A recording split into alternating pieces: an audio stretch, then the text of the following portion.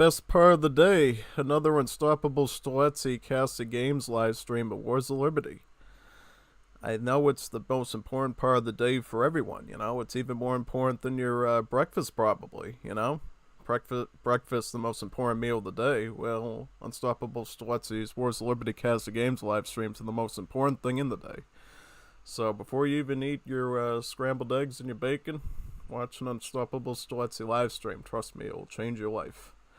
For the better, hopefully. If it's for the worse, nothing much I can do about that. But we'll try to make it the best thing, alright? So, yeah, before we get started with the stream itself, I need to basically send the link out to all the Discord servers that love to watch these types of live streams. Which is a good number of them, thankfully.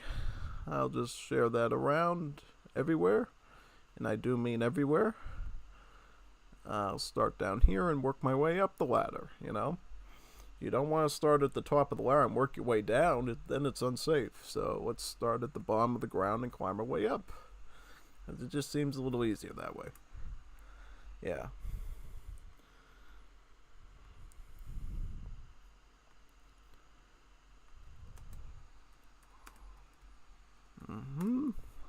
Yeah. So how was everybody's day today? Was it good? Was it hard? For many of you who work remote jobs, you're probably done now and watching. If you work in a physical place where you deal with physical people that probably stink and, you know, creepy. Hopefully not creepy. It'll take a while for you to get here. So, yeah, we'll be waiting for you. Yeah. I have the privilege of working remote myself, so I don't have to deal with the stinky and creepy people around the corners of the building creeping up on you. So, if anybody does have to deal with that, please let me know. You know, it'd be an interesting story to hear about. Absolutely would. Yep, it certainly helps out when I'm filling out all these links and stuff and downloading stuff to hear little stories along the way, you know. So it's not just me talking about stuff, you know. Probably have a million good stories to think of, but I can't think of them right now, so you'll have to entertain me. Looks like UnstoppableMexicano is doing his job today. He's actually adding more recorded games to the recorded games channel in the Wars of Liberty multiplayer Discord. So he knows that he needs to get these things in if he wants me to do them. So good job, UnstoppableMexicano, with keeping up with that. Everybody else, chop chop. You gotta get them there, you know. If I start these things and I don't see them by the end of the stream, you're gonna have to wait till next week to see it covered. So, you want it to be during this week. If you're just itching to see your gameplay today, at some point you gotta get them in while the stream is still live, you know. I mean, if I really think people are gonna keep up with the program, I will start from top to bottom. Otherwise, I'll just start from bottom to top, you know, because then I can just have to scroll up, right? It's easier for me to find that way. Yeah. Oh yeah, I should probably share the stream with that server, since there's so many wonderful Wars of Liberty players there, actually, that would love to know about the stream. Where's that channel again? Streams on Direct, yep. Here we go.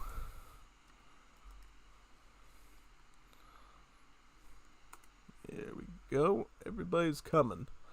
Love that. Oh, I just checked the one I sent last week. They sent lips on it. Actual lips, so do they want to kiss the cook or something? Maybe. Kiss the Wars of Liberty streamer. Wonder how many Jeff gets then. Probably a lot. And I do mean a lot. Because he is also a very good Wars of Liberty caster himself. He's been around as long as I have in this thing. Maybe even longer, you know. Jeff has been covering titles like Age of Empires 2, Age of Conquerors, and AoE 3 for years, probably even before I have. So, you know, always check him out if you like to see the lengua in Juanito lengua, basically. Yeah. Otherwise, if you're fine with gringo palabras, then just stick with me then. Yeah. And Cap's a rising star as well. He's starting to do a lot of Wars of Liberty stuff as well, you know. He's a pretty strong player, you know. In Legacy, I think he's a British main. and hence he's picked up the Germans in Wars of Liberty because they're pretty indistinguishable, I think. I mean, there's clear, obvious differences like the croup factories versus the rockets and stuff like that, but materially they're pretty much the same in terms of what they do, what makes them strong, all that. Yeah.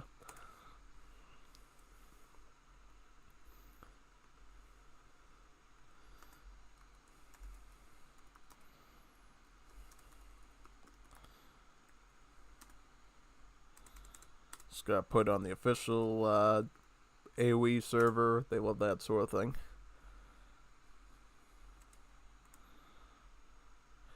Yep, most definitely. And then some ones up here too I like to do, like this one, the Brazil server. All our Brazilian fans. There's a lot of them, there's a lot of Brazilian Wars of Liberty players as well, since, well, the creator of the original War of the Triple Alliance was Brazilian himself, Tejadas, of course, so makes sense that that area in Juanito land has its own vibrant Wars of Liberty community.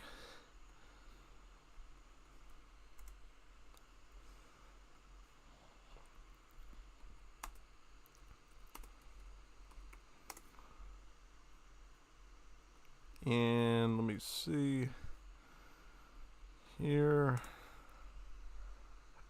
Anywhere I'm missing?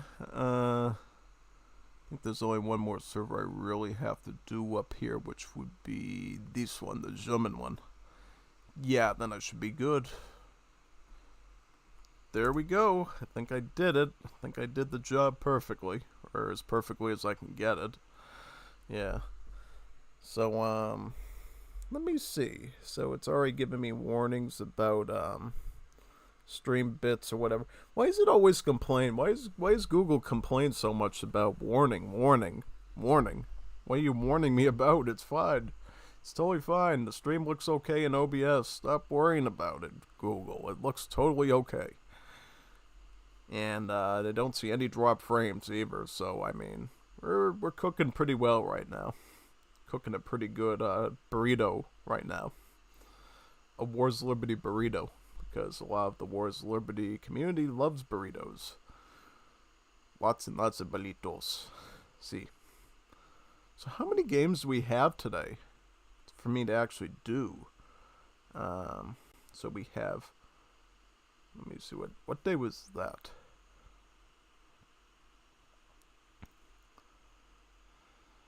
So that was on 20th.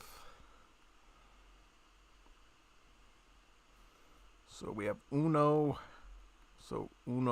So last stream was on the 19th, right? So this recording was from the 20th. Alright, so that's the first one we start with. Then I'll work my way down the line then and just download them all, because that might just be easier that way. Then we got about... how many more? So we got 2, 3, 4. So we got 4 score and many Juanitos ago.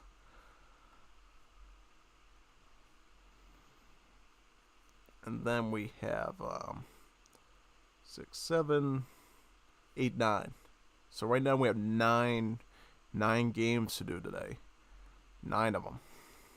Not bad, If we were doing the best out of 9 for like a tournament or something, that's about how many recordings we'd have. So, not bad. Definitely not. But if you want the stream to be longer, of course, you're going to have to give me some more recordings, right? So that's up to you. If you're fine with just 9 games, we'll do 9 games. If you want me to do more, you're going to have to start cooking for me and get me some of those, right? Oh, wait a minute. Did we miss any? Let me see. Did we miss any of them? Plitos, Diablitos, Unstoppable Ottomans, Nothing But Flashliers, Otto Lamers, Grabita Partida. Okay, so I think I got the... Oh, I got the count wrong. We have 8 of them today. Sorry about that. We got about 8 of them today. So yeah, definitely chop if you want some more games. Because we got a lot of fun to do here, but we could certainly use some more fun too. I guess Faringo dropped one that I already have on my channel, so I'm like, well, no need to cast stuff that I already have on my channel at that point. It's like, it's redundancy, basically. I'd rather you show you some new gameplay of some stuff you probably never see in your life. So, yeah, that's the most important thing, I think. Yeah. And so I have to take all of these, and I have to drop them into my save game folder for in my documents and so forth. The one where you access Wars of Liberty from. And best thing of all is these Juanitos actually named their recording files, not just record game 1, so I will find it with relative ease, actually, which is totally good. It's the most important thing. Can you find the games? Because if you can't find the games, then the games will never find me, and I'll never be able to talk about them because I won't know what they are about, right? I'll see some random thing about auto-lamers, and I'm think, oh yeah, they're just laming as the Ottomans, right? Nothing too special about that, but maybe there's something more to it. Maybe there's something with the Evet Ottomans that we don't know about in that situation. Yeah. Big time. So, what minute are we at for this Steam? So we're at about 11 minutes already. So we could probably already get started with the casting, Let's see where these games are. I'll see what the first one is called. So the first one is called Pleitos in Apleitos. Japón versus the Zulus, basically. Japoneses versus los Zulus. In Arizona. Right, so yeah, this should be a pretty nice one. And what's the file called? Yeah, alright, yeah, I already mentioned that. Okay, just making sure, because I don't know why I'm reading out the time. So I have to make 100% sure we're moving in the right direction. And always in the right direction with it. Yeah.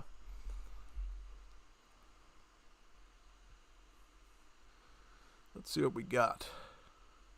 Alright, so, just get rid of all this fog of war and stuff.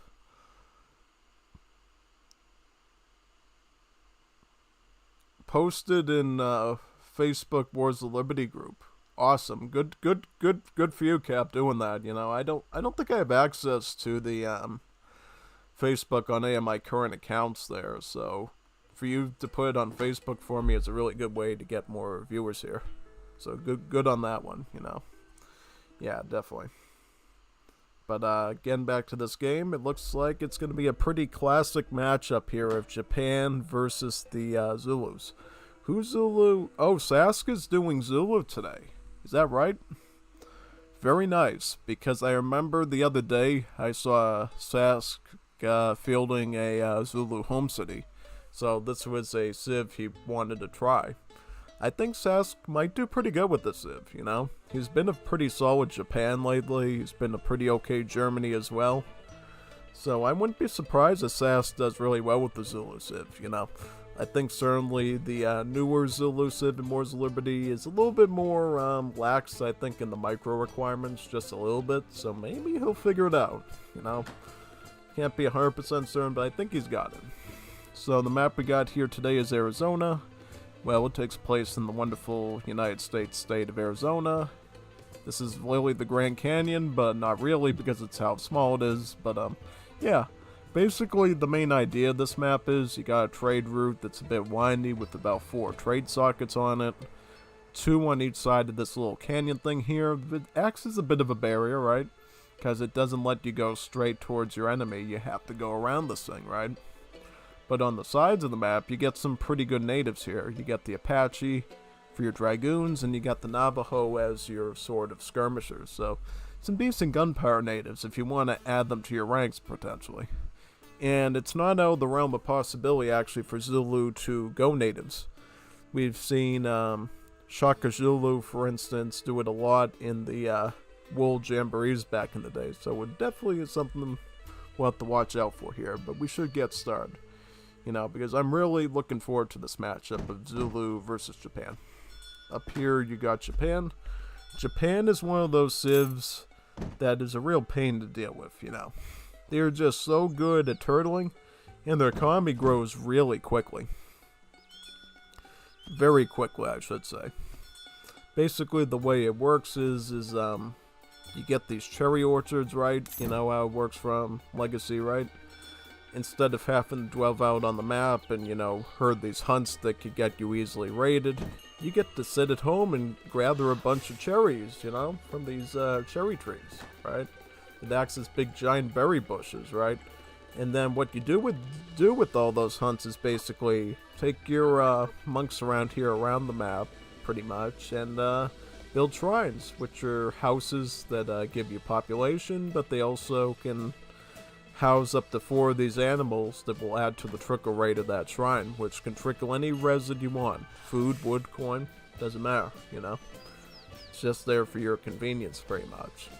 And what it leads to is basically Japan having a very defensive and automatic economy that is pretty easy to manage compared to other civs, Other civs, as I mentioned before, have to grab these animals, they have to herd them in and try to eat them and cut them up and make deer pronghorn steaks and burgers out of them, pretty much. But you might become a burger yourself if Hussar swings down with the saber at you when you're doing that. So, yeah. In that sense, it kind of gives a problem for Zulu here. Zulu are one of the more aggressive civs in Wars of Liberty, probably one of the most aggressive civs in Wars of Liberty because of how dependent they are on it. And that is because instead of a lot of other civs that have a lot of delayed eco bonuses or very, very bland aggro mechanics, what the Zulu do is, instead of training military units the regular way, they have these little kids named youths, right? These small little children.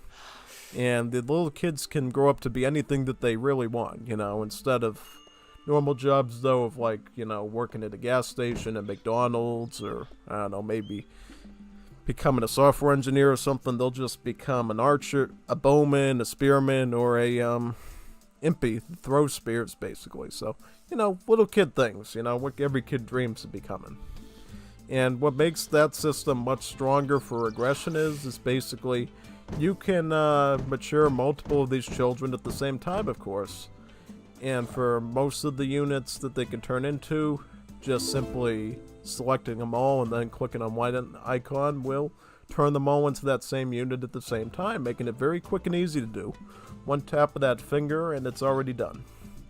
Also, the train rate is pretty quick, It's definitely a lot quicker, I think, than training units from Iraq, honestly.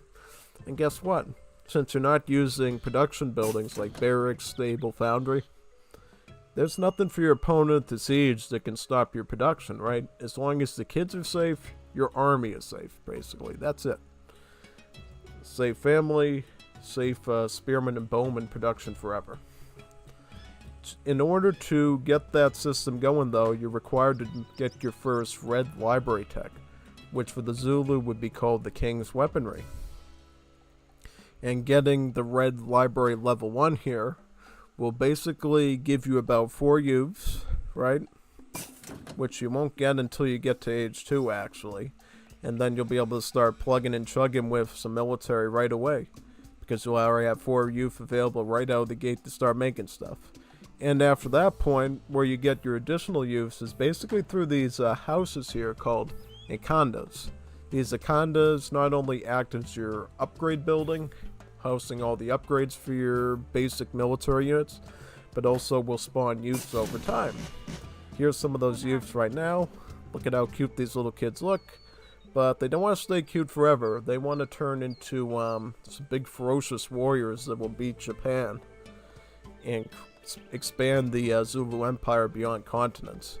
So what will they want to grow up to be exactly? We'll find out in a matter of seconds, pretty much. Alright, so they want to grow up to be spearmen, right? So here you can see in the queue, they will turn into spearmen. And apparently to become a spearman when you grow up, you need to dance on the ground like this, stamping your feet like you do in the Irish jig. Yep, and now they're spearmen. Good anti-cav unit with some pretty, not the best multipliers, but pretty decent stats. I think they based their stats off of the Shohei Naginata pikemen, you know, from the Zen native settlement in the Asian Dynasties maps. Yeah, that's basically where Hoop Thrower originally got these stats from, so they work pretty well, you know. Of course, with these, you'll be able to make as many as you want because they're not native, so, you know, spam them to your heart's content, basically. And they're only slightly more expensive than your everyday pikemen, too, so not an expensive unit, really. And I should mention too, this is how a standard Zulu deck will look. A lot of unit shipments. They do have some more upgrade-oriented cards like Gumboot Dance for mining. This one for getting better church trickle. This one for melee stats. But in general, unit shipments are key to the Zulus' strategy because they're very aggressive with their youth build, pretty much. Yeah. I think one thing that Zulu's going to want to do right away is take advantage of the high siege on the spearmen, which is about 35, which is quite good, and start sieging away at some of these shrines over here. Because every shrine you can take down against Japan, they're going to feel it hurting their piggy bank, and it's one less source of res that they're trickling in for themselves, basically. And you can check here on the UI that it's currently trickling wood, which, you know, could either be going into the Japanese skirmisher, the Kie, or into production buildings. And what will Unstoppable Mexicano do here exactly to defend? He's getting a barracks up right now, and I'm assuming he's going to make the Shiguma Musketeer. The Shiguma Musketeer is basically Wars of Liberty's answer to the Ashigaru Musketeer, pretty much. Has exactly the same stats. So they'll be very ferocious here to defend against the... Oh, he's actually going to do the Kie. This is the Japanese replacement to the Yumi Archer in Wars of Liberty with the more modern roster. Oh, this will be a really good hard counter against any sort of spearman that SAS pushes forward with. One thing you want to see really good with a Zulu player, though, is how well they maintain their villager queues. They gotta constantly be making villagers. And ideally sneaking in market technologies as well. In particular, the level 1 ones you get from your first yellow library tech. Yeah. So he's getting skidding right now. And basically what skidding does, it improves your wood chopping rate and your ability to gather from berries pretty much. Yeah. The way African market techs works pretty weird. So you get about 3 different types of market techs. And basically that market tech will improve the stuff that it doesn't cost, basically. So if you have a market tech it costs coin at the market, it will usually improve wood chopping and berry gathering. A wood costing tech will improve mining as well as hunting. And then a food costing market tech will improve wood chopping and mining. And it's sort of strange, you know. It means that getting a single tech won't exactly improve your... gather rate as much, but it will improve multiple things at the same time, which, you know, can sometimes be a bit better depending on what your unit comp is, really. Right now, we see Sask has made a combination of bowmen and spearmen. It's going to add in some of the Umpakadi clubmen as well, which we see right here. Also shipping in the firebrands. These are actually a siege unit. Not quite like the battering ram. You know, these firebrands actually can attack regular units as well with their big fiery sticks. And they actually get splash damage as well as multipliers against artillery. They are classified as heavy infantry, so they actually will take some pretty substantial damage from these Japanese skirmishers here. So he's going to have to be careful with where he deploys those. In general, though, since he's making some of the clubmen, which would count as a sort of dismounted cavalry unit, he will be able to rush these skirmishers with those if he's very careful. The one thing that you'll notice, though, that Cap did really well here is he's basically created walls around his base, with only a little opening off to the side here. The fact that he did some walling here will ensure that his clubmen can never really reach these skirmishers effectively. He might be able to shoot back at him a little bit with the bowman, but that's about it, you know. I think that Sask's best plan of attack is try to lure his skirmishers out. Even though I don't think Cap's going to fall for that type of a trap here, because see how he's going like back and forth, he's never going too far away from the base. He knows if he strays out too far, these clubmen can snare him, allowing the rest of the Zulu army to crawl on top of his back like a bunch of ants or bees, basically. That's exactly it, so Cap needs to make sure that he stays within these walls as much as possible, or just outside of them. You know, if he can fish Sass towards the walls, then he'll be able to get him right up against this gate here, and then all the units will be safe inside to shoot at him. It looks like Sass is going for a siege here, which I don't totally recommend at this point. He's going to want to wait for the firebrands to appear. Where are the firebrands, man? Where are those siege units? Actually, come to think of it, the Wars of Liberty team actually nerfed the hit points of walls because they felt like the walls in Wars of Liberty should be lesser HP, because they're not like the old medieval walls of AoE 2, you know. They're more of like a palisade type of wall, so basically these walls in Wars of Liberty will actually have less HP than they do in Definition, making it not as crazy to go after them with just regular infantry like this, honestly. No.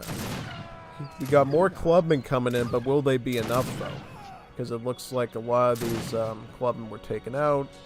The wall is open, so it looks like Sask has a chance to take out a lot of these skirmishers, which he's going to want to get as many of them down as possible here. Bowman providing a bit of range support. Note that they do have a better rate of fire compared with other types of archer units, so yeah. He's going to have to retreat, lost all of his clubmen. The question is, though, does he have enough res to make up the numbers? He doesn't have the packety shipping in H2, which might... Yeah, it's basically going to force him to train those, which it looks like he can already get a pretty decent batch of 8 of them. But he's going to need a bit more, I think. Get that shield bash in with Shaka if you can. It's his sort of his special ability. Yep, he just did that. See the spin? It wasn't a ballerina move, that was a shield bash. And essentially what it does, it deals about this splash here of about 3 splash, 110 attack. It can kill units on impact, you know. It's both good as a Treasure Guardian attack as well as against army units too. So yeah. How did Sask get this field hospital exactly? Kind of an interesting one. Do you know how he got this field hospital here? I think he might have gotten it from a surgeon that maybe saved or something. A bit odd, because I've never seen Zulu use those field hospitals before. He's going to lose it, though, unfortunately, because he put it way too close to the wall there. And we see a dynamic shift in the Japanese army. Some more Shigumas were added in. Probably at this point, Cap knows with pretty good certainty that Sask is going to try to focus solely on the skirms. And he can catch him off guard a bit by throwing in some of these Shiguma musketeers who have that really nice katana melee attack against those clubmen, you know. Being musketeers, of course, they're going to have great multipliers against any sort of cav unit, whether they're mounted or dismounted. Will he find the Shigumas, though, and pivot, perhaps? His army type? Well, we'll see. He does have a few archers here, but not a whole lot of them. You know, it's really going to depend here if he can actually pull it off. And if you didn't notice there before, basically Cap was starting to get the Shiguma attack from the home city. So these Shigumas are going to be doing a little bit more damage now, potentially enough damage to clean up this whole entire melee front here. Yeah, not enough archers. You need a little bit more archers here. Because now, basically, you're going to be forced into another retreat, and I think he just burned through way too many units here. You know, when Packade's being sort of like a dismounted cav unit, they cost a bit of food. I think they cost about 75 or 85 food, if I stand corrected. Well, we can check it right here. It's about 75 food, so about that of a musketeer. So it's not a cheap price. And you gotta watch your pathing too, because you're walking right into his army there, and you're gonna take some kills. Not a good move at all, basically. You know, always look at your surroundings when you're playing any RTS game. Whether it's AoE 2, Age of Mythology Retold, Wars of Liberty, just plain old Definitive Edition AoE 3. Watch your surroundings, look at the mini-map, right? Pay attention, because if we look at like his Fog of War here, I mean, I get that his line of sight's kind of meager at this point, but if you see any sort of red, right, and you hear a doo-doo-doo-doo, like any sort of word, you need to get out of there, and you need to change the pathing towards the base, because you don't know if he has cavalry, and he's going to snare you in and take all the villagers, or if it's just, you know, him firing off his gun at that point, you know? You gotta be careful of that sort of stuff, really. If you don't take the advice from me, you'll get it from another RTS player that's really good, you know? Yeah. It looks like Cap is stuck with the Japanese isolationism here, going with the Anabushi. if you play Definitive Edition, right, you would be more familiar with the Yamabushi with the club, right? These are exactly the same thing, just that they're Japanese women with big anchor arms wielding naginas, doing the same sort of thing stats-wise. Yeah, pretty much. Yeah, exactly.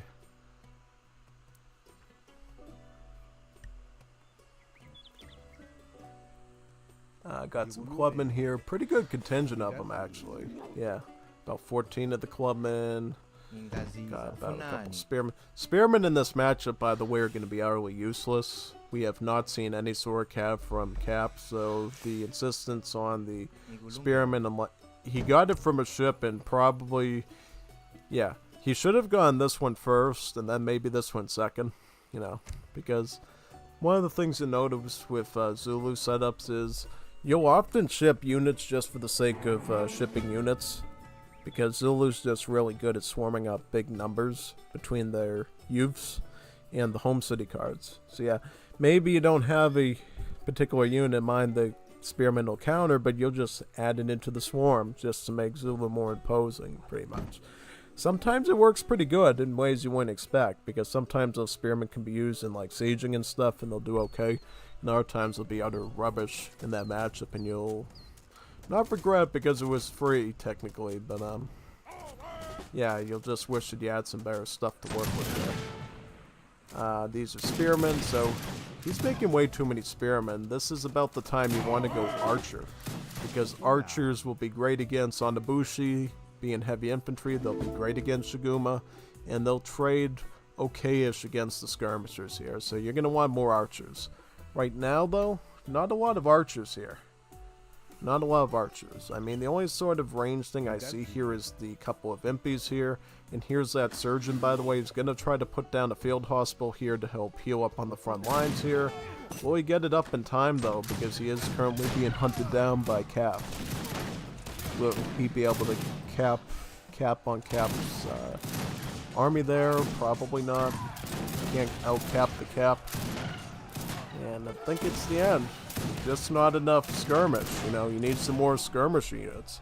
The man's making musketeers and you're going with spearmen, like hand units. Naturally, musketeers will be pikemen. Not because they have any multiplier, but because they shoot from range, right? They'll be able to target down one pikeman at a time if they want to and just make short work of them. So you're going to want to make archers, because archers have good range. Your bowmen also have multipliers against heavy infantry, making them bite a lot more than you think they would, you know? Just looking at the economy, though, you also have to consider that Japan's always just going to have a better economy than you because of their shrines, because of, you know, their general defensive berry bush economy, you know. Berries are pretty good gathering, you know. I mean, before you start getting upgrades on your, like, mills and your rice paddies, berry bush gathering at the base level is going to be better, so consider that on top of the market tax they can get for the cherry orchards too. And you got a pretty good economy there, really. In terms of combat, it all came down to unit choice. Sass just didn't change over to the thing he needed to. He just kept making spearmen, he kept making anti-skirmish units like the clubmen, when really he should have been aware of Cap's change over to heavy infantry and should have made more archers.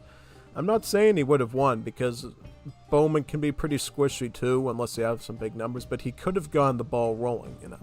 Bowmen cost about 40 food and about 40 wood, so about the same as a crossbowman, so they're not that expensive to get.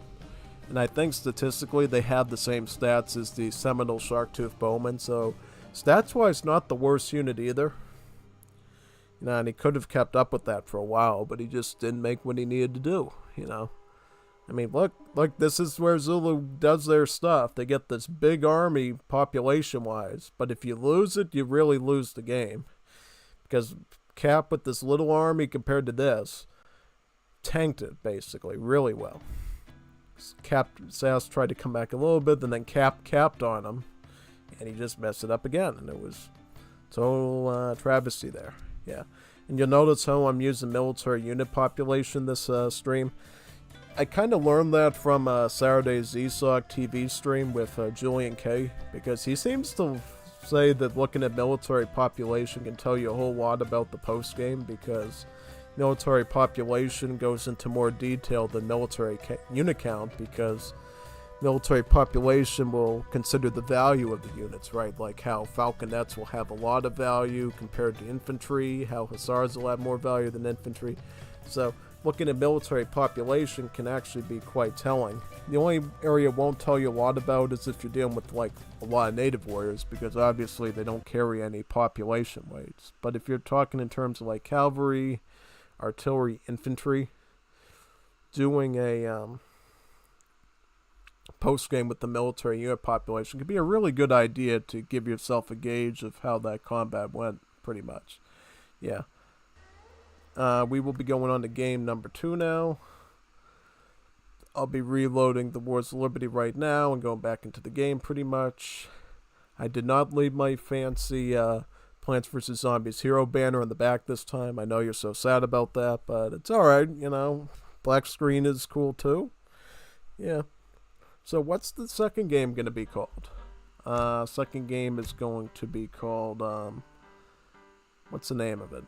It's going to be called Unstoppable Ottomans.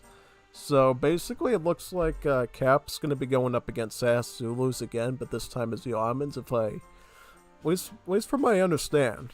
You know, I don't think Cap necessarily picked up the Zulus yet. That's why I'm predicting that. But I could always be wrong too. From my assumptions, you never want to be an assumer, right? Make an ass of yourself. So maybe Cap does go with Zulus. We'll see though. Because Sask also knows the Ottomans as well, I'm fully aware. So maybe he was. We'll see. Alright, so what map are we on? Oh, it's Wad Malo, right? Is that what it's called? Wad Wallow or Wad Malo? That funky map, it looks like the fish's fin, basically. Yeah, doesn't it look like the end of a fish, like a cartoon fish with the big fin coming out the back of the fish's tail, basically? Yeah, it kind of looks like a fish's fin.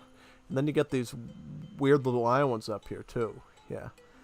In general, for this map, you got some pretty distinguished geographic features for it. And it is an ESOC map, just like Arizona was, so it is considered competitive, quote-unquote. So it's hunts and everything are pretty laid out pretty nicely, consistently. But you'll find on this map, you got this little trade route that starts like at the end of the fish fin, around here.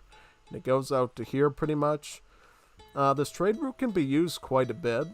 But do note, because of the way the terrain is designed, it kind of is hard to get onto the trade route. You know, you got this cliff here that prevents you from walking straight across. Because, of course, if you walk off the cliff, you're probably going to get hurt and break your leg or whatever. So you have to walk around the other way, right?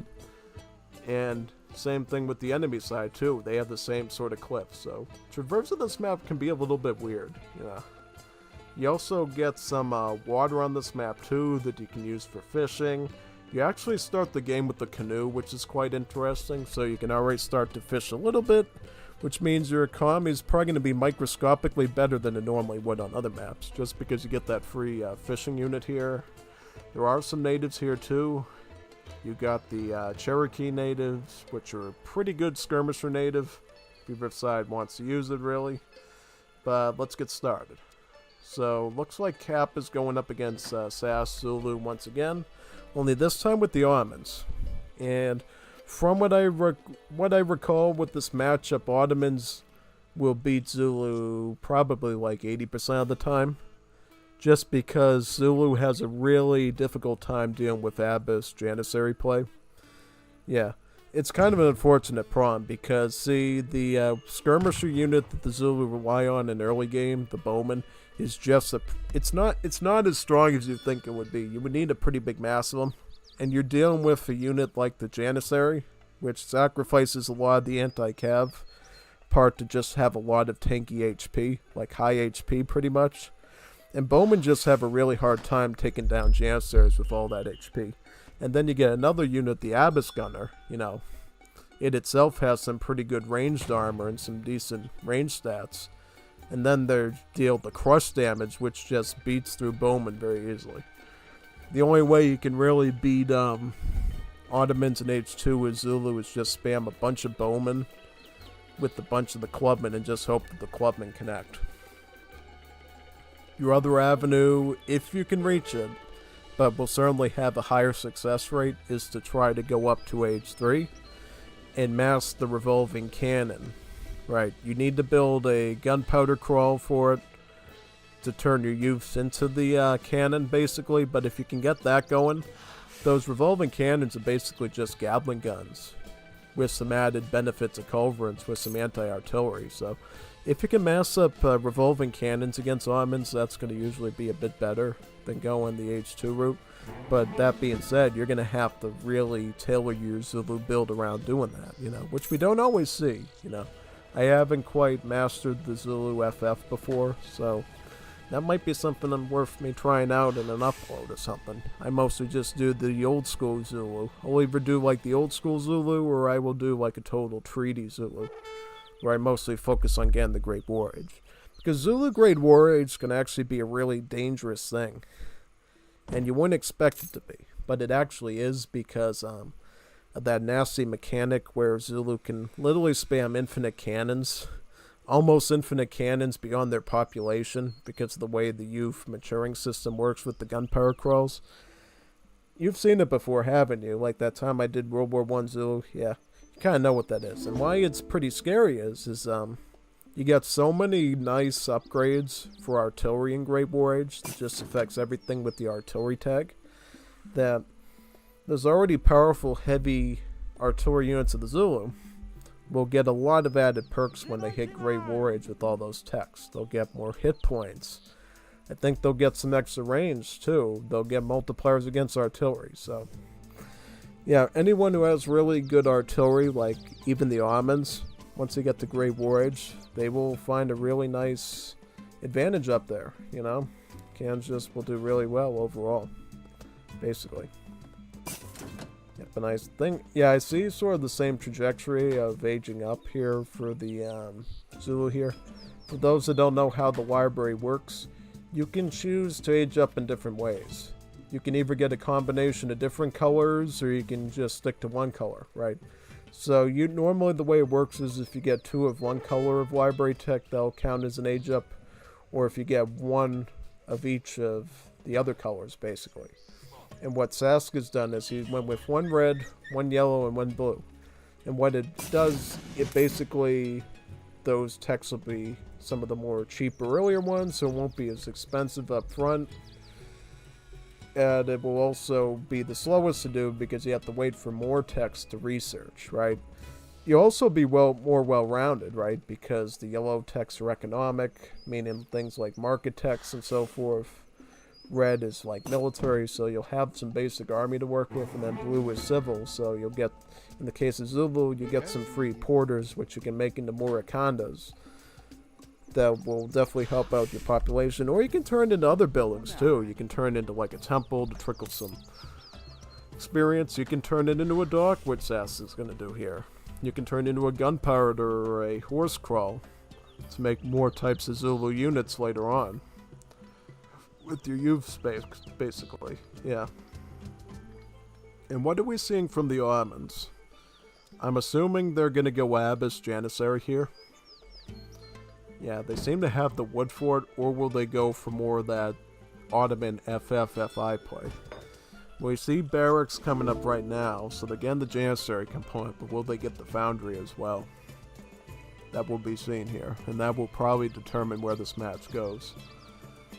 The fact that he's shipping coin could actually mean that he goes for the Abbas Gunners, because as you know, Abbas Gunners costs about 100 or so coin, and thus, basically, that would be going towards much of that cost, again, a whole batch of 5 of them going.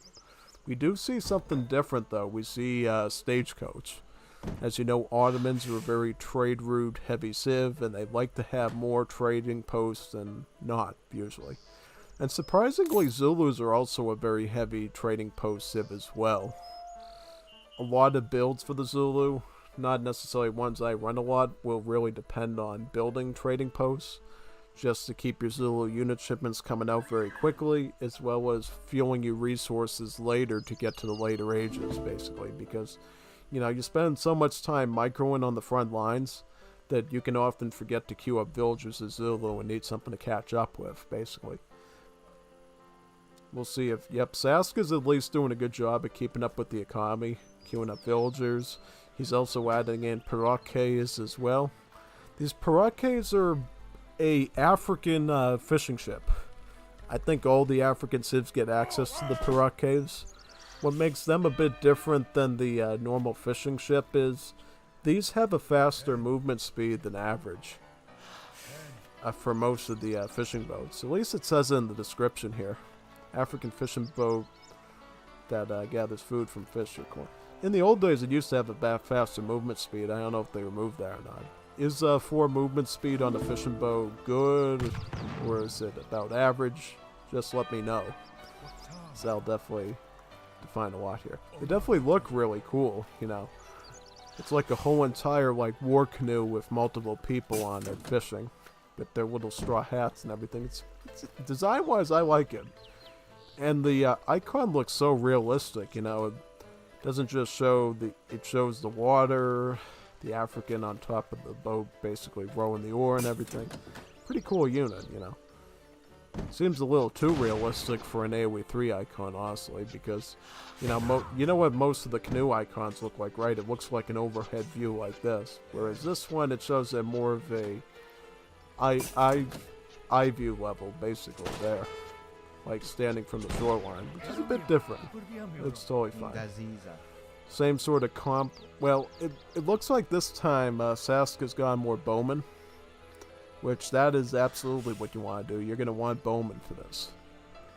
The more bowman you can get, the better off you're going to be. And yes, Cap has gone with Abyss Janissary. How this turns out will depend on how much bowman Sask can actually get out.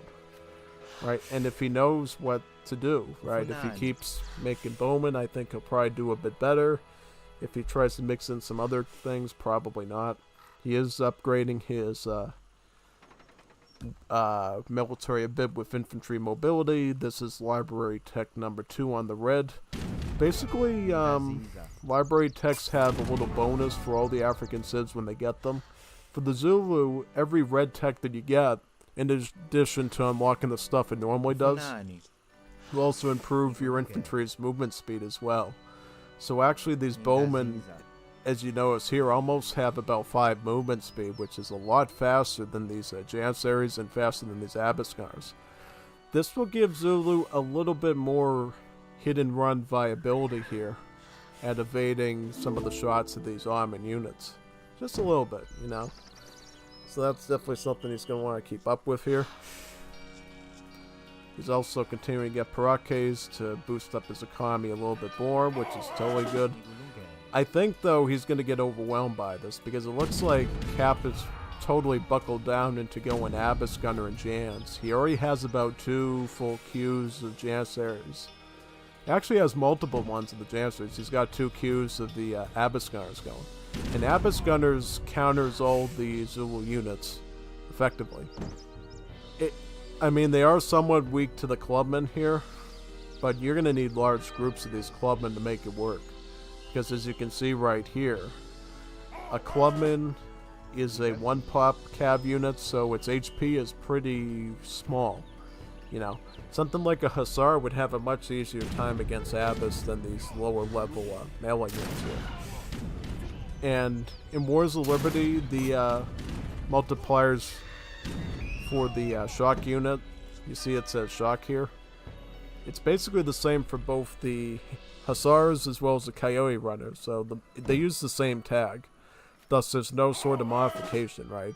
Because if you recall from the 5th edition, you'll multipliers and malices will be slightly modified for the dismounted cav units, normally called shock units, right?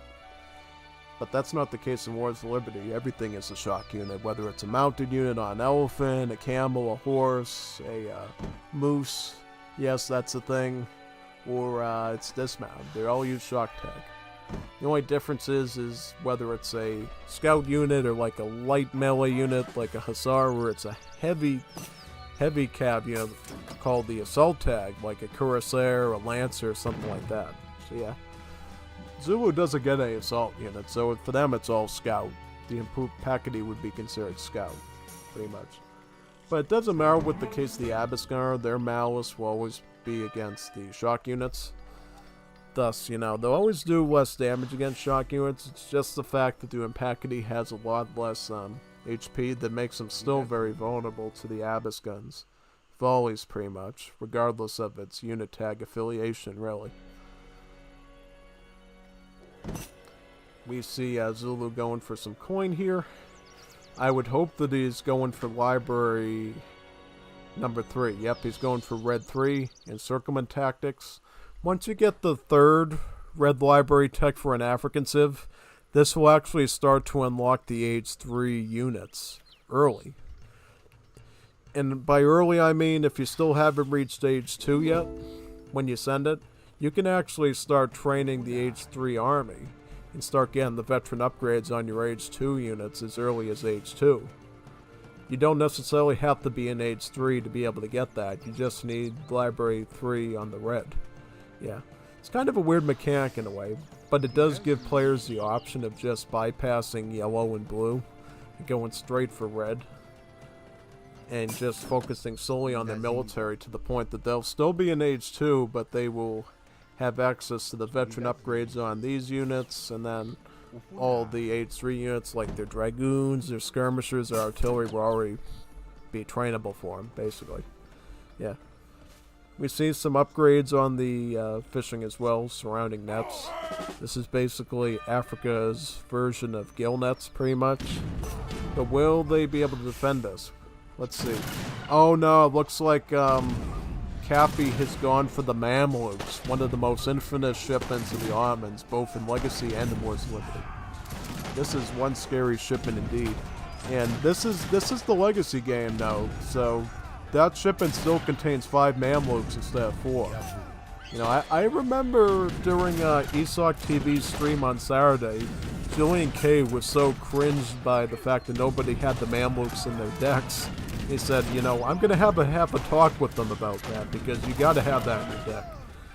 So yeah, at least Cap knows how to play the Ottomans properly, so Julian K will not have to have a talking to with Cap at least, because at least he knows about the power of the Mamluk shipment.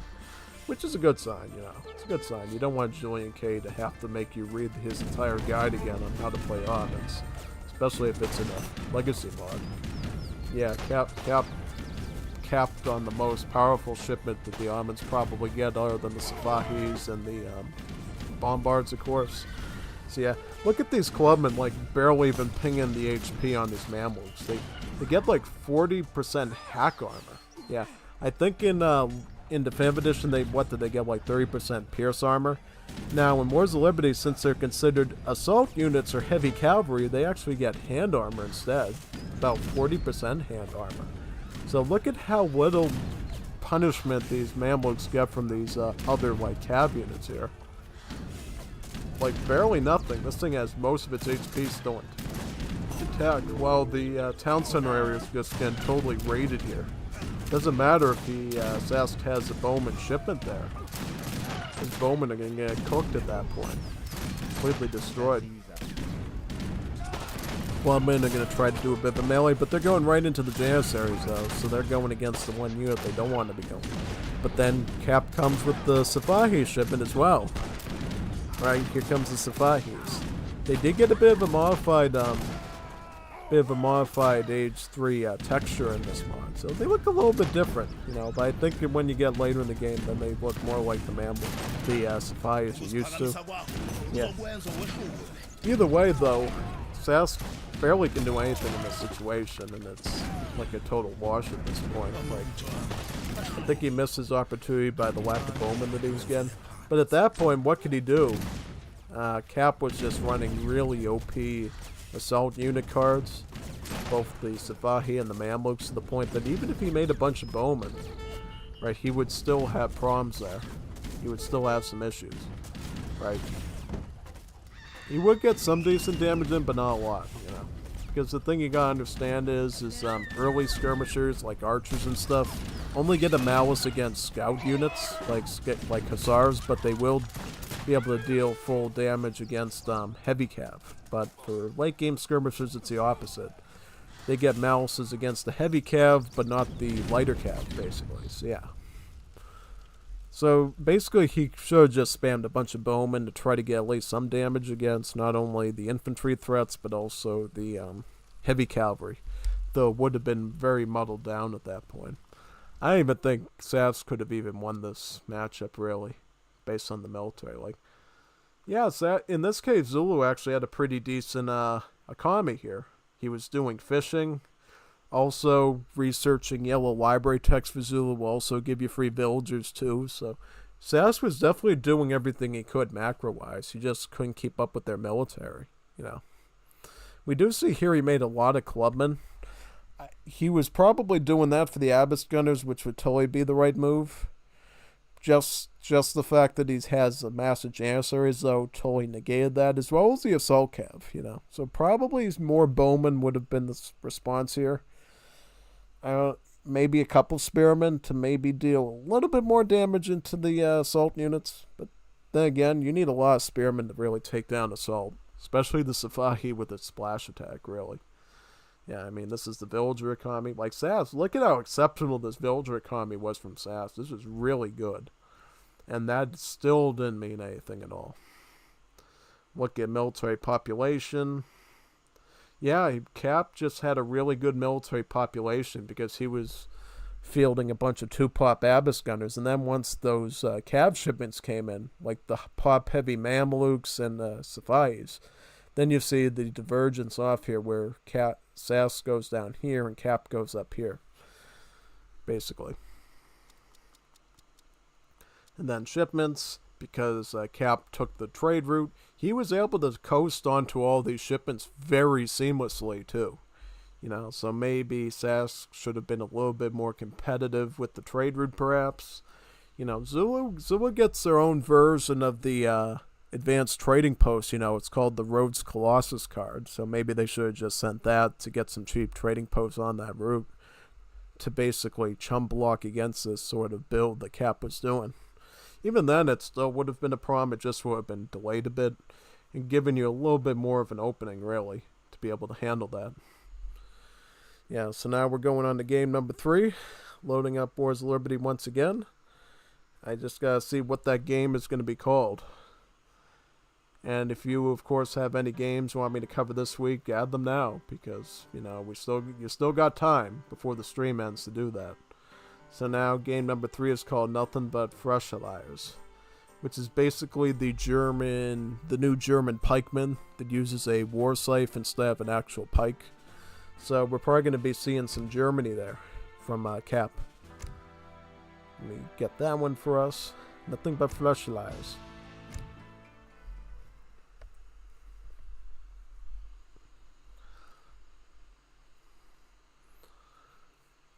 Is that how you say it, Fossilizers?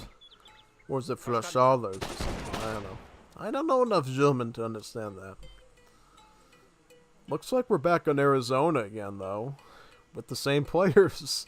You got Sass down here, and you got Cap up here.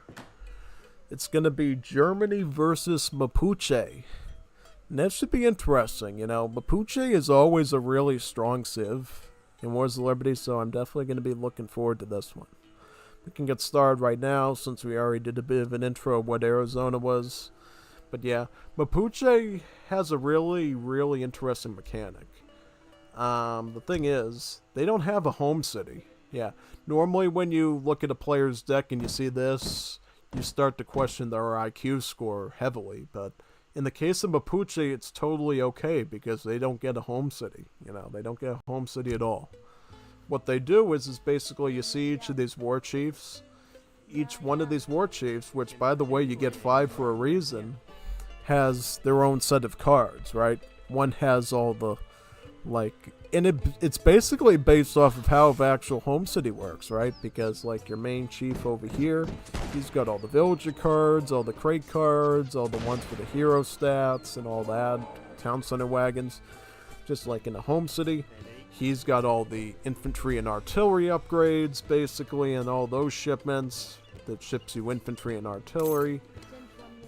She's got all, like, the civic shipments, so, like, advanced trading posts, native improvements, building hit points, training upgrades, all that stuff she has. And then This lady here has all the economic upgrades, you know, your refridge, Royal Mint, your exotic hardwoods, Furrier. She has all those sorts of techs and any sort of trickles as well, like XP Trickle, Earth Bounty, which is the same that Lakota gets as well.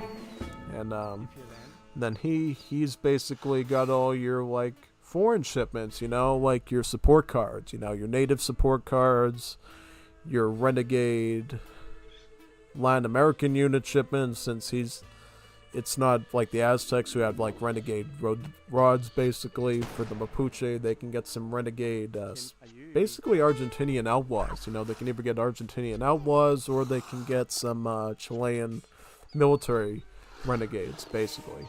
And they can be pretty good, you know. In particular, the one from the Matrero can be very solid in age, too. Particularly, you already see this war chief here shipping in about 3 villagers, basically. And they all cost shipments, too, so it's just like a home city, pretty much, yeah. And if it wasn't any better for you, these villagers in the Mapuche also trickle experience points, yeah, while they work. So the more you have them work, the more villages you got, the quicker you're gonna get experience to basically get out more shipments, pretty much. Yeah. One thing to note with the Mapuche is they don't have normal houses. They get these houses called rucas. These are basically a hybrid between a house and a native embassy. Yeah, so they act just like a native embassy, allowing you to train natives there. But they, in turn for cost of 200 wood, they give you about 20 population instead of 10. So just make sure you're getting enough wood for that. Wood treasures like this, the stand of live oak, are just really good for that. So I think in general, basically Mapuche, as long as they can find some decent wood treasures, they'll probably be able to get Ruka number 2 pretty easily there and keep their pop-up pretty much. Yeah. But let's see what Germany's doing too. Because this is not your grandmother's Germany civ from the Asian dynasties. This is a totally different Germany that has the same properties as the British civ. You see how this house is called a Mietskirne? Well, this is the same thing as a manor house. Every time you construct one of these houses, you will get a free villager from it. And this is why we see Germany starting to make wood on the transition. That's not for market techs or trade posts. That's literally just to get more of these Mietskirne houses and thus more free villagers, right? He's going to get a market, though, probably for hunting dogs. So he can get a little bit more food out. I think, based on the recording, I think he's going to go for more of a polearm-based strategy here. Because he knows that the Mapuche roster in the early game is very centric around cavalry. Yeah. See, the Mapuche roster works a bit strange. You know, they don't get musketeers. They do get skirmishers, though, but basically in Age 2, they get 2 units from their war hut. They get either the Spearman, the Waikalaf, so it's good against Cav, or they get the Trengalaf, which is considered a dismounted assault unit. So remember what assault unit means. It's basically like heavy Cav with like hand armor. And that's sort of how the Trengalaf works. It's got hand armor, it moves pretty fast. But it has multipliers against infantry, right? Because that's sort of the thing you notice with all these sorts of heavy cav, like the Cuirassier, the Spanish Lancer. They either have splash attack or they have multipliers against infantry. And that's what the Trengalaf does. It's like a really good clubman that's really good for knocking out infantry. So one way that Cap can possibly fight that is get a bunch of the Frashaller polearms, the war scythes, and use their multipliers as anti-shock units to basically put up a decent fight against the Trengalafs. One thing I've seen face in other civs like Argentina back when they had conscriptos as their musketeer was basically if you have enough heavy infantry mass, you can normally overcome Trengalafs pretty easily, you know. Trengalafs really cap on you when you don't have enough units, right? If you have like a mixture of like skirmishers and musketeers, Trengalafs will really exploit that and they'll just stomp on you pretty quickly. But if you have like a big army of like musketeers and you're properly able to kite with that, or you can just get a really large army of like pikemen, they're really good against Cav because of their high multipliers. then yeah, you'll normally be able to beat the Trengolefs in a one-on-one duel, basically. Now this is interesting. We see Sask going for medicine. For those that don't know what that card does, it basically lets your villagers train a bit faster. Yeah, it's a card from Legacy, but I don't think a lot of people use this card in like competitive scenes, do they? But of course, with Mapuche, of course, you get access to every card in every game, right? Because you're using these war chiefs to get your cards. So it's not like you have to be limited by like a 25 card deck or something. You literally have every card imaginable in every game, right? You get medicine, refridge, unit shipments, crate shipment. The sky's the limit, basically. You know, you're not limited by any deck parameters, really. So this is a shipment of about 5 Wakelafs, pretty much. And I believe they will arrive ship back at the town center here, yep. So yeah, these are the Trengolefs. Notice how they have multipliers 2 against infantry here. It's a bit hard to see. And then they get the hand armor. The best thing to go up against these is either Dragoons, because they are cav. And Dragoons do have multipliers against heavy cav. Or pikemen or musketeers with their bayonets. So yeah, as long as Cap makes enough of the pole arms, you should be able to fight those pretty easily. And these are the Flichelars here. You'll notice that they have a very different set of stats compared to your everyday pikemen. You know, basically they, you'll see here in the description, they actually get a really good rate of attack, even faster than that of a standard melee unit. They also almost get about 200 HP, so they're pretty tanky. No. Pretty tanky, all things considered. I think they even have more HP. Yeah, they have more HP than even these assault units do. So they're very armored in terms of their HP. And they have about 20 resist in the melee themselves as well. So they're going to be able to negate some of the multiplier damage of these Trengolefs, which will be doing on average about 30 damage. Which is actually not a whole lot, because consider Hussars at this stage would also deal about 30 damage across the board. So, really, not the biggest thing, you know. The only way it really becomes a problem for these units is if Sask gets any upgrade cards from his war chief to increase the damage and HP of these clubmen. But at this point, Sask is putting in way too few units here. Is getting overrun very easily here by these Flichelars. This is not the situation you want to find yourself in. No. If I was Sask in this situation, I would be keeping those clubmen at home and I would be training them out of a war hut right now, basically. At least one war hut. Ideally, he should try to get 2 war huts worth of the Trengolefs to try to match these things tit for tat, basically. But if he keeps going in with like 5 of them here, 5 of them there, he's going to have problems. But what he does instead, which might actually be better, is he's going for an FF. A naked FF. And what he'll be able to do here is, he'll be able to start making the Mapuche Skirmisher, the Tralcatufe, that actually has some really high HP. You know, it doesn't have the best attack. Its attack is actually pretty mediocre, but has really high HP. And considering the fact that Cap is mixing in some volunteers here, these are basically just crossbowmen with firearms pretty much. They have the exact same stats as the crossbowmen. Having the Tralcatufe might actually be a good switch for him if he ends up doing that. He'll also get access to artillery pieces, which, in addition to being actual artillery pieces, are, you know, sort of like a light falconet that Sask can add in as well. He can also make the Qualakalinko, I believe it's called. It's basically a heavy lancer, so a more pop-heavy version of the Trengolef, if you will. With more HP, more multipliers, more damage, all that, basically. So yeah, it gives him more options to work with here. So one thing I don't like is he's moving his war chief forward.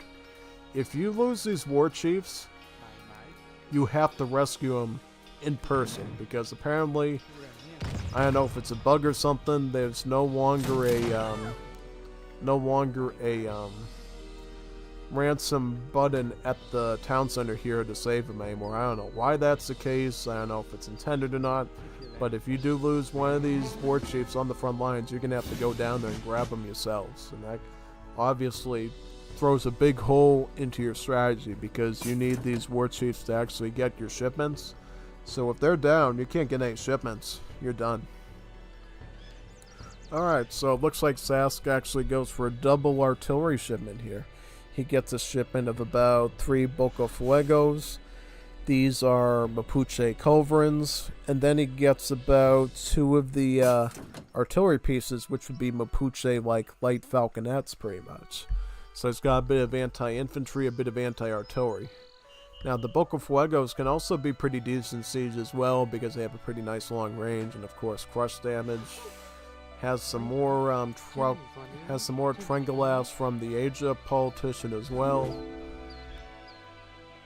I think if you get some Tralcatufes with these Arturians, see, what I would have done is, I wouldn't have gone the Boca Fuegos now, I would have gone Tralcatufes, and I would have then got the artillery pieces, because then he would have 2 anti-infantry units. The Boca Fuegos, though an okay siege unit, are not going to help against this Frostalier spam that Cap might be doing here. Because, yeah, he's really making a lot of these polearms. You know, and there's actually a card here which, let's see if Cap... Yeah, Cap's getting it right now. It's called the Akademische Fleischer. It's called, yep, it's called an Akademik Fleischer, something like that. Basically what it does is it gives it's a really strong upgrade for the polearm, giving it about 20% additional stats, which, you know, that's a very strong upgrade. That's as much as a veteran upgrade for these. And in addition, it gives them a strong charge attack as well. So they'll actually get a charge attack that'll do a lot more damage on top of what they already do. So this is the charge attack. So the charge attack, you know, deals almost like 40 damage almost. Deals about, like, if we do the maths, probably like, I don't know, I think it's about, how much is that actually? It would be about 39 damage or something like, no, it would be about 36 damage, I believe. So yeah, pretty good amount of damage, you know, with the charge attack. And then the basic attack is like a mere 24 damage. Not the worst thing against the Triangulass, but that does add up though. Also gets a veteran upgrade on these, so it would be doing like 44 damage against the Triangulass and the charge attack, and about 28 in the regular attack. So yeah, if it's Sask's plan to just keep making more of the Triangulass, he might run into some problems here. Oh, he's going for Spearmen now, though. He's going for some of the Spearmen, the Wakelavs. I don't know about this. He really should be getting some Tralcatufes here. And now that we see Germany with a Krupp factory, this is actually, the Boca Fuegos were actually a really good choice on Sask's part there. Yeah, because basically they're going to start auto-producing these foot artillery. Yes, they are indeed falconets, but they're renamed. Yeah, but basically, you know, when you're getting falconets for free, you're going to want to have some sort of culverin to deal with that, right? And it looks like Sask at least has that in the Boca Fuego for now. So Cap is appearing to ignore H3 altogether and going right for industrial. He's already constructing an artillery foundry there. The reason why he's getting that is because the Krupp factories don't actually let you upgrade your artillery there. It only lets you auto-produce it. So if you want to get those lovely upgrades like field guns, Culverin Royale, howitzers, you actually do need a foundry to get those attacks. And I think right away, basically, Cap will be able to get field guns on these foot artilleries pretty easily, combined with this big army of spears. He'll have a pretty domineering army, I think, if Sask doesn't group up with some more numbers there. So what is, oh, it looks like Sask is actually starting to train some more artillery pieces, is that right? Not a bad move. He's just going to want to get some more units. Looks like he's just going to meet you with a bunch of the spearmen, the Wakelavs, while queuing up more artillery pieces and getting the hand infantry combat, which affects both this unit and this unit, so giving it both HP and attack. I'm not sure if he's ready to push in yet. He should probably just wait, get some more anti-infantry, get some protection. and then go for it. Let's see if we can get a jump on the foot artillery here. Oh, he's going after the building. Wrong move. You want to be targeting. Yep, target the belt there. He's missing the mark. He's not shooting at the rail thread. And now his spearmen just ignore the melee units and go right after the artillery. He will be able to get it, though, with the artillery pieces. Unfortunately, though, cuirassiers are out. These really nasty splash units are just going to mop this up, I think. Yeah, I think he's going to have some problems now with that. Where did these cuirassiers come? Oh, he got that from Age of Politician, right? So what he's got now is he's getting a card called the Stuttgart Manufacturing. It's basically like robber barons, but it also gives you a free heavy cannon as well, on top of giving you the factory wagon. So this is actually going to be a really powerful start here. I think at this point Sask overplayed his Juanito Mano at this point and got completely shafted in this situation. Because now he's going to deal with a heavy cannon called a steel gun. Steel gun, basically just a heavy cannon with a different model and name, but same stats. He's going to have some real problems here, you know. And if you're wondering why Germany has the Cuirassier, that is now a European common unit that a number of European civs, yes, including France, do have in their rosters. You know. So yeah, always be aware of that when you're seeing these Cuirassiers, that they are indeed a normal roster unit of a lot of Europe now, basically. Including Spain, France, Denmark, Italy, and as well as a number of other ones as well. Germany, of course. Yeah. Probably other ones too if they add the Swiss maybe, I don't know. And then some other European civs had like their own variants of them too, like the Swedish Hussetruppe. The British one doesn't have splash attack for some reason, because it can literally go stealthy. Yeah, stuff like that. An overplay by Sass basically cost them everything. Because see, this is the unit I was talking about they should have started out with, the Trocatuffe. Because Trocatuffe, he's had some pretty good HP. It's like 206 on the HP. And yeah, I mean, that would have probably tanked a lot better. Of course, do some decent damage. But now they've only got like 5 of them at this stage, and these spearmen have their charge attack active. They're just going to get mopped up, though, because of the lack of numbers here. No matter how much he tries to kite them, they're just not going to be able to get away from that. Also, another thing that Sass did not do that I think he should have done is he should have used his monument. This monument is not only just a regular church, it can also use nature powers, including one that will turn a number of enemy units into herdables that you can eat as a cannibal, basically. Yeah, cannibalism is real in this mod. Yeah, and what he could have done is he could have turned somebody's spearmen or even the... See how these cuirassiers are isolated? He could have rooted these ones out now and ran the ability on those to turn them into herdables, and he would have not had the heavy cavalry threat anymore, and he could have, you know, countered with the Trocatuffe skirmisher, but because he didn't enact that, he ended up costing himself basically the entire match, really, which, you know, unfortunate indeed. Very unfortunate.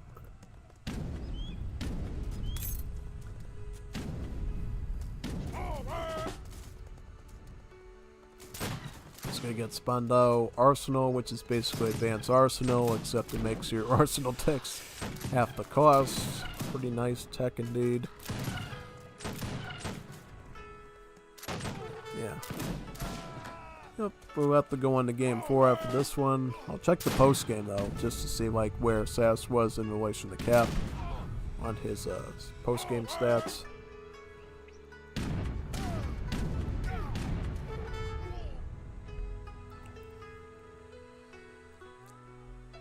Yep, and what were the post game stats here like? Yeah, big difference. This is Germany for you in Wars of Liberty, because they get the whole manor house bonus. They're always going to have more villagers than you. Up to 20 villagers, in fact, because of course you can have like 20 houses, right? Just like with British. You're going to have like 20 vills over your opponent, really.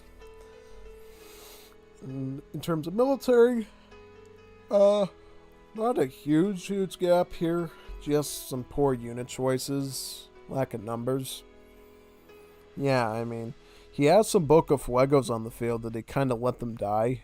If he kept them alive with some of his other artillery pieces, he might have been able to snipe that steel gun pretty easily.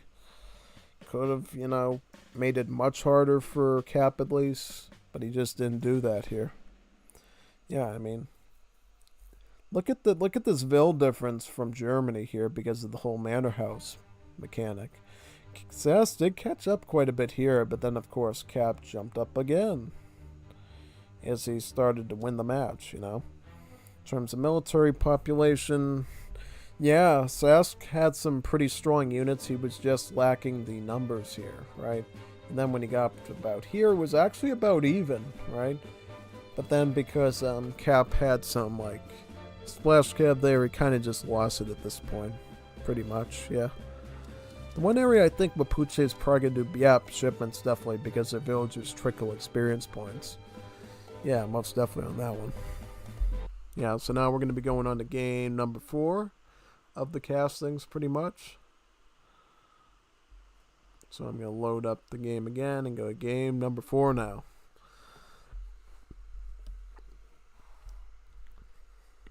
So we'll see what's in store for that one.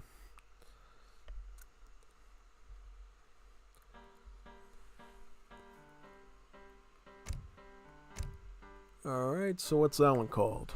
Let me see what the file is called in Discord.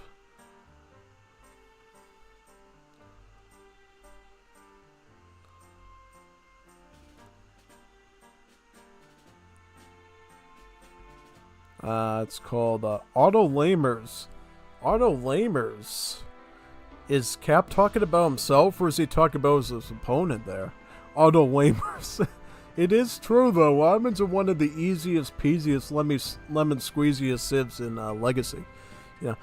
I think Revnak and HVNI pointed that out during one of my castings of House of the Train Post. They said, you can either be really skilled at the game, or you can just be smart and know everything and just play Ottomans, basically. Because with Ottomans, it's all about knowledge. It's not necessarily about skill. You can jump the low ladder pretty easily with Ottomans just from game knowledge, because Ottomans can allow you to do a bunch of stuff. Really are very flexible, and they give you some really powerful unit options if you can use them well. Yeah, definitely on that note. We'll see who's running Ottomans here. So, who's running the Ottomans? Cap, of course. So, Cap himself called himself an Ottoman lamer? Why would you call yourself a lamer, man? Call your enemy a lamer, don't call yourself a lamer. Yeah. Don't describe yourself as a lamer, because no one will want to play with you then, because they'll think you're lame. Yeah. So, basically, it's going to be Lucas Fierro playing Argentina versus Cap's Ottomans here. The map is Tibet. This is really the best King of the Hill map in the world, because they always put the fort right up here in the center plateau, right here. And, it's like a big giant, mountain almost. You get, this is the ground level, this is floor number 2, and then this is floor level number 3. Basically, and you're surrounded by trading posts all around it, almost like a little flower shape almost. These look like little petals. And it's just a really, it's like a dream come true if you're the Ottomans, because you get so many trading posts that you can just LARP on here. It's crazy. Again, way too many trading posts on this map. It's kind of insane what they're privileged on this map. Absolutely. Yeah, but anyways, we'll get started now and get this baby going. Alright, so yeah, Ottomans, Cap, what's more to say about that? Sask was unfortunately a victim today of that. We'll see if the same thing happens to Sakul Fierro here. Maybe he will, maybe not. We'll find out. Because interestingly enough, Argentina has some weird tools now that might allow them to fight the Ottomans in some circumstances. Yeah, because me and Cap talked a bit about Argentina early game. He said he thinks Argentina is one of the worst early game civs. I beg to differ on that, because they actually get some really powerful stuff nobody else gets. both in terms of anti-cavalry and now actually anti-heavy infantry. Right, so in terms of anti-heavy infantry, which of course would be most important against Janissary-Abbas gun combination or double Jan combination, essentially Argentina gets a card now, which if we can find it here, I think Sakul has a deck for this. This card here, it's called Team Early Cuirassiers. It allows you to train Cuirassiers in Age 2. Not only the Cuirassier itself, but all assault cavalry, right? So your Escoltas, which Argentina gets, the Cavalry Corps of the Confederacy. Well, actually, no, not the Cavalry Corps of the Confederacy. They still have to wait till Age 5 because of the weird mechanic. But like units like basically Cuirassiers, Escoltas, Hussar Troopes, Household Blues of the British, Honor Guard of the Nation States, any normalish, like, accessible assault unit that normally would come in Age 3 now comes in Age 2, basically. Which means basically Argentina can mass up a bunch of Escoltas in, like, Age 2 against the Ottomans and use their really high multipliers to kind of beat out the Janissaries. Because not only do they have the multipliers against the Janissaries, but they have the hand armor against the Janissaries. And since Janissaries, their scimitars are not as strong as the bayonets against Cav, Escoltas can get a run on them if they have a good mass. Yeah, it's kind of interesting how that works out, really. Yeah. And of course, Abbas has a malice against all shock units, so they'll actually deal less damage against Escolta, too.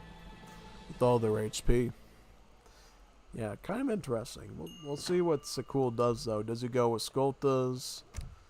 He does not use a deck with the early Escoltas, and I think that's a huge mistake here. Huge mistake. And we'll probably see that pretty quickly, why that's a mistake. What is he running, though? He's running basically all the basic herdable cards here. These are like essential cards, by the way. So normally what you do is you go about 3 gauchos, and then you go 1 cimilones here.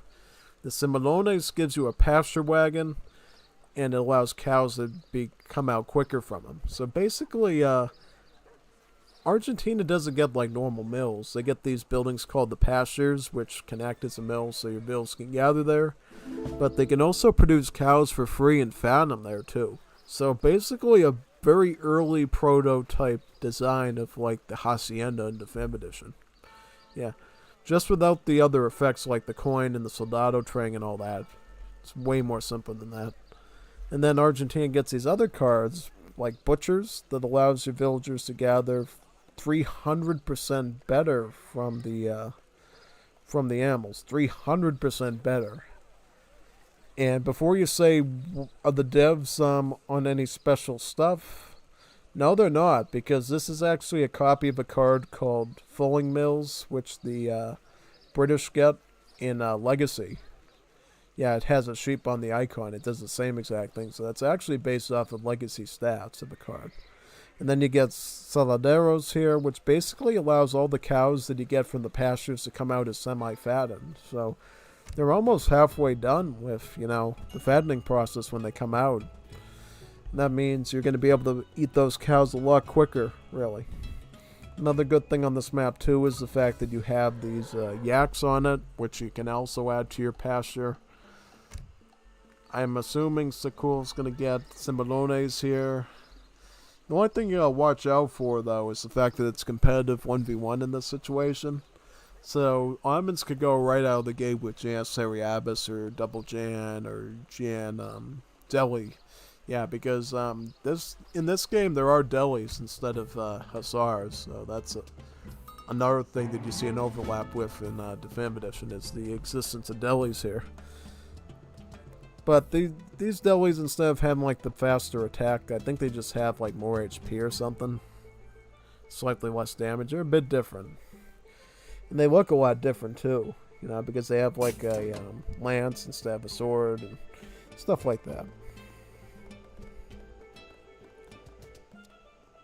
We'll see though, we'll see. Getting that stagecoach upgrade is the Ottomans. How many of the trading posts are they on? So they're on about 3 of them. Note that there's actually 3 separate trade routes here. Each one has about 2 trading posts, so this is one trade route. This would be another trade route. And then in the back of here, actually, wait a minute, no. It's actually 2 trade routes with about 3 trading posts. So if Ottomans wanted to grab this one over here, then they would literally have the whole route. Only problem is, of course, that's right in the backyard of, like, the Argentines here. So you probably don't want to go that far. Yeah, I probably just sticking with this and this for now is probably fine for the Ottoman's sake. Already starting to go with the Janissaries, and then they're going to start making the Abbas gunners. Yeah. Honestly, in this situation, you might be able to just spam Janissary, go double Jan barracks. You know, double Jan barracks might actually be the call here. Because, basically, Ottomans don't get, Lancer, right? Argentines don't get Lancer, I should say, yeah. They don't get Lancero, so they don't have any, like, scout unit. They don't have any, like, Hussar. What they get instead is, like, a very weak, one-pop mounted pikeman called the Infernale. It's cavalry, but it's counter-cavalry. It's not counter-infantry at all. So, really, just going, like, double Janissary here might have been okay, honestly, for, Cap's sake. But I guess he could do Abbas. Oh, wait a second. Actually, Argentina went barracks. So he'll be going with the, what we would call the Patricios. These are basically just Argentinian musketeers, pretty much.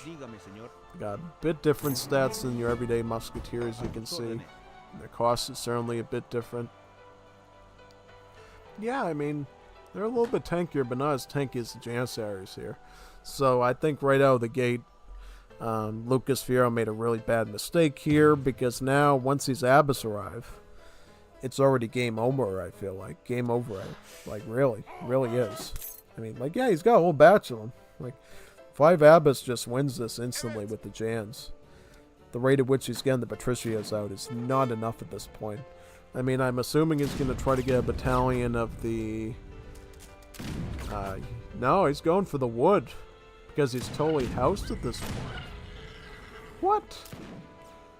Yeah, no, I mean, should have at least tried to get some of the Grenadiers out of this building here, but no. Just totally caught with his pantalones down, I guess.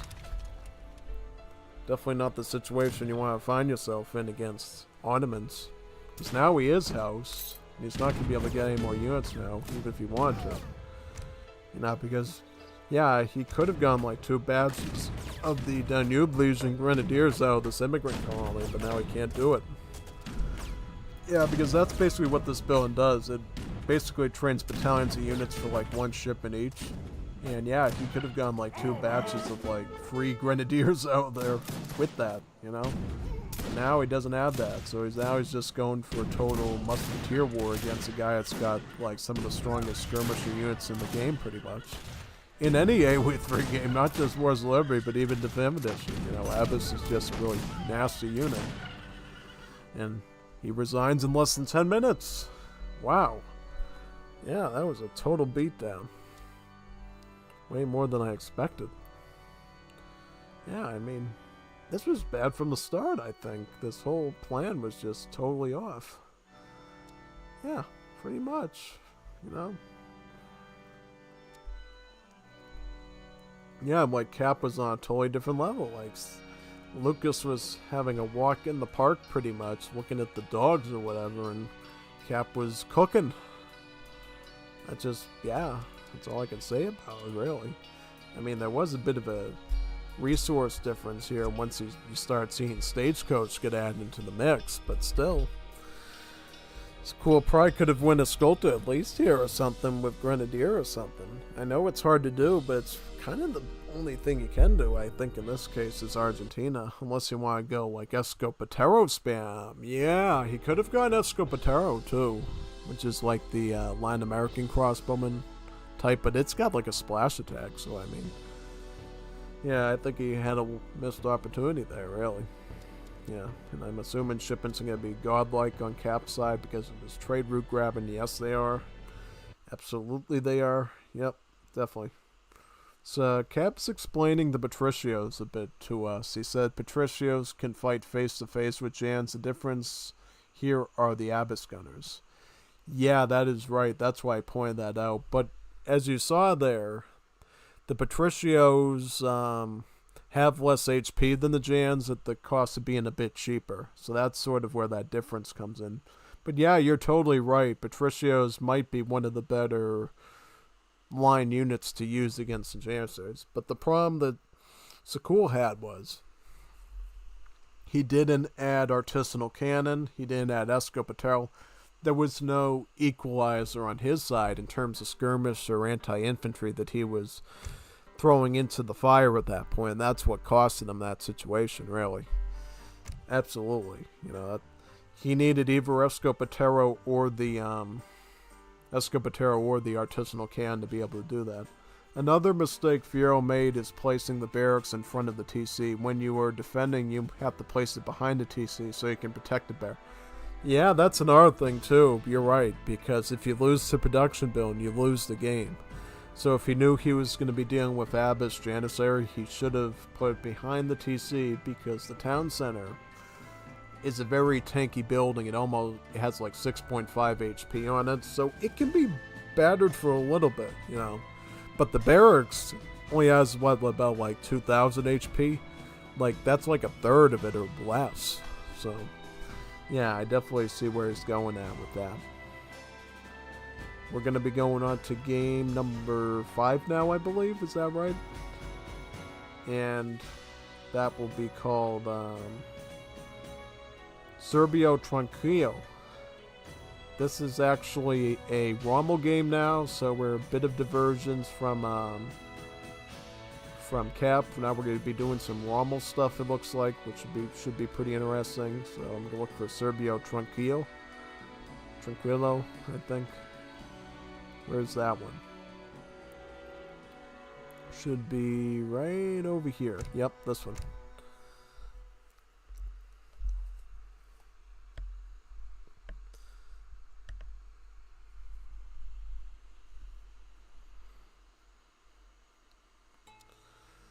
Alright, so it looks like Rommel will be playing Serbia and Szechuan will be playing Paraguay. And the map is, again, Arizona. So at least I don't have to give you a map introduction again. We've already seen this map like 3 times by now. So, yeah. Popular map, I guess. It is a good map. You know, Toledo loved this map. You know, I used to always do Azole Santiago tactics on this map. So I definitely don't blame anyone for picking this map, yeah. Rommel decides to use his landowner's wagon to make a hunting lodge, which is basically the combination between a livestock pen and a market almost. Well, it's kind of an amalgamation of many things, because what does this thing contain? It contains hunting upgrades, it contains line of sight upgrades, it contains fattening upgrades for herdables, it lets you fan your herdables there. It also attracts huntables too to walk closer towards it. You know, almost like sort of like almost like the shrines do almost with Japan, but we're not right up against it. We're actually more like the granaries of Africa, right? In DE, yeah. It does a bunch of stuff, you know, and I believe it also upgrades your villagers' stats as well when you level it up to level 2. Yeah. Yeah, you can level up buildings in these Balkan civs. You can level up the market and you can level up the hunting lodge. And leveling it up just simply lets you access the second level of technologies as well as some other perk, right? For the hunting lodge, it's making your villagers stronger. For the market, it's giving you experience points over time instead of just giving you flat out mercantilism right off the bat, pretty much. Yeah. Cool stuff, basically, when you play the NS civs, which Serbia, Greece, Romania, and Bulgaria would be classed under as nation states. Used to be Balkans, but pretty soon, or like in a number of years, you know how it is, there will be nation state civs that aren't in the Balkans, like Polish. Georgians are also likely going to be in that category as well, possibly Finland, and some other Eastern European civs outside the realm of the Balkans, so they're called nation states just to loop those all in together. And I believe Irish will also be closely related to their cultural design as well, on the Anglophone side too. So yeah, that's why they're called nation states instead of Balkans. In terms of deck, this looks like a standard Serbian deck, I would say. We do have some interesting picks, though. We see a lot of skirmisher cards here. We see 8 skirmishers here and about infinite 7 skirms here. These are called the Grenzers and the Grenziri, pretty much. Basically, they have, from what I understand, they have a pretty solid range, if I recall properly. Yeah, pretty decent range, yeah. Especially when you upgrade them at, like, the Tower House with the sort of arsenal upgrades. Also, this card here, Iron Regiment, is just like playing on autopilot mode if you really know how to use it and abuse it. Basically, it turns these musketeers here, the recruits, into glass cannons, right? Because every time you kill one of these things, the other ones around it will gain more attack and HP. Yeah, that's actually the case of all the Serbian units, but this one has like double the effect on the recruit. To the point that the recruits turn into absolute monsters to deal with. Yeah. We also have a shipment of the Honor Guard, which would be the nation-state assault cavalry. Unlike other assault units, it really doesn't have a super strong attack, but it's just really tanky. It's got both pierce and hack armor, so it's good in melee, it's good at tanking bullets. And it's got some really good HP, too. It's also a 2-pop cav unit, so you know how most of the assault cav, like the Corsair and the Ascolters, are like a 3-pop cav unit? These are a 2-pop one, so they're a lot more massable, basically. Yeah, pretty much. Aging up with Pavle Nanadovic, pretty much, who is the hunting lodge politician. You actually age up at separate buildings as the nation-state is instead of the town center. So you can age up at the hunting lodge, the barracks, the stable, the foundry, or the market, and for Greeks also the dock. And yes, you can actually build the barracks, stable, and artillery foundry in age 1 for that reason. Pretty cool, huh? Yeah. Obviously, building those things with the landowner's investment wagon, which you get at the start of the game, will give you some more XP bounty, but might of course not be the effect that you're looking for, right? So you have to pick and choose what you're willing to get. Basically, this Nanadovic guy gives you some geese, which you can bring right to the livestock pen. Consider them to be a very light herdable here that fattens pretty quickly because they don't have a lot of food that they can fatten up as, right? They're geese. They're not a big giant cow, a big giant vaca muy grande, Just a little goose. Silly little goose, basically, at that point. On the other side, we see Paraguay, going with French immigrants here. Also picking up isolationism as a card. The thing that makes Paraguay a lot different in this case is they're mostly based around free stuff. You see this Coinworks building here and this Coinworks building over here. These basically will trickle you resources, but they do cost a bit of population. So consider them villagers that turn into little buildings, basically. Now, they cost like about 3 plop, but eventually in age 2 with the technology, I think you can get them down to about 2 plop, I believe, which is a little bit better, right? And yeah, they gather pretty well. They got a real pretty decent gather rate, which you can actually upgrade with about a set of 3 technologies, for each of them, right? 3 for the coin works, 3 for the woodworks, and 3 for the food works, pretty much, yeah. A lot of works, a lot of factories, pretty much. And then the barracks and stable will train free units as well in the background, so even if you're not training anything at the stable, we'll still produce some units for you automatically for free over time, so you're aware of that. This could be a pretty interesting matchup here, because Serbia is all about high attack from nearby fallen units, whereas Paraguay can get a pretty big stack of free stuff if they wanted to, including free artillery later on from their ironworks. Their ironworks can produce their cohete cannons, basically. Which, basically a lighter version of heavy artillery, basically. So a lot of interesting stuff that both sides can get, really. Actually, going for Industria Nacional. Basically, this makes the works buildings cheaper by about 15%, which is not bad at all, actually. Definitely not. Oh, it's YGO Goat Malalia. Hey, what's up? I'm casting today. We're on about game number 5 right now. It's Rommel, Serbia versus Szechuan, Paraguay. So, a pretty decent matchup. And Rommel is going for an FF into Iron Regiment, I believe, because now he's going up with, who is this fine Serbian fellow? Vuk Karadvik, yeah. Vuk Karadvik, alright. He's got his nice fez hat on. He's actually a pretty decent politician for age 3 because he gives you a lot of coin crates, which can definitely boost you up in terms of getting upgrades, getting some units once you actually hit age 3. I think what he's going to do is he's probably going to get Iron Regiment as soon as he can and just start popping out infantry out of his barracks. Getting the recruits, pretty much. Yeah. Paraguay is already starting to train units, though, in the form of the Pardos. These are basically Latin American pikemen that basically cost only food, which is pretty interesting. About 125 food, which, slightly more cost than a hussar, but no other resource, no wood, no coin. So if you literally just have nothing but food, just make these and you'll be happy. Yeah. As expected, already starting to queue up some of these recruits now, which are basically just glass cannon musketeers. They have low HP, but they have high attack. And that's sort of the theme across the board with all of the nation-state units. They'll naturally have more attack, but they'll have less HP. Same thing with the Cancav too.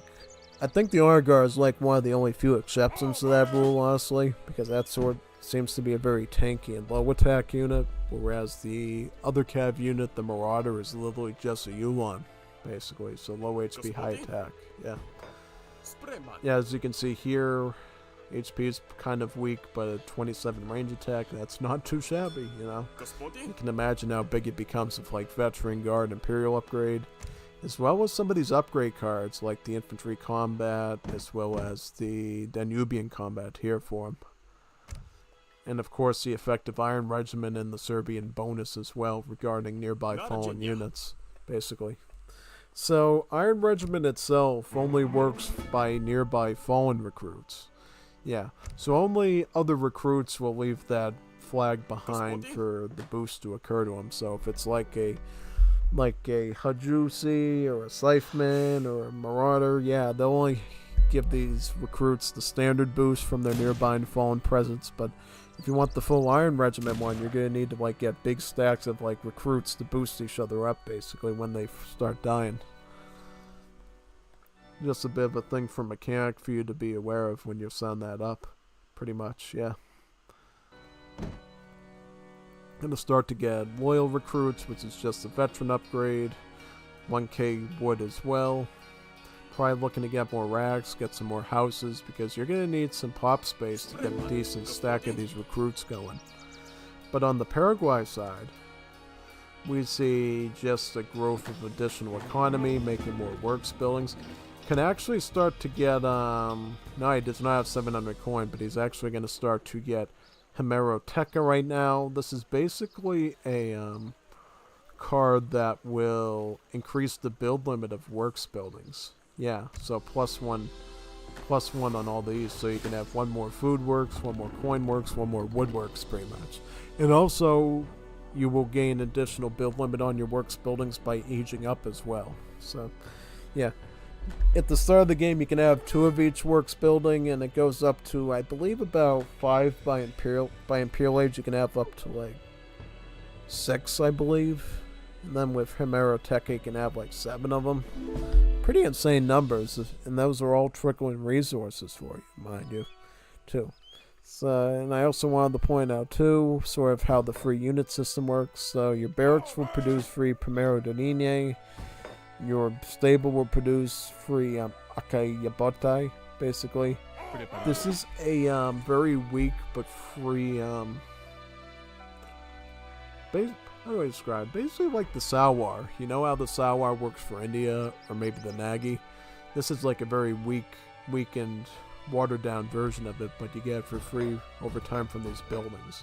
You can train them as well, but that will cost resources, but they're pretty cheap. You know, this is like 35 food, 25 wood, that's like nothing. And this is like a 55 food, 45 coin unit, so almost, well, it's cheap.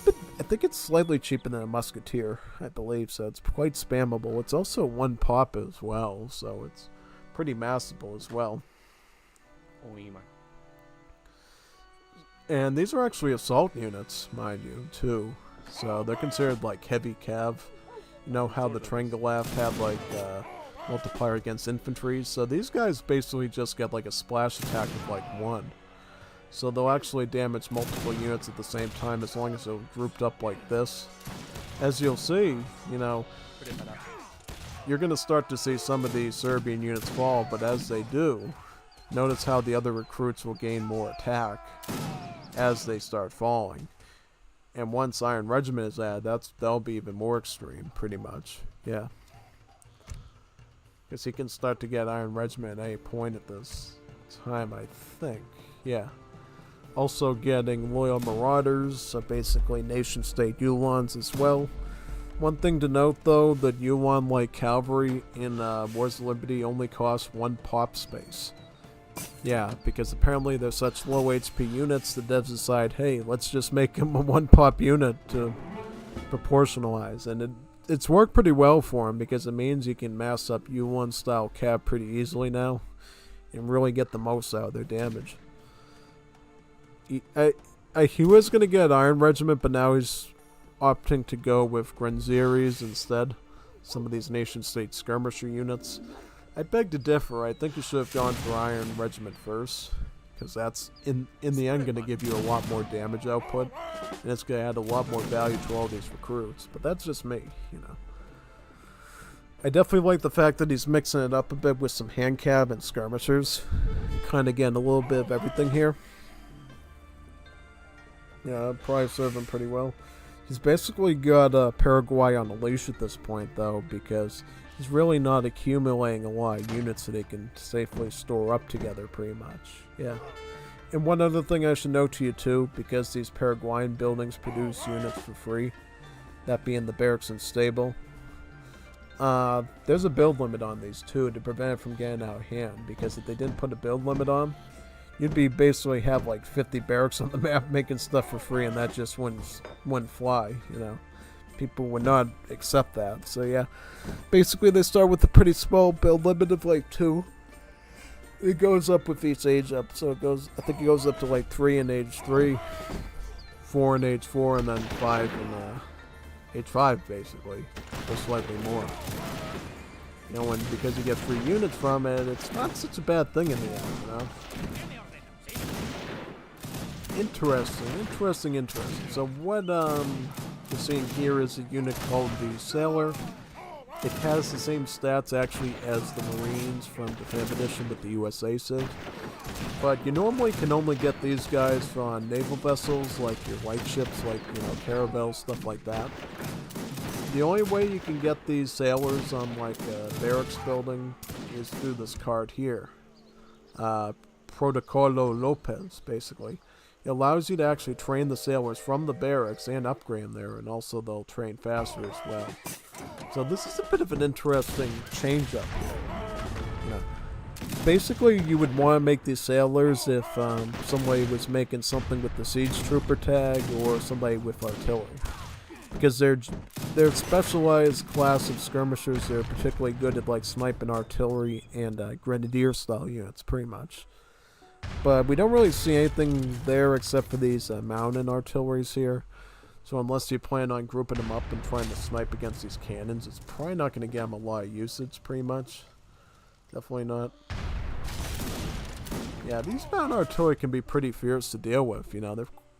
They're kind of a hybrid between a mortar and a culverin, pretty much. So they're great at killing other cannons, But they're also great at like crushing buildings as well. Like, look at this town center here, already starting to get shelled pretty badly here. It's gonna get the Orfeble at that point, which is a gather rate improvement to the coin works, making it 15% better. But we don't see any real substantial army from Szechuan yet, which is making me a bit concerned that he's not going to have an answer to this at all. Yeah, it doesn't seem like it, at least. We'll see, though. We'll see. See what he can do here, honestly.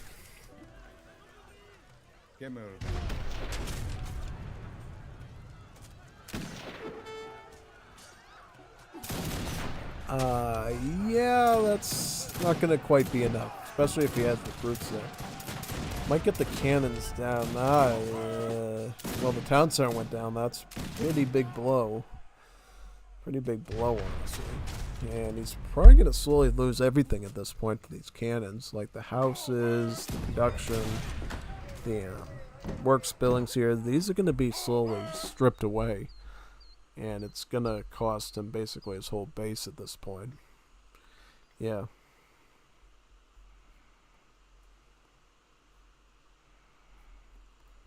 Pretty much.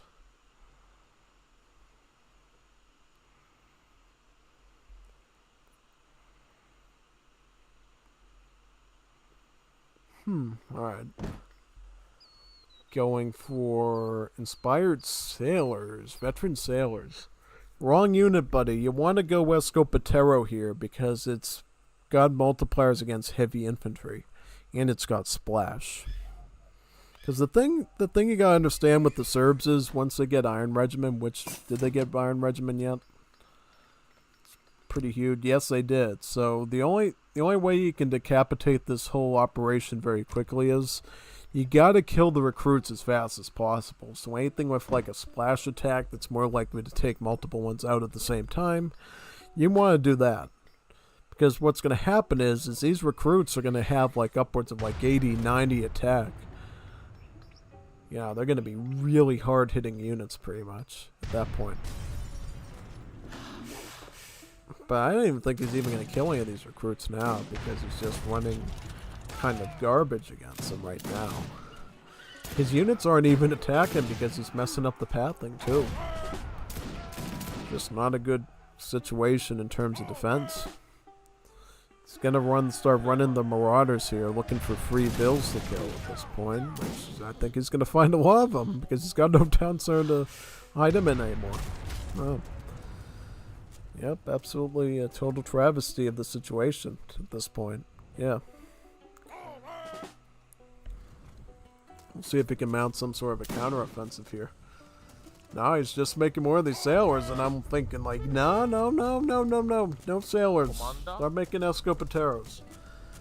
At least Escopeteros in mass can do something here. Then he's making Unets.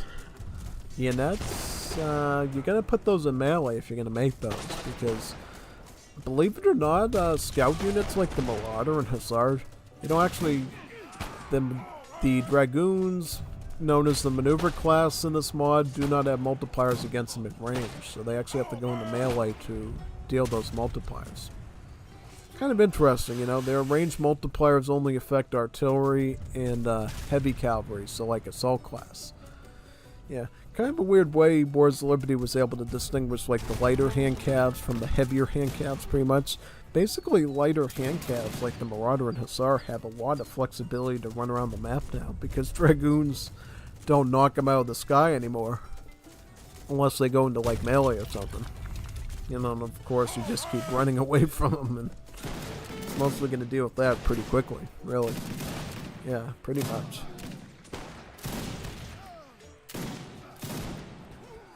Nope, looks like a total defeat on that side. Yep, pretty much.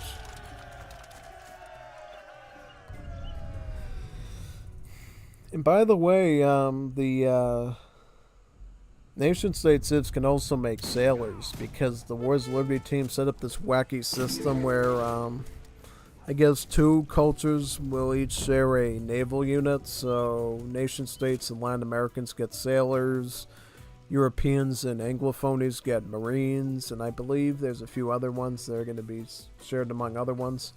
I think except for Africa. Africa gets their own stuff, I believe. Yeah.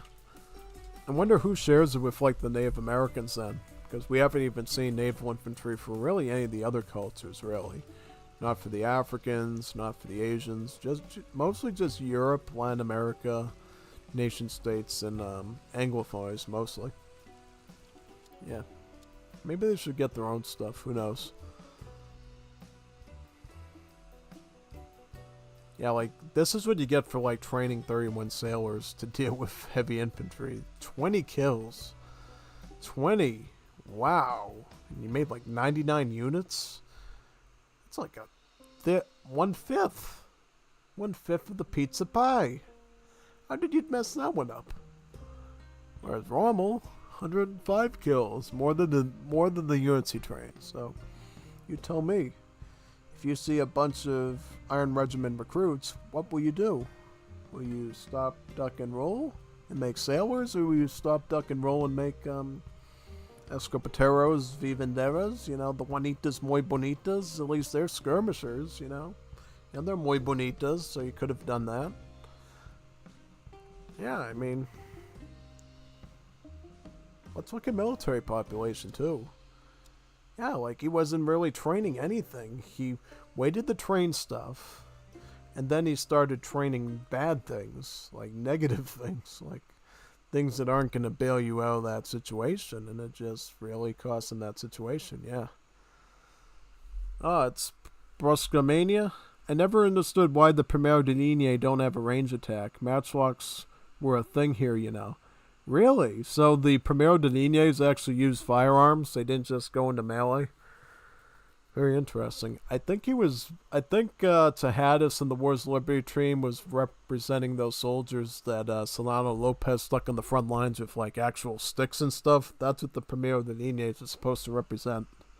Also, the Dragoon used carbine as rifle. I understand balance issues, but at least they could have give free units in just one barracks and then no more. So what do you say in the Paraguay bonus is too powerful? Yeah, I mean, I guess the idea of Paraguay is you get a bunch of free units, but they're all bad. Basically, they're all weak. Yeah, the Primero Linie's are basically just... Because here's the thing. The Primero de Linie is actually not a bad unit at all. It's actually the same unit as the Mosquetero, just with a cheaper cost and less stats. So if you like Mosqueteros a lot, you will like the Primero de Linie, because they're actually quite massable. That's basically it, because instead of giving Paraguay Mosqueteros, the Primero de Linie was basically reworked to be a Mosquetero, pretty much, yeah. Whereas the Acayobatai is just a Paraguayan Lancero, pretty much, yeah. I think it works pretty good, though, if done properly. Like, obviously, Szechuan had a lot of blunders in that game, I think, and he probably could have done it a lot better. I definitely would just... I would have just spammed Primero de Linie's if I wanted to go the melee route. Because at least then you'd be dealing splash, and potentially you could have overwhelmed the recruits. Maybe. Yeah, it still would have been a hard sell, though. In all actuality. Yeah, definitely. I say the whole fight with sticks is dumb. There were more saber units than spear ones, even though the squadra formation were a thing used against cavalry formation. Very interesting, actually. Very interesting. I don't know a lot about Paraguayan military tactics, though, so the fact that you're teaching me these things now is actually quite fascinating, you know. They could potentially change... See, what might be interesting is something I talked about a long time ago, and I think in one of the forums, or maybe the Wars of Liberty Discord was, why not units, right? Units again, multiple different types of weapons, like, you know, the Chinese Boxer or the Primero de Linie, or back in the old day, even the Conscripto of Latin America used to have different weapons. Some of the conscripts got bayonets, and some of them pulled out swords and fought with those. My thing with the team was, why don't you have these different unit variants with different weapons have different stats? Like maybe the sword has the stats of like a Janissary, perhaps, where maybe it's either a Janissary, maybe it's better against infantry, and why don't you have the bayonets be a more anti-cav or something, just to give unit diversity? Because what I could see happening is you could have the Primero de Líneas that load in with like a spear be good against cav, ones with the saber be good against infantry, and just have like a variety of different weapons and turn into like a big amalgamation of a lot of stuff that their performance is literally RNG, basically. They might be better against infantry, they might do better against cav. It all depends on how the RNG works with the spawn, pretty much, yeah. So, getting back to castings here, we're going to be going into game number 6 now. Palos de Fuego, which will actually be a 2 versus 2 game. So we're finally getting a team game. It says there'll be Japan, Serbia, Australia, and Sweden. So this is going to be nice. We actually got a team game now. Let me just see if I can find that recording here. So it's under P. Here we go. Palos de Fuego. Here it is.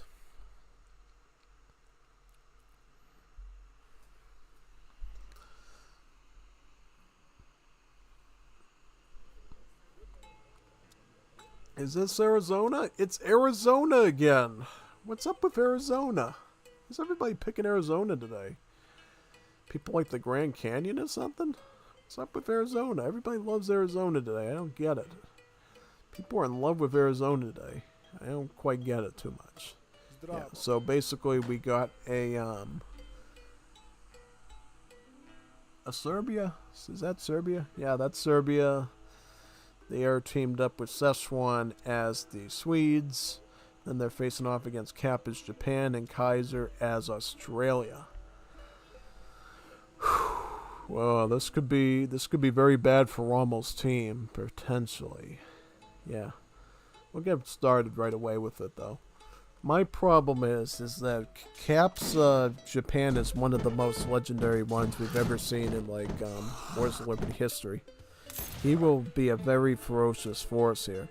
Not to boot, Kaiser has a really good attack with Australia as well, so this combination could bring some very serious problems. Let's put it that way. Yeah, some pretty serious problems. Because, see, Australia gets some pretty cool, unique units, depending on what faction they pick. They can either go Aboriginal, or they can go with more of the Colonials. And on both sides, they get some really powerful units. It just depends on what they're looking to fight. If it's all anti-infantry, then they can just usually go full Aboriginal. If they want to deal with some, like, hand cav or something, they can go Australia and pick up the Rum Corpsman in Age 3, too. And same thing in Age 5, Age 5 Australia, the Colonial faction has the Whaler Horse, which is a really beefy dragoon. Or they can go the hand cav route with the Native Policeman, which is like a really strong lance-wielding cavalry unit. Yeah. Yeah, and what we have on this side, we're basically going to have Rommel using the Iron Regiment spam of the recruits, which that's probably going to be the most powerful thing on that team. And then you have a Sweden with Szechuan, which is likely going to rely on probably spamming out allotments of either Beveringers or the Hussertruppe. Yeah, that would be my guess. He's going to focus on quick production of like a bunch of stuff to try to back up Rommel, probably. At least that's the way I would try to think it out, basically. Because I know the strength of Sweden in early game is get a bunch of units really fast. Namely their musketeer unit, the Beverlinger. Yeah. First card is going to be Colbertism, the Food Trickle. And Sweden doesn't actually get 3 villagers in their deck. They actually get a bunch of weird villager cards. If you want to see if they're there right now. So yeah, they get like a Team 3 villagers card in like Age 3.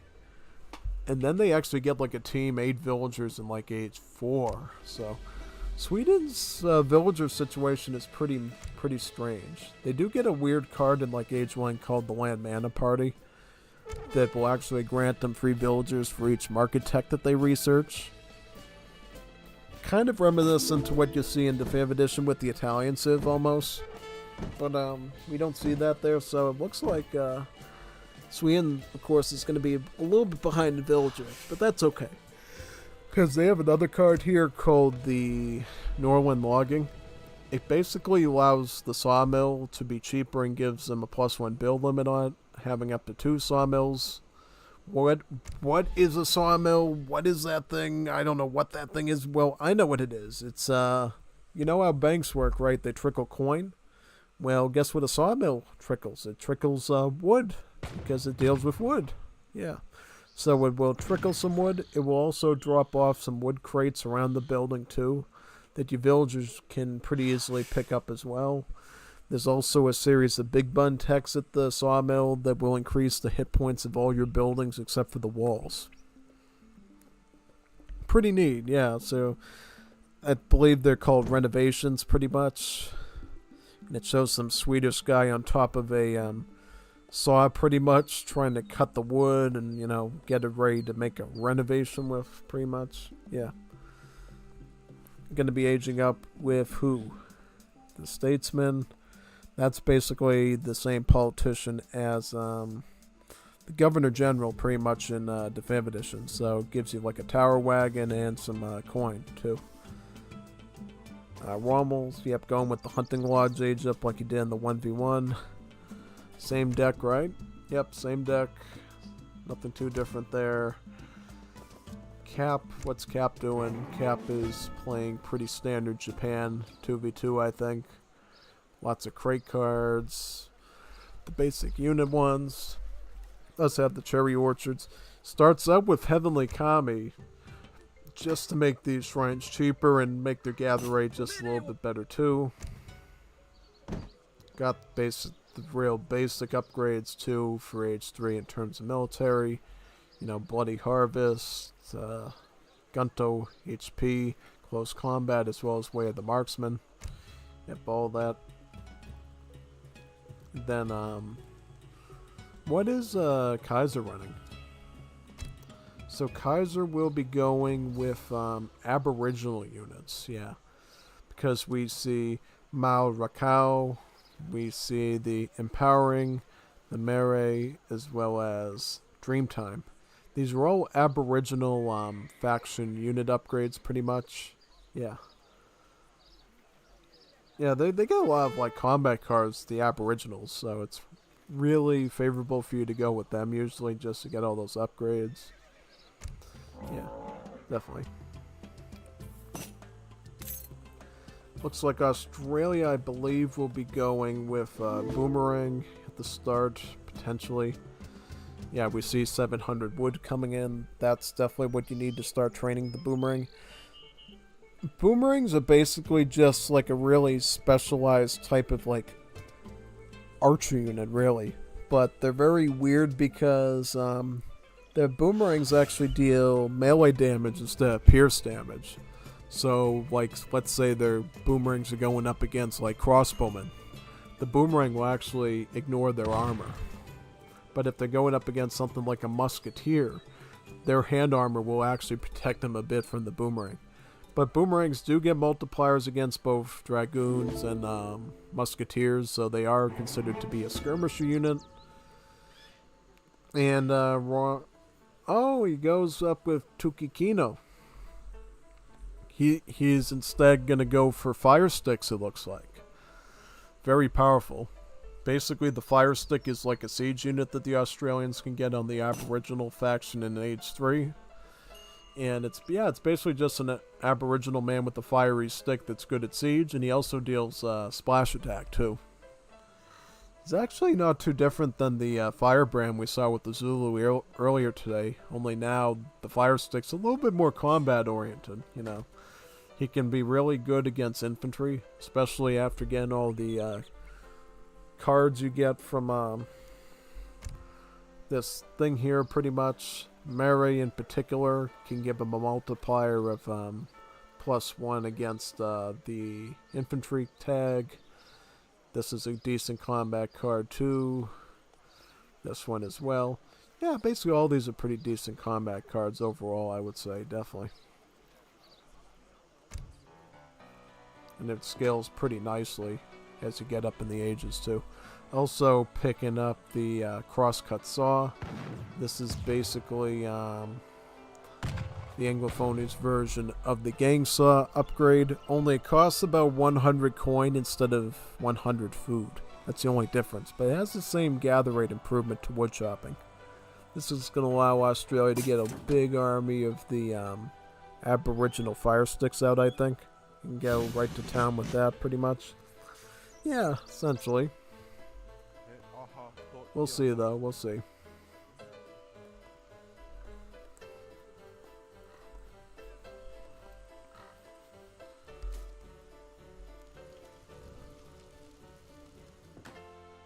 Picking up Mary as predicted. Notice here how it deals about 2 splash and has about like 24 hand attack. This is a pretty nasty unit in terms of damage output. It's like up there with like Cuirassiers almost. And it is indeed an assault unit too, on top of being a siege trooper. So it's a siege unit and an assault unit, which means you can counter it with things like sailors actually, like naval infantry, but you can also counter it with dragoons too. Just so you're aware. Yeah. It also means like musketeers would have bayonet multipliers against them too, which is kind of weird when you think about it, but yeah, that's the way it works. Who knew that butting a soldier with your rifle was a good idea when it's really holding a fiery stick that could potentially burn it? Yeah, I would think that would cause like a lot of accidents, you know, like if you got like a musket or matchlock musket or something. How do you know if that fire stick doesn't end up causing a reaction and that weapon ends up firing the bullet back at you, basically, trying to fend off that enemy? Yeah, it does not sound very pleasant to me, honestly. Definitely doesn't. And notice here how there's some like texture variant as well. These guys have a lot more hair, but these guys have, you know, sort of like the little red headband. So they vary a little bit between each other, which is pretty neat.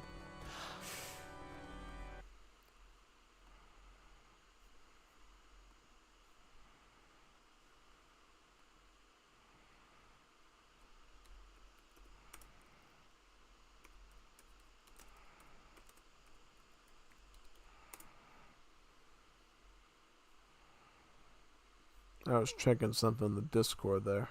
Looks good now. Yep. Oh, we see Japan grouping up with Australia, so they're probably going to attack in a group together. I think that's a pretty good idea. Shiguma with Fire Stick. That could be a really nasty combination there, too. Yeah. And I'm also reading Broskamania's comment as well. Also, the lack of arms were a thing that happened at the very last of the war. Up until the hiatus after the Battle of Kuragwati, the army got very good artillery and overall arms. So, yeah, I don't know. Like, maybe they should consider reworking the Paraguay Civ a little bit to have some better weapons at the start. I don't know how you would scale that into, like, a Civ design, though, because I don't think you would want them to be like the Ottomans, where they have strong units at the start and have weak ones at the end. Right? That's already like an Ottoman sort of thing.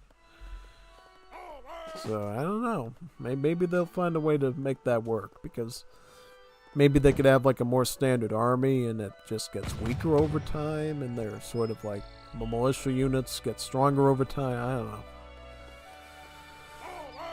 A lot of design thinking for me, basically, when thinking of Paraguay. Yeah. Is actually going to start making some fur traders as well. This is a pretty good idea. See, the good thing about the fur traders now is before they could only gather from hunts, so once all the hunts were gone, the fur traders were kind of a useless unit, except when it came to like building trading posts or again treasure guardians and stuff. But now these fur traders can actually gather from berries and from the mills, so even in late game, these fur traders will be a very reliable villager for you. Which is pretty nice, you know. They used to have the ability to like pray at churches back when religion was a thing in Wars of Liberty, and before, you know, everything became secularized pretty much. But yeah, very interesting indeed.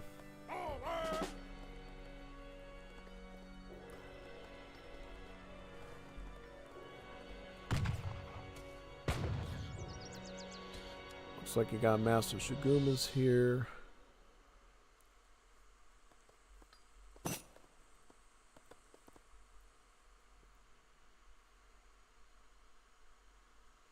Again, the dream time now to basically improve the combat stats of these fire sticks of about 15%.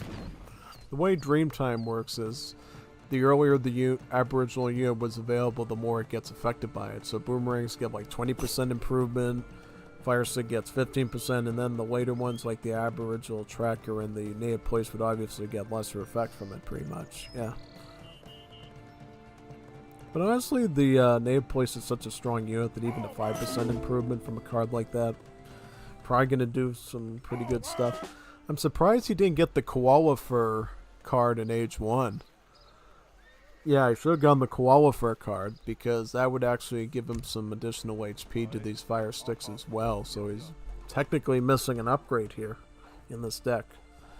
Because honestly, getting more HP on your fire sticks is probably also just as important, because if Rommel was to pull out Carbonire maneuver units from his stable, basically the nation state version of the Dragoon, those fire sticks would be the ones on fire, I think.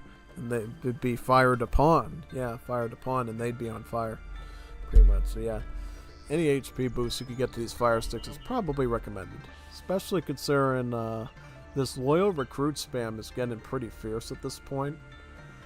Yeah, like the more Rommel can get at these things, the more impactful I think he's going to be in the upcoming fight at this point. Yeah, at least it seems like it anyways. We'll see though. We'll see how it turns out.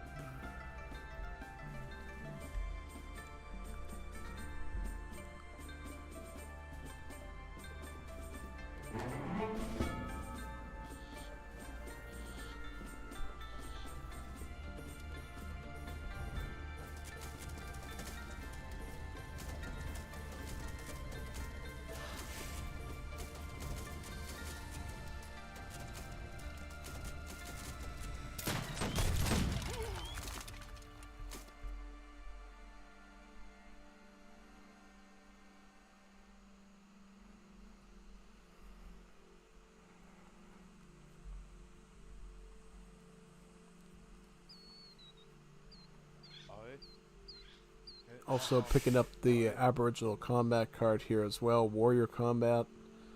This will give him some additional stats. I believe it'll bring him up to like 30 attack. Yeah, so 30 times 2 against infantry does 60 damage. Like these stats, it does the same amount of damage as an Imperial Hussar to like infantry. Not to mention 2 splash, so quite strong in that regard, quite powerful. Do a lot of damage. As well as a good siege, like 60 siege. Not bad. And is it like, yep, it's a 2-pop unit, so yeah. Got them in pretty big numbers.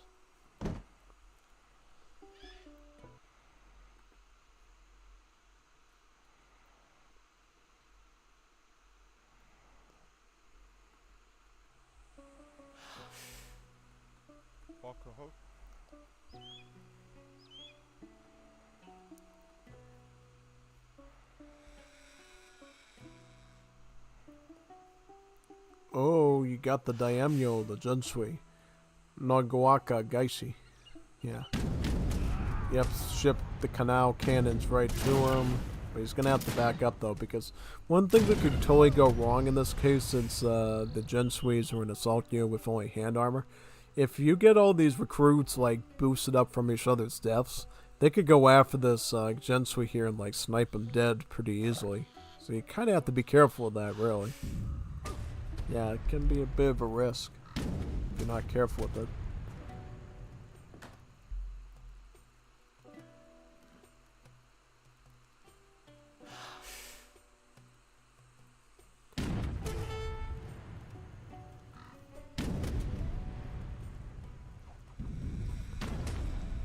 Yep, here comes Dragoons from Sweden. This was a perfect response to this because now they're going to deal multiplier damage.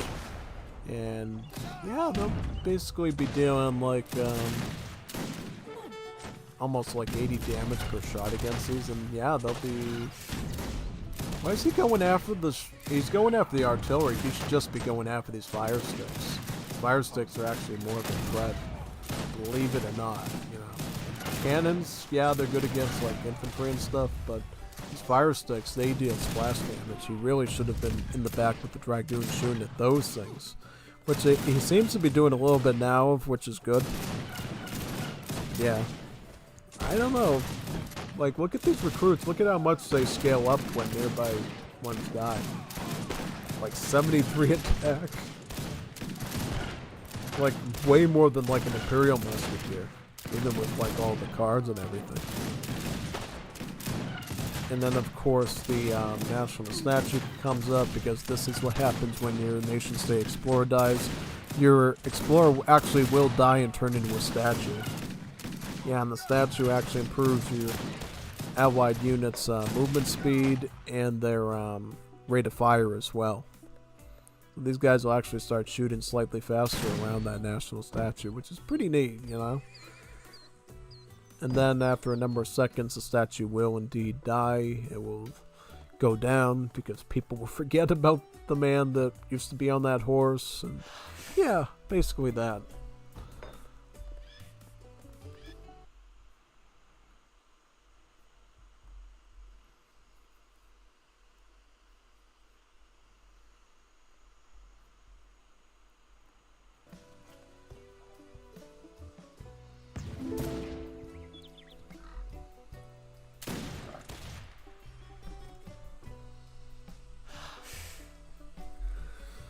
Where are we at now? I want to see where Japan is in terms of... Yep, Japan's already industrialized, so Japan's like really dominating pretty hard here. They're actually starting to get tempo reforms now, which is actually going to improve the trickle rate on all these shrines as well. So they're working pretty hard here. Gunto riders are going to probably be brought up to the skilled... they're going to be brought up to the honored upgrade, which would be the guard upgrade, because now they're industrial age. Yep, here comes the guard upgrade now. Is this? Yep, honored Gunto riders. And the Shigumas are already a guard upgrade now. They're still a veteran, so he's probably going to bring those up as well. How is the Swedish economy looking? So the Swedish economy is on... Whoa. Yeah, get these... Wait, what? You're going to leave free wood crates near the sawmills and not gather them? I wonder you're having problems, man. Just put a villager here and let him do his job. It's that simple. Free wood. Free wood. You don't have to buy it. It's free. You don't have to go to your wholesale store to get a bag of that cheap wood. You just grab it in your backyard there in Arizona. Why are you denying the free wood? You know how much res this is? This is about 1.2k wood. This is more than a H3 shipment of wood, and he's just leaving it sitting there. He could begin some pretty serious stuff with that, you know? He could begin some houses, he could begin some upgrades, he could trade off for some coin. What is he doing? So, one thing I want to see here is, did he get the land mana? Did he get the Dowel Horse upgrade? No, he did not. He should actually get the Dowel Horse upgrade at his Hof church, which is like an annex of his normal church. And start to change over the costs of the dragoons from food and coin to food and wood, I think. That would probably make a huge difference, because he's got a lot of wood now in his backyard. He should probably just change his cav costs over to the wood, so he can reserve the coin for his skirmishers and possibly grenadiers. That might be a bit of a better setup there. How's Serbia doing? I've noticed they've moved over to Granziri there. He needs some recruits though. I think he just needs like 100 something recruits. Get them to like the guard upgrade or something in age 4. And he should be good. Does he have all the combat upgrades? Nah, he doesn't even have infantry combat. That's pretty sad. And mad. And also sad at the same time. Yeah. Definitely gotta get working on that one. Just take out that shrine, great. Making honor guards. Yeah, I mean, that's actually not a bad idea because, well, as you know, Japan gets the weird dragoons, the Yabazume, which are actually better against artillery than they are against cav. And Australia doesn't actually get dragoons until age 5, right? He can make riflemen, which have sort of the same effect, but yeah, that would basically force Kaiser to change up his macro pretty much. So, yeah, going with honor guards is actually looking pretty nice right now. Yeah. And since they're Assault 2 and have really good hand armor, yeah, they would beat the Gunter Riders in hand-to-hand combat as well. The question is, does he get enough, though, to be able to sustain that? That's the real question of the day, really. We'll find out, though. We'll find out. We'll see.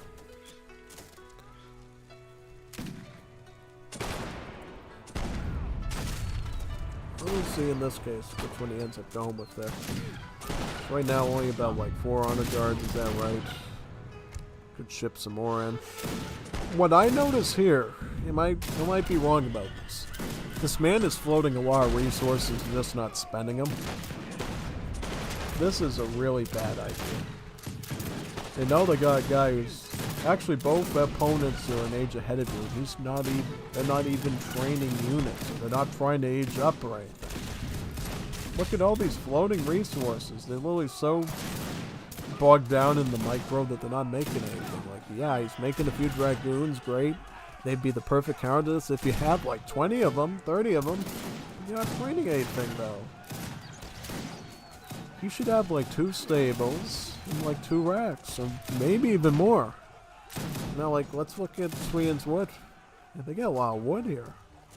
Yeah, and he's finally starting to grab the cords of wood there, but it's not like he got the Hof Church to make the Dawa horses, so it's not like he can just make a bunch of dragoons off of that. It's just so he spent all that wood that he could have put in the cav into making plantations. They could have just been making wood cav all along. Yeah, no, I mean, kind of a blunder there, honestly, of your macro. Just not enough production buildings, just not enough of stuff, really. Yeah, I think he totally could have done a much better job with getting some stuff out for that. I definitely think that. Absolutely on that one. Yeah. See, though, we'll see. And this is just a travesty. Like, look at all the loss these bills to the fire sticks. These sticks are literally on fire now. Actual fire sticks, yeah. Not even pretend fire, they're actually on fire. Imagine getting attacked by that, some crazy Australian guy with like a big wooden stick with a fire at the end of the thing. That's like something you would see in some like reality TV show, but no, it's actually historically accurate. Some angry Australian guy with a red headband on, running around with like a big wooden stick with fire at the end of it. Yeah, pretty strange indeed, but it does work pretty well.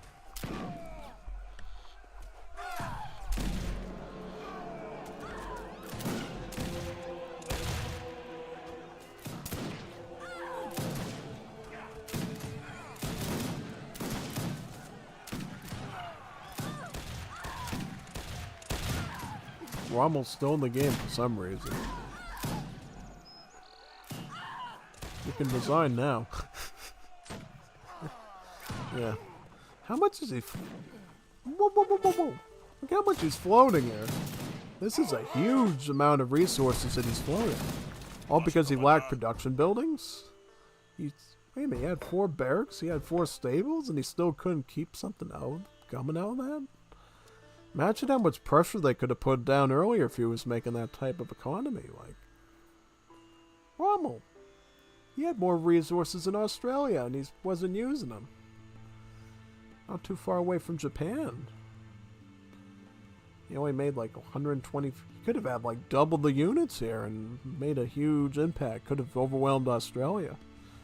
somewhat the same case with Sweden. Sweden's problem was they didn't re-macro their economy properly to food and wood and switch over to food and wood cavalry. No. Because, yeah, the Dawa horse tech, one of the ones you get, one of the unique techs you get for Sweden, will actually allow you to change the coin cost to calve the wood. So basically your sawmills become a reliable eco source to provide your cavalry in addition to your bevringers, which cost food and wood. Yeah, I mean... Rommel. Look at how much vills he had too up until this point. This is why he had such a good eco, but he just didn't apply it. Like military population.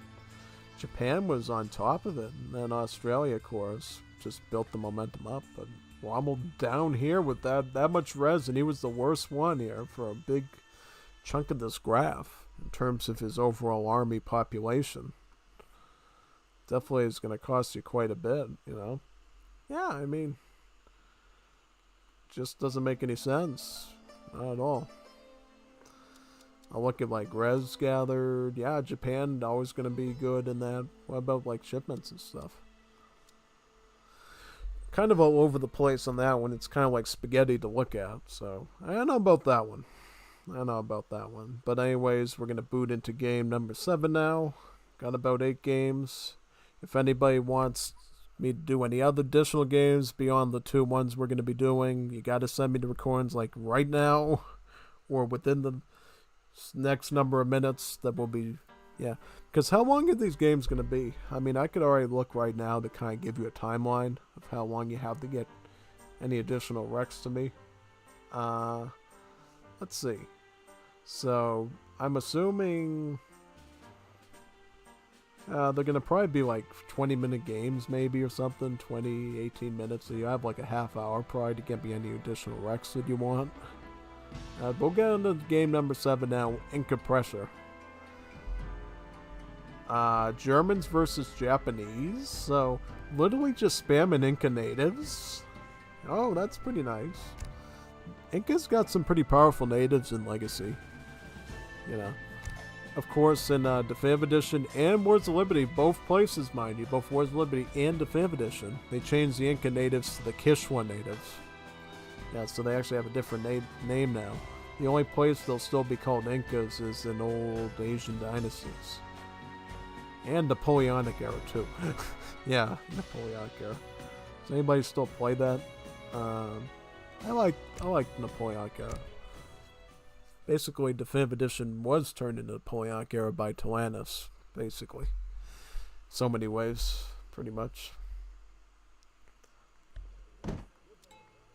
But anyways, it's gonna be a Germany versus Japan match.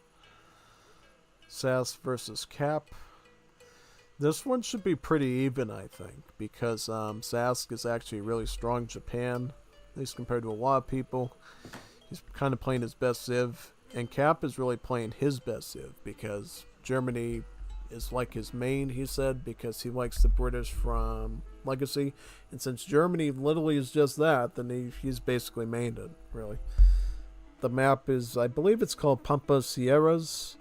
It's kind of an interesting map, because you get sort of like 3 weird parts of the map as you move out. You get sort of like this elevated portion to the left here, sort of elevated. You got like these big rock formations there that makes it kind of, you know, not as a straight way. You got the straight way down the middle that has all the Inca natives, which it looks like they're still called Inca natives. That's kind of interesting. Things change it over, I guess. And then on this little side, it's kind of guarded away behind this sort of partial river here. You got Mapuche settlements. So yeah, you got sort of like 3 main areas you can set up on this map. So you got a bit of varying geography here, which can change things up quite a bit. But anyways, we'll get right into the match of Japan versus Germany here. And it should be a pretty nice fight all around, I think. I don't know who's going to win this one, because I've seen SAS get some pretty decent armies as Japan and go after Cap with them before. I don't think he's ever beaten him with the Japan army, but I've seen him get pretty close to like taking over his base.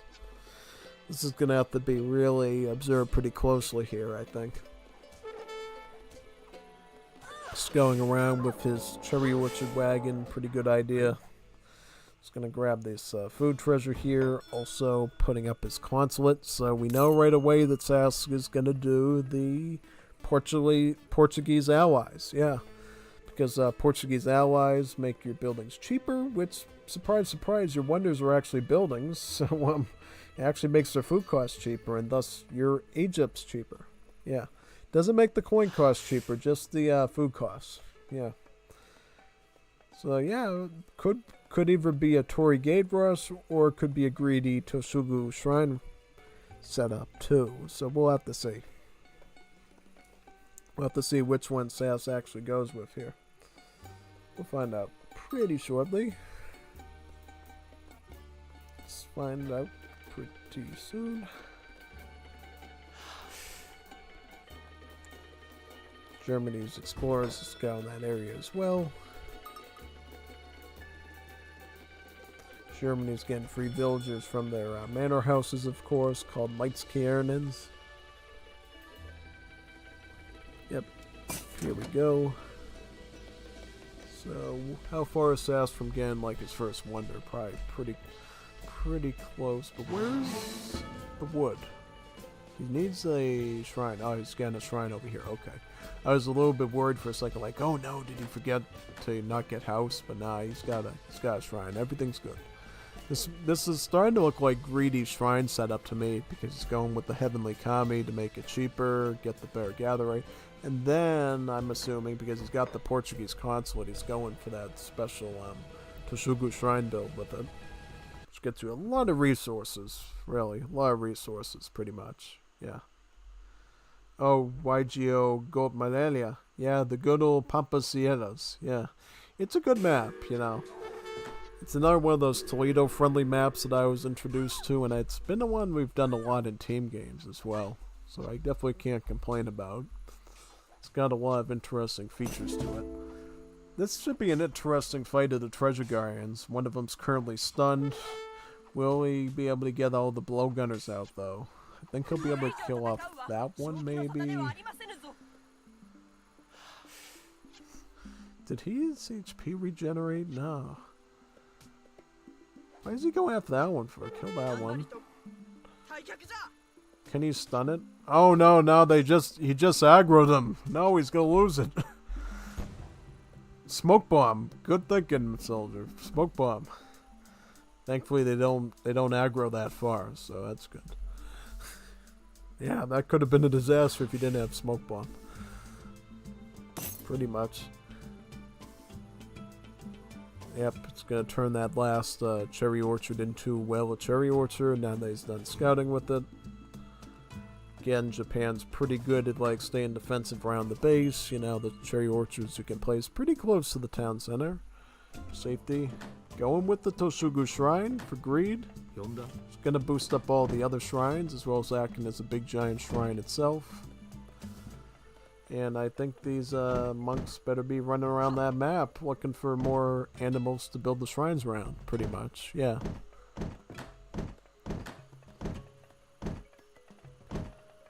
It's going to start to queue up some more villagers, probably. Yep. It's got a deck with the missionaries in it. This could be pretty powerful. Because, see, these missionaries actually start out with the effective unction. So they'll already start to improve the attack of his Japanese units if he uses them. Yeah, quite powerful actually, quite powerful. And the cool thing that Wars of Liberty does too, so you know sort of what the missionaries are actually boosting, instead of like a little ring around the units, it actually shows like a full light from the heavens shine down on their heads basically to let you know that they're no longer heretics and they're now protected by the church and all that. Yeah, basically. No heresy there.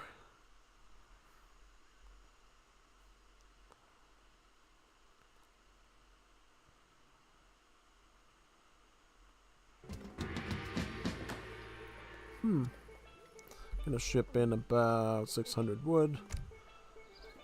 Alright.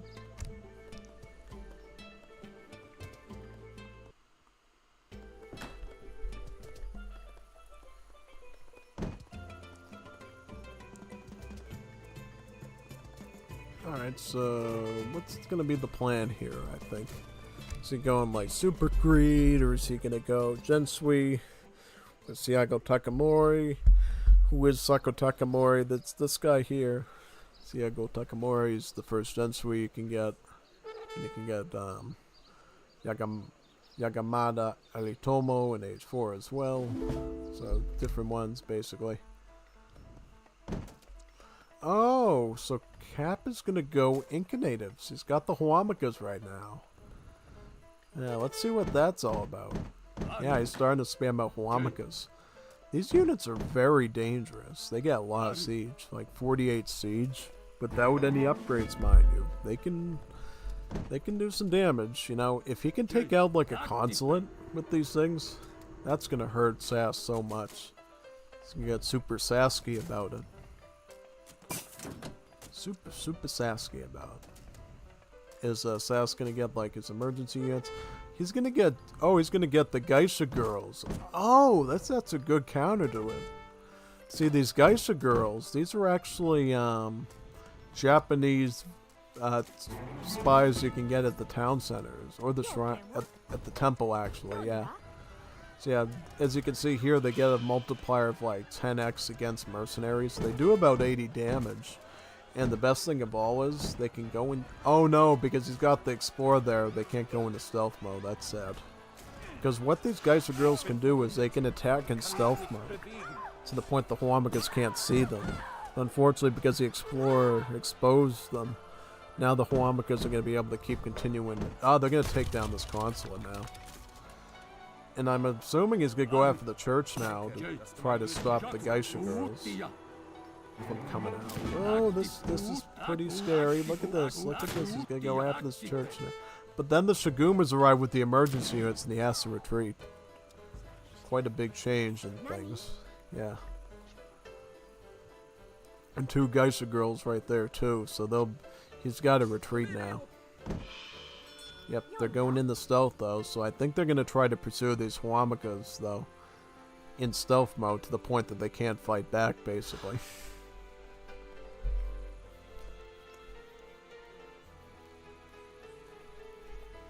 Yeah.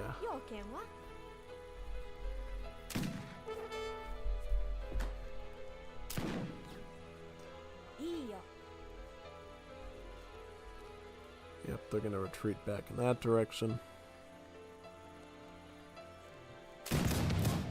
Yep, still in stealth though. Look at this damage output they do against the natives there.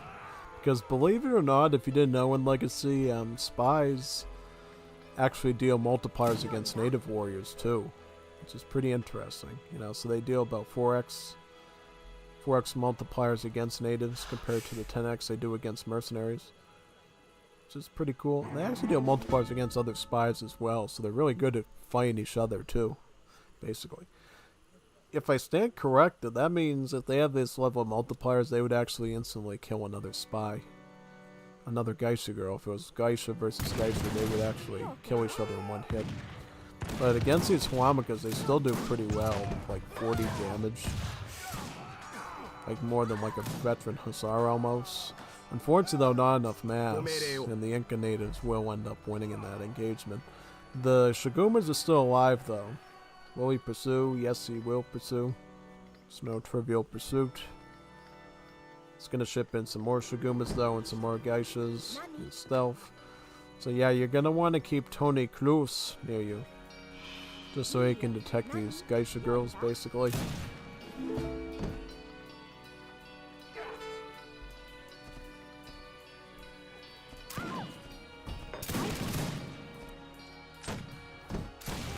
Yep, expose them, so now they're seen. Yep, target them with the Bolas warriors. Bolas warriors should be pretty good against the Geishas. They're heavy infantry, right? No, they're actually not. They're not heavy infantry, so they actually don't suffer too much from these Bolas warriors. It's gonna beat that Geisha girl now. Yeah, they're still doing okay. Huamakas should probably focus down the church. Draining Sass pretty good here, though. I will say that. He is draining him pretty well. The fact that he's not paying attention to these bills as well means that they're probably going to get taken out as well in that situation, yeah. Pretty much.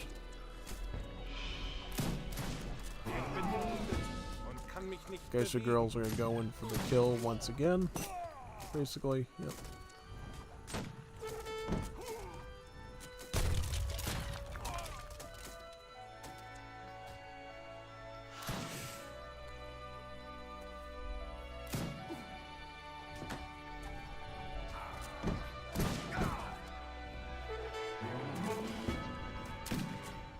Jay.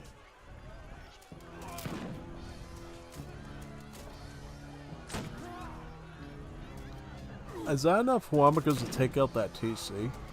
I don't think so, because these Geisha girls are doing some pretty big hits against it. Yeah, it's gonna do a lot of damage though.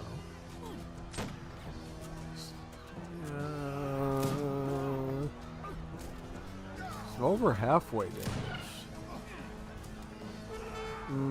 Yeah, no, not enough. It's pretty close. I will say that. It's gonna get under. Nah, not quite 2,000. Close as it can get, though.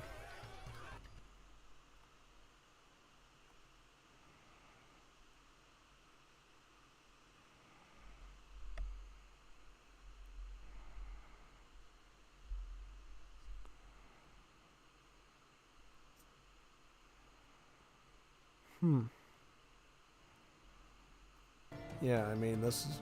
Yep, and basically Sask has shipped in some more coin because he knows at this point he's going to need more of that coin for the Shigumas.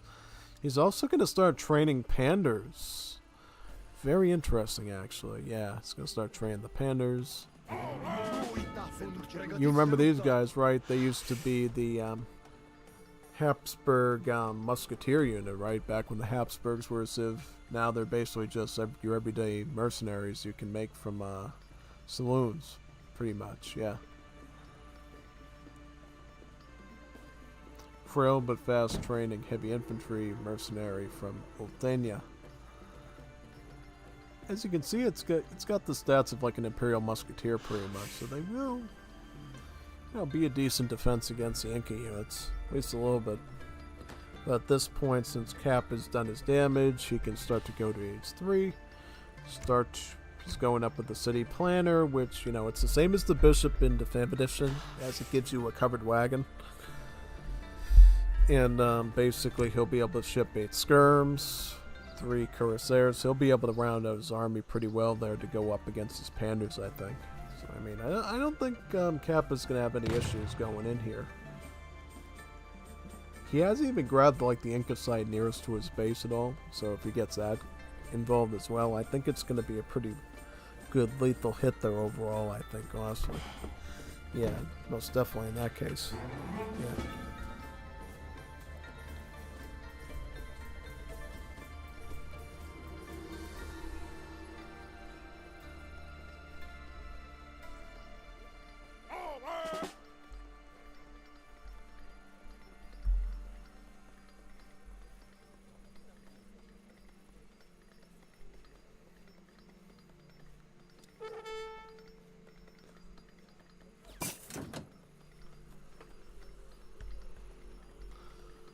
Go up with the second upgrade at the chariots in there. Yeah.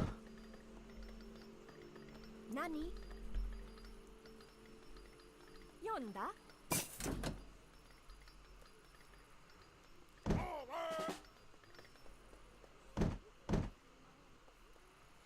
It's gonna try to sneak up. Oh no, but the Tony Cruz is still here. He's basically gonna expose him again. Where's Covered Waggy gonna go, though? Where's Covered Waggy gonna go? Waggy. Where's that gonna go? You could put it in, like, the center here, I suppose. Get some more, like, map control. Yeah, you can't expose his Geisha girls too early, or else the Explorer's gonna hunt them down. It's pretty interesting. This has been, like, the second week we've seen Sask actually use the Geisha girls in 1v1 against Cap. So Sask is definitely pretty fully aware of how the Japan Civ works, because I've also seen him use the Yakuza Japanese mafia units too. The only reason we haven't seen that yet probably is the fact that Cap was able to take out his consulate. Really, yeah. I don't know what the castle's for though. To me, the castle feels a little bit misplaced. He really should be taking that maybe getting the consulate and getting some export units. Because he could already get like a battalion of stuff going, where he could go to Japanese isolationism and boost all his units up, and then get some like, yeah. But at this point, it's kind of a hard one to sell at this point because Explorer's gonna get closer, and then their stuff's gonna get exposed. And then, yeah. If it wasn't for this nasty Explorer being there, yeah, the Geishas would actually do very well there. Not only against like the natives, but somewhat against the Yuans because they have like low HP. So now we see the Panders try to defend off at this point. They'll do pretty well against the Yuans, I think, and just get overrun by everything else. Here they go in with their swords now. Just not enough of them, I think. He's going to try to queue in some more ones as well, though, to see what he can do. See how that turns out. It's cleaning up a little bit there, I will give him that. I'm gonna go out the Explorer. Alright. Yeah, if you get the Explorer down, you can go in with the Geisha girls again and try again with that. Oh, the Pandas are doing pretty okay there, I think. Well, mainly because Cap is just focusing on getting the TC down. He doesn't even care about the combat. Yeah, so you should just be shooting. Do as much damage as you can, man. Oh, he's actually killing a lot of stuff with those Pandas. I mean, this has been a pretty good fight from Sask. Not the best fight, but he has been, defending. He's going to ship in the Kie skirmishes as well, so he's going to have a bit of a pike and shot style anti-cap, anti-infantry combo there. Wombo combo, so I mean. But unfortunately the Corsair is the next shipping for Germany there, so that's going to definitely hamper on that. That splash attack is going to be completely destroyed there.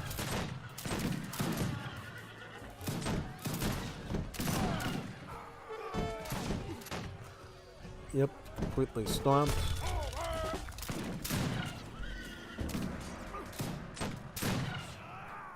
This has been a really fun match because we see units we don't always see. We see the Inca natives being spammed on one side, and we see the Geisha girls in Japan spammed on the other side. So this was a pretty diverse match, I think.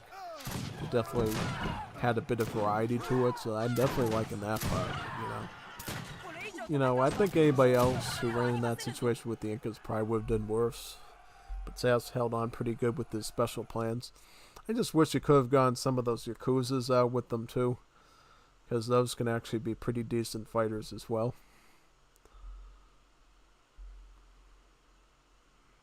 Pretty much, yeah.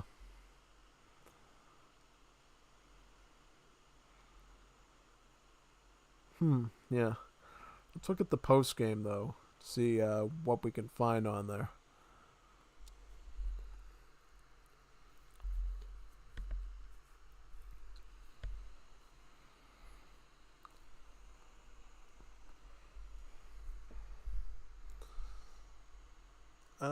Let's see. Well, I mean, the kills were... Sass actually got an exceptional amount of kills between the Pandas and Geisha girls, so kind of a good competition in terms of combat, but in terms of economy, that's kind of like a non-factor because Germany's always just going to beat you out at that point, especially if Japan was like capped in their base like that. Like if Japan had a chance to be greedy with the Toshugu Shrine, which they were trying to do, I think it would have been more even in the economy and might have been a better outcome. But just because Germany was really fighting hard with the Inca natives, it kind of just took that to a standstill, real.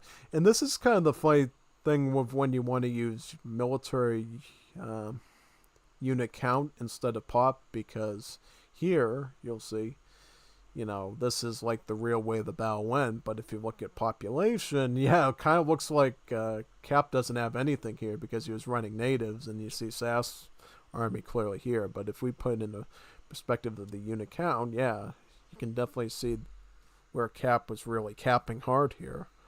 with that Unicon, pretty much. Yeah. So I think now we're gonna go to game number 8 now. Seen enough there, so let's go to game number 8 now. I'll boot that up right now over here. Should be pretty good.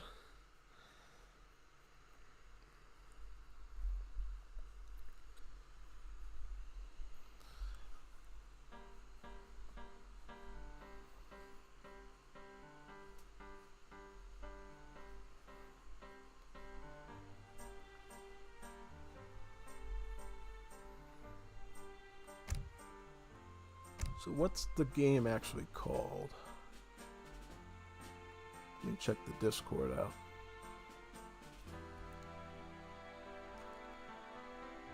So it's that server, right? Yep. It will be called Attack Ostico versus Def Alemania. So it's going to be Germany versus Germany. Germany of the North and Germany of the South. The Austrians, basically the Southern Germans versus Germany, the Northern Germans, yeah. German. Jawohl, jawohl, jawohl. Right. So that one should be right, not over here, it should be right over here. Yeah. Let's get that one. And I should check too before we get started. Did anybody like drop off any record games? Yeah, I'll find out. See if we got anything else to work with today. Right now. So we got the Manchak. Oh, this is a pretty good map. I like the Manchak. But anything new in the neighborhood? Nope, no new recordings. So probably if you don't submit anything in the next few minutes or so, we'll probably just do more recordings next week then. But this will be our last game pretty much, it looks like, unless somebody saves a day and adds some more in for me. So yeah, basically this is the Manchak. In general, the way the Manchak works is you're in a swamp, right? Your Shrek is somewhere in sight over here probably. I don't see him though, everything's so green. But yeah, the big thing you'll notice about this map is you can get raided pretty easily if you're not careful, because you can actually walk through the swamp area, but you can't build anything here. So if you end up having a bunch of villagers out here, particularly grabbing one of the mines out here, which, do you have any mines on this? No mines, but we got a lot of hunts here, right? So basically if you go for one of these hunts or potentially a mine when those appear, you'll be totally vulnerable out here. You'll like have to run all the way to the shoreline over here just to get away from like any Hussar raiding. So this can be pretty tight if you're not careful, you know. So yeah, let's get started. So Cap is running Germany, and Mehmed Khan, otherwise known as Shakum Khan, is going to be running Austria-Hungary. And this is a pretty interesting matchup because both civs, not only Germanic, loving a pretzels and schnitzel, but both very strong civs, you know. Basically, Austria-Hungary could be thought of as like the Germany you grew up with almost, but not quite, right? Basically, their cards do give you free cav, but instead of Uans, it's actual Hussars. But it's scaled a bit differently because Hussars, as you know, are much more valuable than Uans. So you'll get like one free Hussar in age 2 instead of 2 Uans. In age 3, you'll get 2 Hussars. In age 4, you'll get like 3 Hussars, basically. Yeah. And before, it used to be the same numbers, but then people realized, wait a second. You're giving this man 2 Hussars in one card and giving this man 5 Hussars in a shipment in age 3? What is wrong with you, man? You know how crazy that is? Like, yeah. Because, you were giving people like a full stables queue worth of Hussars in one shipment, and it didn't go very well, put it that way. At least for some people, you know, people that weren't good at like defending, that left all their stuff out on the front lines. They would cry about how OP Austria-Hungary was, and then you had people that don't know how to run the civ, and they're like, oh, this is a horrible civ, I don't like it, I hate it, basically. So it went back and forth pretty much, you know. But now sort of Austria-Hungary is in sort of its own weird niche, where it's got some really strong moments, but you just have to know how to play them properly, pretty much, yeah. Pretty much. And, how can I put it? So basically, another thing I should mention too with Austria-Hungary is instead of settler wagons like the old Germany Civ would have, basically the way it works with Austria-Hungary is you just get like the same amount of like settlers. Well, how do I explain this? You know how a settler wagon is like worth 2 villagers, right? So you would get like 2 settler wagons in age 1 that would be like 4 villagers, right? So basically that's what happens here. So instead of giving you like 2 settler wagons, you just get like 4 regular settlers. Same thing with age 2, you'll get like 6 settlers instead of like 3 settler wagons. Because at one point in the Austria-Hungary design, you were able to make the settler wagons with guild artisans and Germantown farmers or whatever, but you know, I guess there was a design change in the team that decide, you know, the thing we see today as settler wagons actually makes a lot more sense in the New World in America with like the German settlers over there, and not with the Old World at this point. So yeah, basically they just moved all the I think they're gonna have settler wagons in the shipments for USA at some point or something, or maybe it's part of a map or something like that. So stay tuned. But you can already sort of see them as part of like the German immigrant civ, or the German immigrant colony rather, with the Latin Americans, right? Because they used to just look like normal villagers. Now they just look like settler wagons because, yeah, pretty much, yeah. A lot of stuff to keep in mind, you know. Wars of Liberty is always changing, you know. Not only is it adding new content, but it's always reworking itself too in 20 different ways, probably. Usually good ways, but sometimes questionable ways, I guess. Yeah. I noticed my game like stalled there for a second. Like, oh no, is it gonna crash? Yeah. It wouldn't be so bad because basically I would just use play fast to sort of fast forward back to the original point, but yeah, pretty much. The artisan, for those that aren't aware, the artisan is sort of the same politician as the quartermaster in like the 5th edition, so you will get about 400 wood out of that, just so you're fully aware. Yeah. But in general, though, this is a really good map for Austria-Hungary because there's a lot of chances if your opponent isn't smart that they'll have like the villagers out in the swamp here eating the meat and mining the mines. And those free hussars will find some really good use and really destroy something, yeah. YGO Goat Malaria. Incas are great as natives, and I absolutely agree. They are really good as natives. Absolutely great as natives, you know. So, I definitely agree 100% on that one. Definitely. Absolutely on that one. So, let's see what we got here.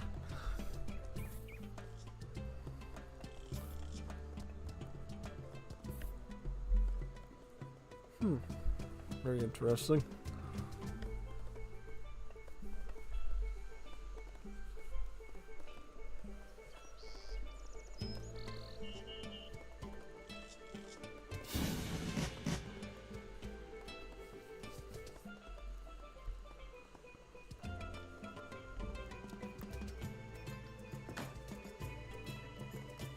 Looks like Germany ended up going for the Statesman based on the outpost wagons. They got some coin in a tower wagon. So this card will basically give Shotgun about 6 settlers as well as actually no, because I guess the way they restart this one is instead of hussars you get additional settlers. So it's technically weaker than what you got with the traditional Germany Civ. I don't know why they did that. I think it was maybe so that the shipping costs could be lessened a bit, because if you didn't know, basically the way they designed Germany in like the Legacy game was because you got extra stuff with your shipments. German shipments took longer to receive. Like basically the shipments costed more experience points to get. So at one point when Austria-Hungary was able to like ship free hussars with like a normal shipment or whatever, they had to make the shipping costs just so expensive for this Civ. So I think they just reduced all that stuff so it wouldn't feel as overwhelming, put it that way, to get enough shipping on time, you know. It's like it did in the past, basically. Indeed. Any shipments here we have to pay attention to? Yeah, mostly just a lot of upgrades. I mean, we got sustainable agriculture, which... Why not get refridge down here, honestly? This gives you like 5% additional eco, and you really shouldn't be going with the mill economy this early in the game. It really should be getting it down here or here, basically. Yeah. Radetzky's March. Heavy infantry marches faster. Kind of a niche upgrade. I don't really... It might help in certain cases against like Dutch and Sweden, but I don't think it's going to be really good across the board. Not really. No. We'll see though. We'll see how it turns out. What does Cap do? Does he just go full greed here? It looks like he goes full greed because I see him. What number is this? So he's almost maxed out his manor houses, his mice cairns. And this, I'm assuming, is number 20. Yep, so he's like 20 bills ahead right now. And he sent cheap readouts out. So he's got cheaper towers. That was probably a response to this map, mind you. So I'm pretty impressed that he was able to tailor a deck specifically for this map. Just to make sure that he could get some cheap towers around the sides of the swamp there. So his vills could come back, you know. I mean, obviously something you're going to want to do here, which I think Cap is doing pretty well in this spot, is he's making sure to herd the animals onto the grass. He wants those animals to touch grass very badly. Because if they're not touching grass, they're touching mud in the swamp. You know, your villagers are more likely to get raided in the swamp. So you got to make sure those animals are touching grass, you know. Plain and simple. There's no other way. Yeah. Pretty much.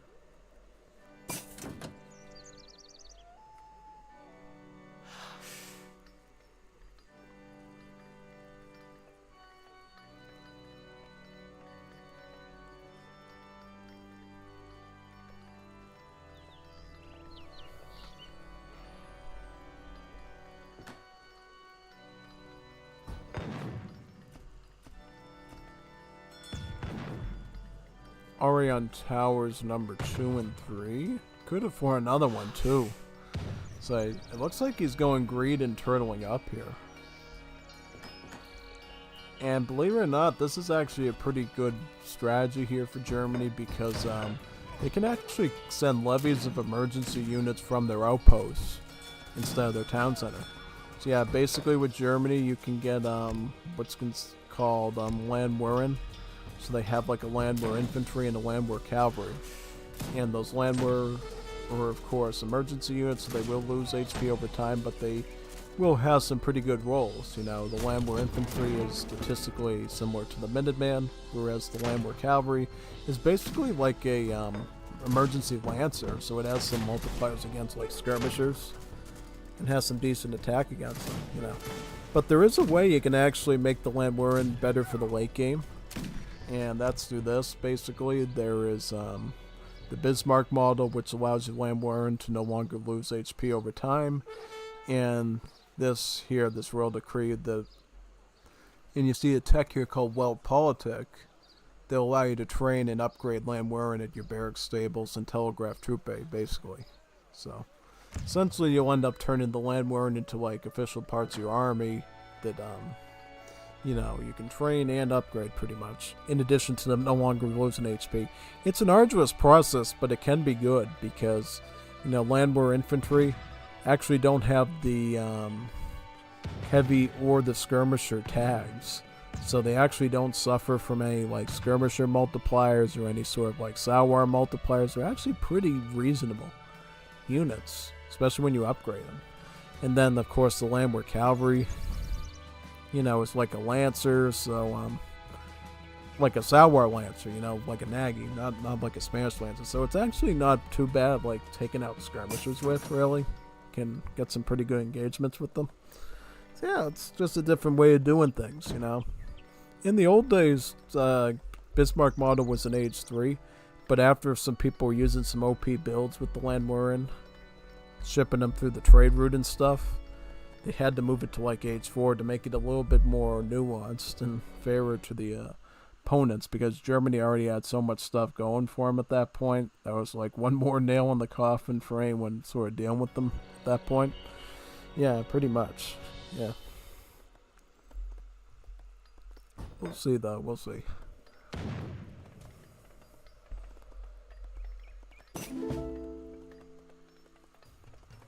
What time is it now anyway? So it's like 8:14. I was just checking the time. Yeah. So we're getting a pretty decent stream, like a 4-hour stream or something. Almost. Not a 4-hour one, but almost a 3.5-hour one. Not too bad, actually, no. Because I always pay attention to like the stream times, because I like to get longest streams as possible, so you'll get more people to watch the streams and stuff. But 3.5, it's not the worst, you know. That's why people gotta like send in their like record games and stuff, because the more record games I got, the longer these types of streams can go on. You know, I really have until, just so people are aware, I can technically stream during the work week up until like 2 a.m. in the morning usually, not have any adverse effect on my head. So, you know, if you can get me a lot of record games, we could have like really nice 8-9 hour streams if you want, even 10-hour streams of like casting games if you want that sort of thing every week. Just something to put out there, you know. For some reason we've been running a bit dry on the record games. Not too dry, but you know, used to have like a full river of them. Now it's sort of like, you know, just enough to meet like the minimum requirements, basically. Yeah. So always send in your stuff, you know. Even if you don't think it's super good, you can always like go over like the civs, what they do, basic macro concepts, all that stuff. Yeah. Like this, like basically Austro-Hungary kind of throwing the game a bit here. They're sitting there trying to siege down manor houses, not realizing that that's going to give Germany more free villagers when they decide to rebuild them. Do they not realize that sort of thing? That, you know, these things give you like free villagers, and if you keep burning them down, they're going to get more free villagers? Yeah, I don't know if he knows that or not. This is what we see here, you know? Definitely not. Yeah, Germany doesn't even care at this point. They're just going industrialized with the socialite, which is going to give them about 800 coin, I believe. So going with full greed there and everything like that. As Mehmet Khan, he's actually going to go industrial too, so it's kind of a tit for tat thing, really, in terms of upgrades. Hasn't really upgraded anything yet, though. Just so we're fully aware of that.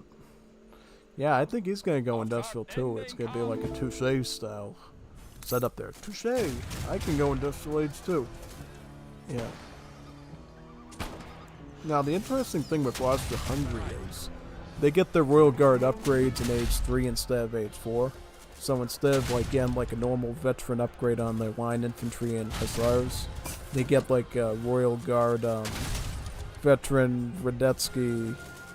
They get Radetzky's hussars in age 3 for the hussar, and then for the line infantry they get the Deutschmeister line infantry as their veteran upgrade, pretty much. Yeah. It's pretty interesting, you know. Gives them some pretty nice extra stats in age 3 to work with. And it means, too, once you get to industrial age, your guard upgrade will be of, like, normal cost at that point. And allow you to level up pretty quickly. Like, a few patches ago, Austria-Hungary used to have up to 4 Royal Guard units, you know. They had Royal Guard Grenadiers, they had Royal Guard Skirmishers, they had Royal Guard Hussars and Royal Guard Muskets. Now they just have like Royal Guard Muskets and Hussars now. Mainly because I think it was something bugged with the Royal Decree or something where it wasn't applying the right upgrade and the right skins or whatever, and it just looked really messed up. So they ended up just making it more normalish. And now their Royal Decree tech is actually kind of not good. I don't think it's good, you know. It was something weird with the wood and experience points or something that looked really strange. Yeah, basically. So what are we going to see here from shock him. So he's gonna just train a bunch of grenadiers now. Completely dry, you know, no upgrades. I don't know about that. Because, yeah, basically, Cap is just going to go Stuttgart Manufacturing, get a free steel gun and a free factory wagon, and then probably follow it up with factory. Or he can start moving into his Landwehren setup here. Start getting the Bismarck model. He already has the Berlin conference, so he's already getting the World Politic, I'm assuming, for that portion, right? Does he have a capital yet? No, he doesn't have a cap. Yeah, oh, he does. He's got the capital right here. Yep, he's got World Politic right now, so he can already start to train some of these Landwehren now. All he has to do is get the Bismarck model so they don't lose any HP. The thing I find kind of interesting, though, is that theoretically this should be tied to this. You know, you shouldn't have to get like separate I just think design-wise it's a little bit weird, because why would anybody only get World Politic? Like, oh, I'm gonna train and upgrade my emergency units and just die with the number of seconds, you know? It's just such a weird design dilemma. They really should just be like two, they should just be merged together into one thing. At least I think they should, because, yeah, like, why would you want Bismarck model if the units don't get any upgrades? And why would you upgrade the units if they don't have a loss of, if they have a loss of HP, you know?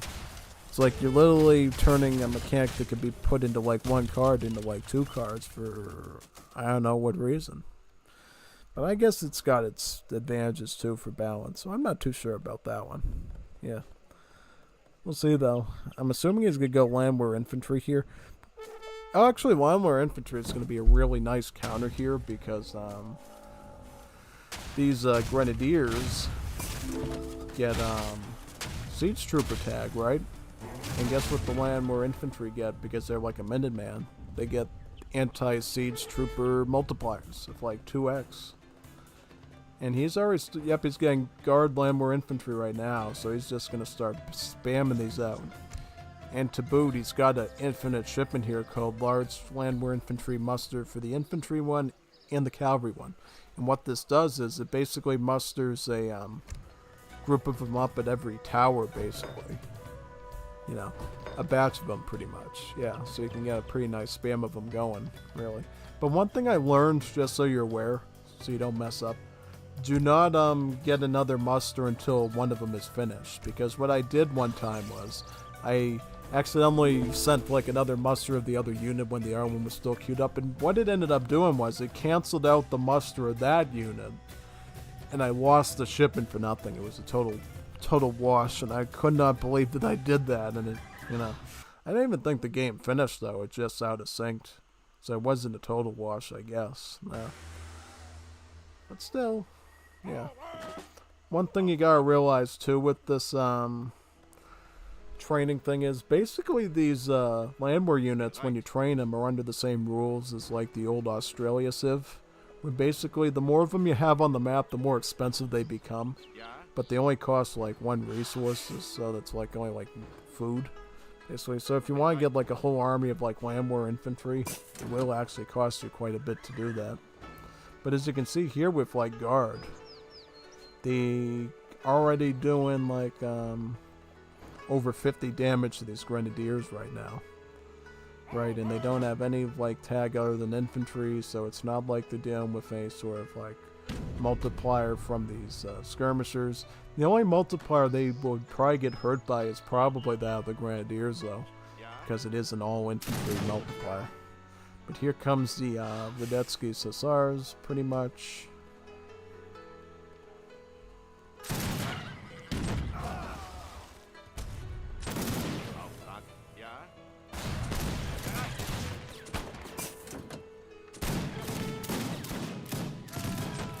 I'll set up a bit of a defensive there.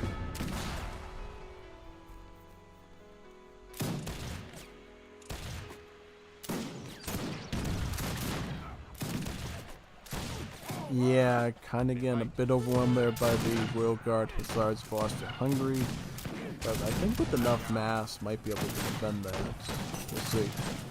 I don't like the fact that Khan is basically distracting all his units down there. They really should be up here trying to shoot at the landlord units. Trying to help out here. If he doesn't do that, then they're just going to get overwhelmed and swarmed here. I can see Germany is actually struggling for a bit of food because, as you know, the units do cost more food the more of them there are. But now you start to see the musters coming in. So you're going to see 4 land war infantry come out each one of these 7 towers now. So that's going to be pretty huge. We'll see though. Because it seems like... yeah, now I'm starting to see the land war take over. Yeah, it's starting to take over at this point.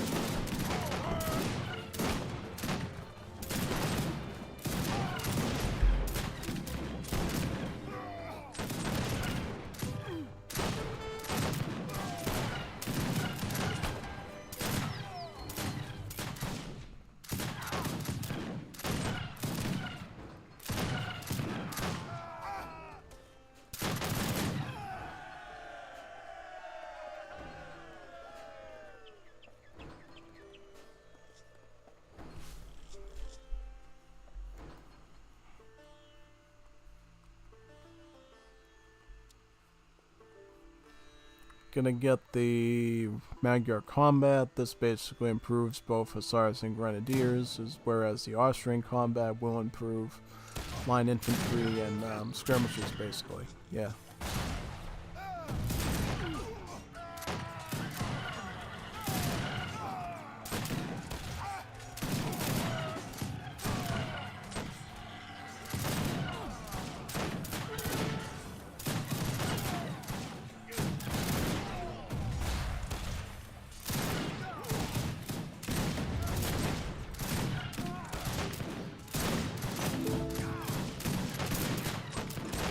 Yep, looks like a total takeover at this point.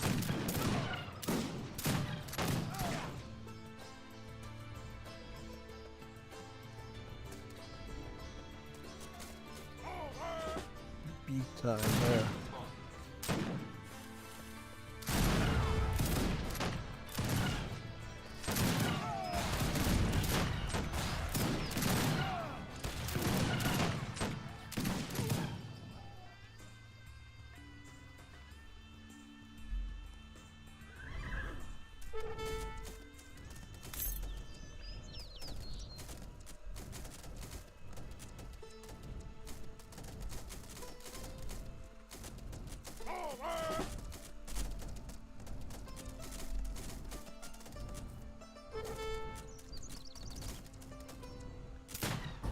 GG.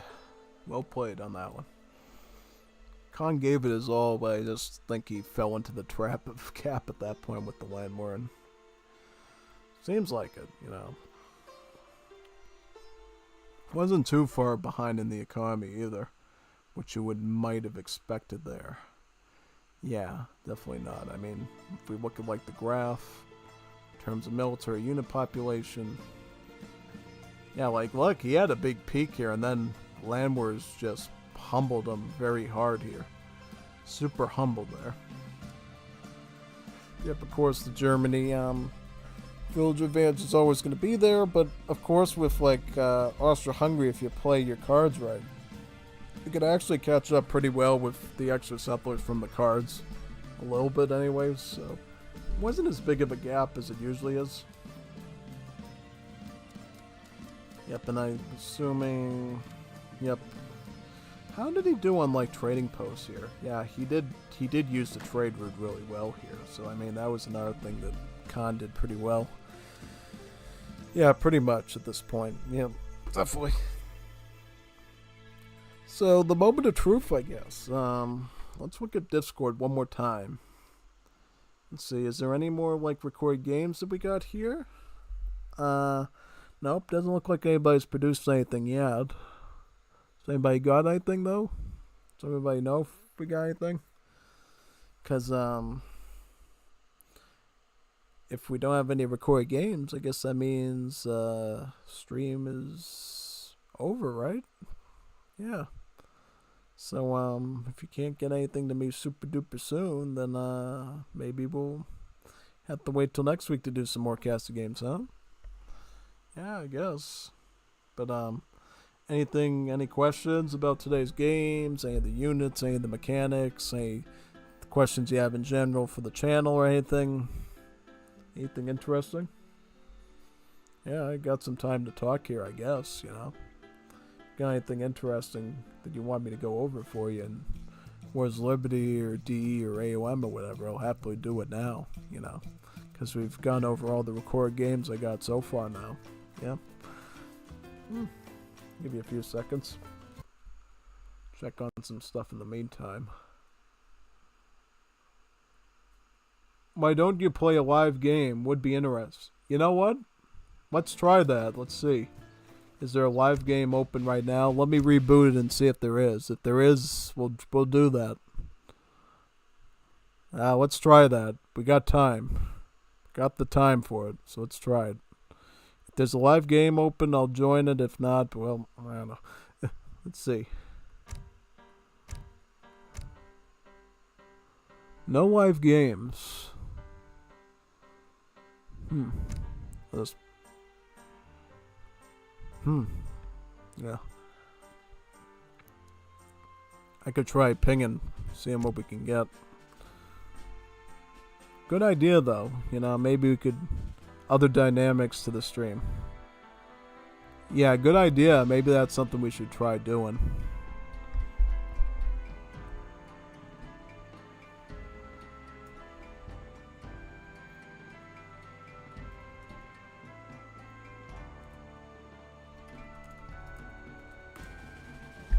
I just put a ping out to do a lost FFA. This would be a pretty cool thing to do. Yeah, definitely. Let's see, though. Will anybody come? So Lars is coming. Good. Up one. Let me just keep pinging constantly.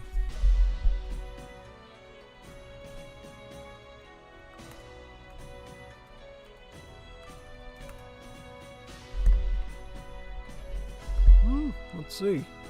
Maybe this is a new idea for the future. May as well, I guess.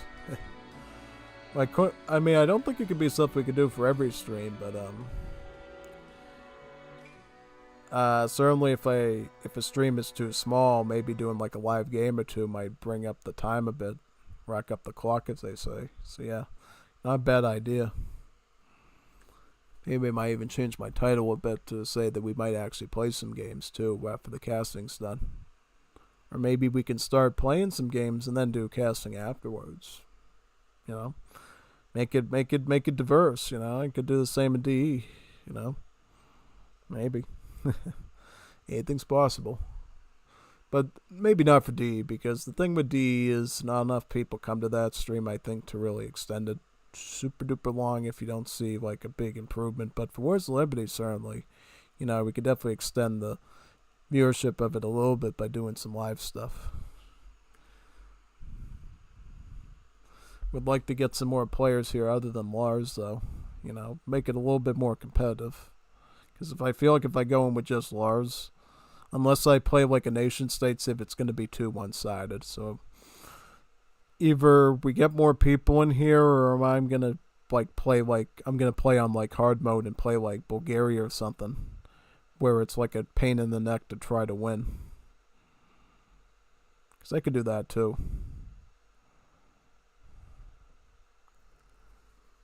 Anybody want to join? Got the lobby open.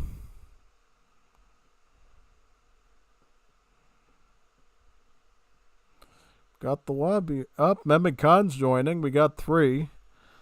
Let me see.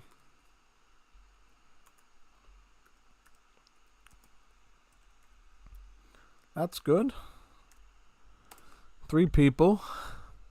Let's see who else we can get. The more the merrier. The more people we can get for this sort of thing, the better it really is. Yeah. And the good thing too about, I guess, of doing like a live game is I don't necessarily have to worry if I can't have the mic in if I'm like picking up the phone or something, because I could just unplug it super quickly and talk and while I'm doing the match and whatever. So I guess that's a little bit better, I suppose. Yeah. Yeah. Still, if anybody wants to join, anybody's welcome to come in now. The more the merrier. Oh, big time, yeah. So, anybody else want to join? We're taking more people. Taking more people. Hopefully not everybody watching the stream goes to join the game and turns off the stream then. Yeah, that would be kind of sad, but, it's alright, Not everybody has a super high performance PC. Definitely not. So some people have to turn off Twitch or whatever when they play their games, or else it totally lags it up. So I get it. Yeah, you can get some more people. That'd be good.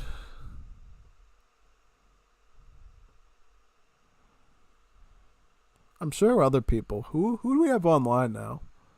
We got Let me see who we got. We got Kappa's online. Aladdin is online. Berserker's online. Who else? Saska's online, sort of. Zikader's online. So we got some people online. I wonder who's going to join. We got Labby here. It's got some players here. We got Azab. I mean, I'll keep trying for a little bit, and if it seems like it's just going to be a bottleneck and no one's going to join, I'll just, go with what we got now then. Yeah. Yeah, I'll just play like a nation state civ if we don't get any high profile players here, just to even it out a bit.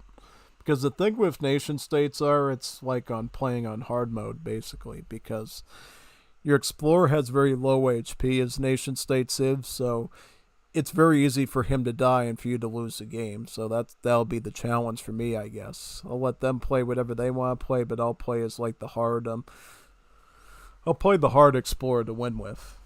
And it seems like they're picking some of the stronger picks too. Like Korea has 2 monks that can stun. And basically Mehmed Khan is playing Australia, which has about 3 of the sheepdogs and 1 fur trader. So they're playing some of the stronger OP lost civs, and I'm going to be playing one of the weaker ones to see if I can catch up and everything. Yeah. We'll see though. We'll see.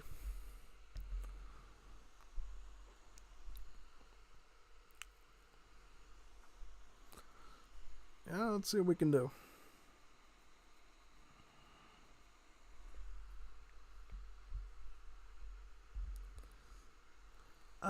I'll try pinging like 1 or 2 more times to see what we got. Nobody comes, and we just we run this. Ping, ping, ping. Ping, ping, ping. Alright.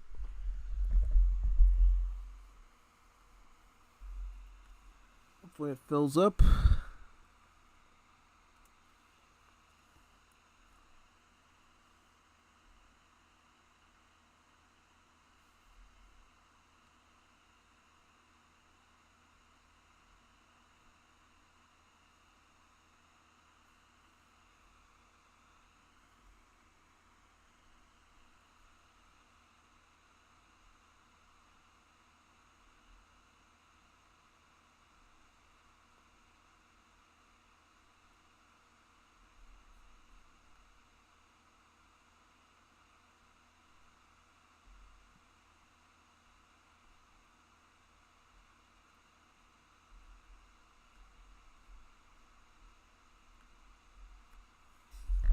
Un momento, Cap ya bien. So Cap is already coming. So we will get 4. Alright. Okay. So I might have to pick something a bit stronger then if that's the case. Because if Cap might add a whole level of difficulty to this. Yeah. So I might have to be a little bit careful with what I... what can I do though? I'll kick it up a notch and go Serbia maybe. Why don't I do that? I'll kick it up a notch and go Serbia, perhaps. Same challenge, just with a couple stronger upgrades. Yeah, I'll do that. Yeah, because you gotta be careful with cap, though. Cap will cap me pretty hard if I go with something that's way too difficult for an explorer. It also depends on RNG, of course, of what kind of treasure guardians you get on the map. Because if you don't get any good treasure guardians, then yeah, basically,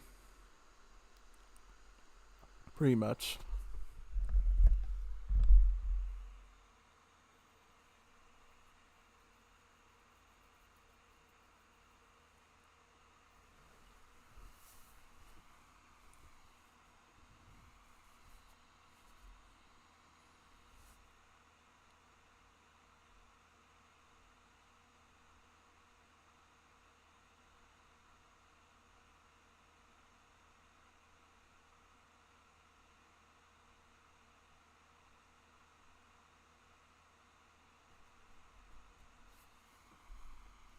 Yep, anyone's free to join.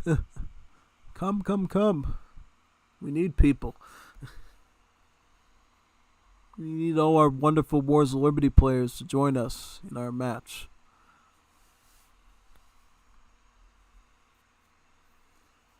We could probably start once Cap comes, then we'll have at least 4 to work with. So that way we'll be about an even number of players in, you know. If you have an odd number, then it turns into 2v1 in some circumstances. So it can get a bit jarring if you have an odd number. So even numbers totally fine.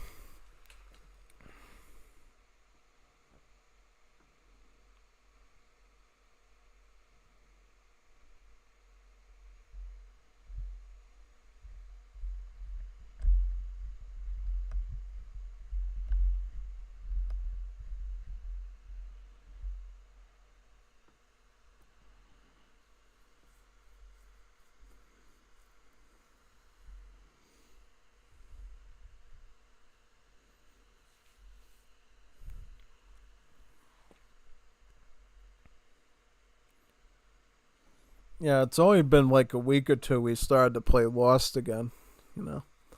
Lost used to be a really popular mode we used to do back in the day, and people just stopped doing it for some reason, you know.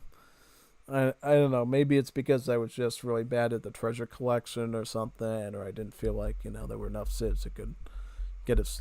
I feel like some civs had too much of an edge in it, or something like that, you know.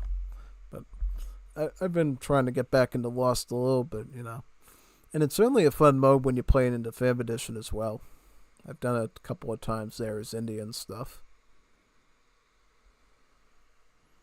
It's cool how they made like an official map in like the Fam Edition. It's not even a scenario. It's like a real official map that you can play into Fam Edition as a loss.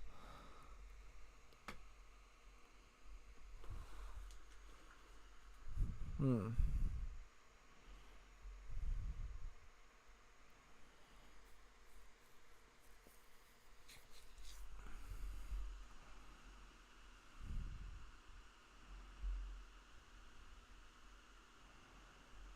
Huh. Hmm. I mean, I'll try pinging again, seeing if there's anybody else who wants to come too.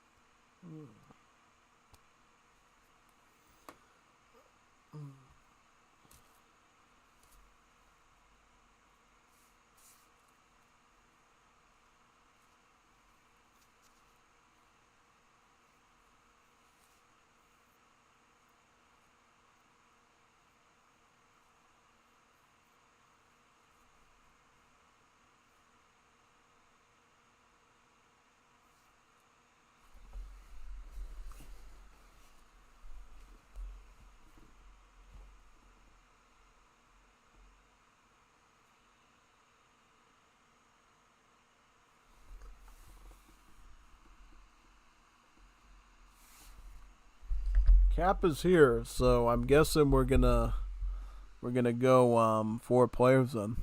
Nobody else is coming.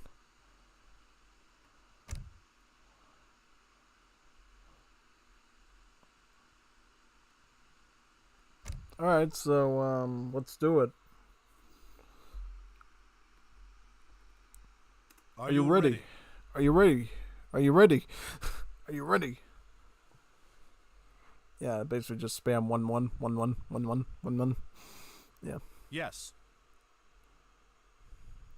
Alright. So let's ready. Green up, everyone. Let's get started. Just me check something 1 min.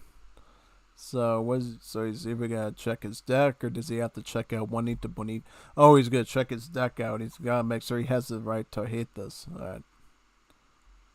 Okay.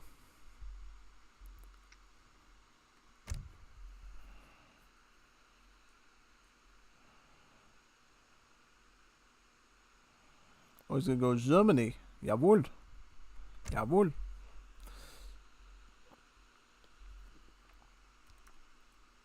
LOL. I am ROTFL. Start with only Explorer. Yeah. Yes.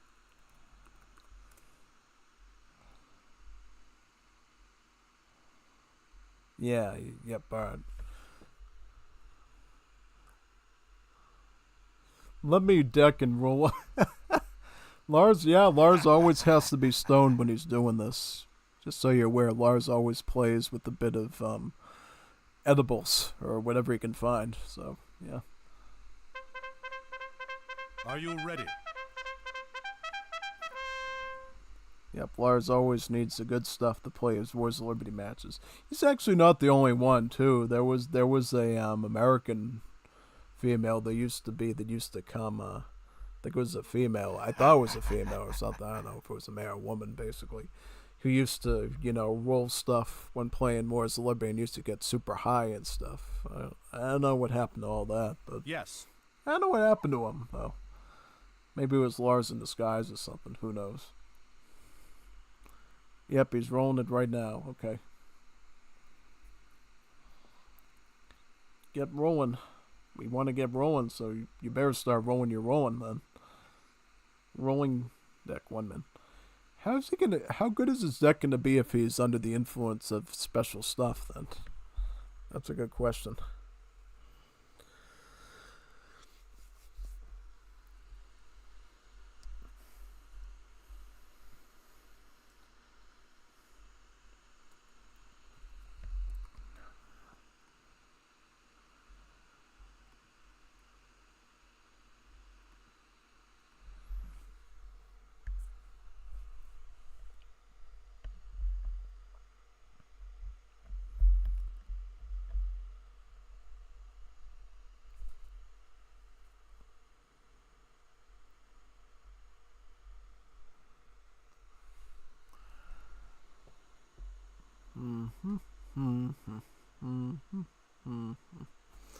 I mean, I'll put like another slot up in case anybody wants to join, I guess. Nobody's talking in the Discord or anything, so I don't think we're gonna get anybody new coming in. I don't think we are. Doesn't seem like we are. We don't have any, like, how about the officers and stuff, like the colonels. Nah, just me and Alden. Alright.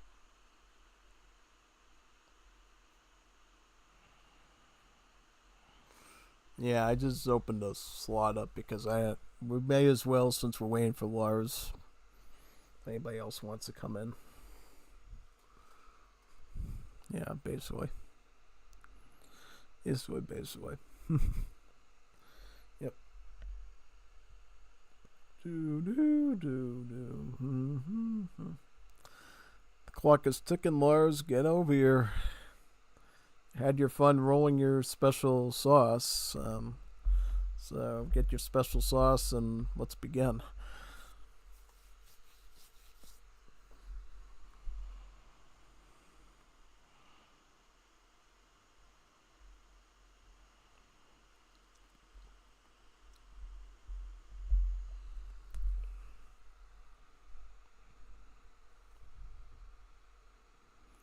Yep, Cap's good to Serbia. Oh, he's good. Oh, he's doing China. China. Oh no, not China. Is that bad? I don't know. Well, he's got the stun ability, and he can tech. The thing that China can do in this to get ahead is they can basically get food treasures and make more disciples with it, and then use that with their stun ability and basically just have an easier time getting treasures that way. So there's a bit of power in China in this. Yeah. Yep. Hopefully Lars doesn't forget where the lobby is because he's having an experience right now. Yeah. Hopefully not.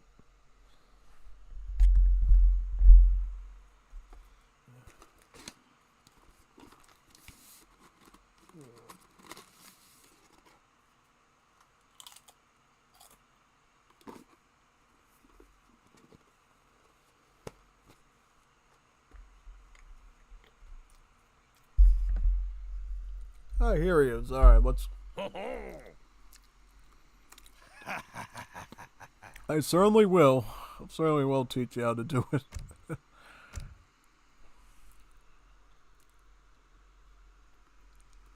Let's Are you begin. ready? Yes. 3 minutes. Are you ready? How many you rolling?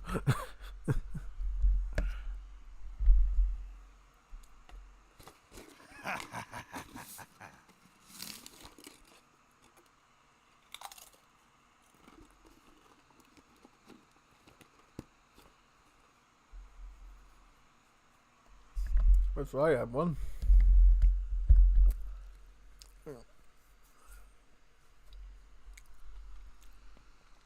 LOL. Need to feed the dogs. So. TFL. Who? You didn't feed the dogs yet? What time is it? It's like, oh crap.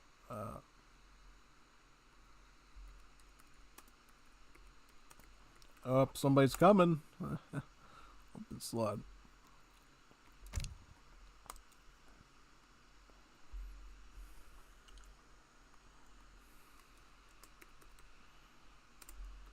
Ping him. Yep. Oh, Shadows. Oh, General Shadows join us. That's cool. Yeah, so we'll have 5 people then.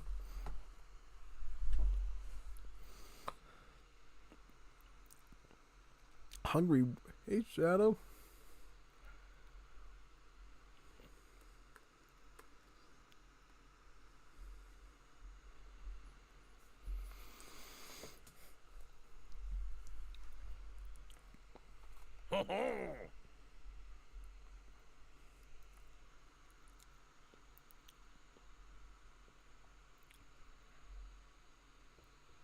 Just gotta wait for Lars to feed the dogs, whoever those are, to before we can start. Yeah.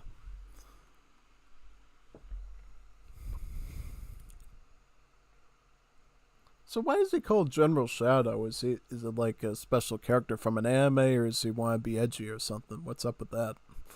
Who knows? Who knows at this point? Oh, he's a friend of Cap? Maybe. Interesting. Are you ready? Yep, I'm ready. Yes. Is Lars ready is the question. Yes. Or will he ever be ready? So once he starts rolling, you can Yes. never stop.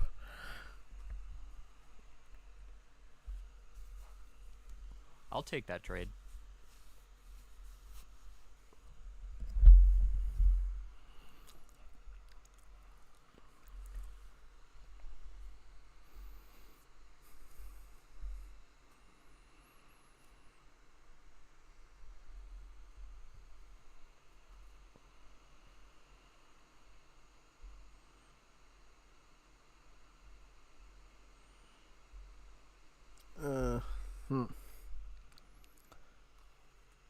What's the lad doing? Oh, he's rejoined. All right. Okay.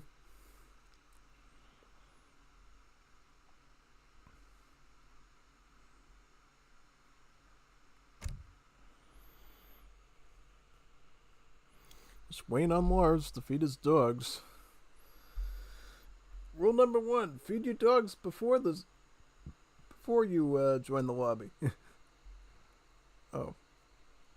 Oh. Mm.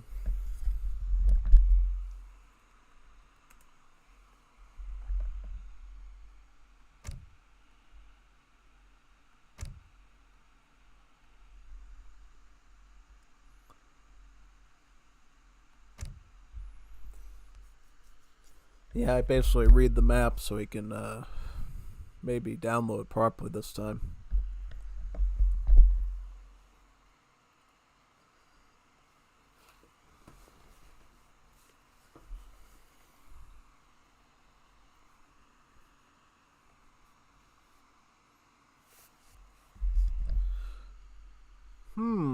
I'll try again. Maybe this one.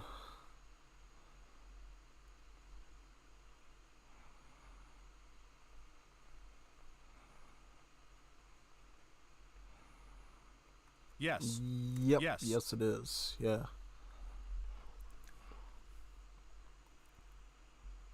Yes.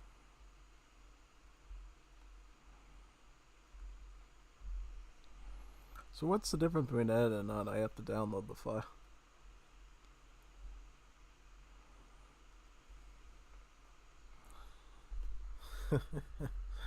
Yeah. Las mapas. Nope.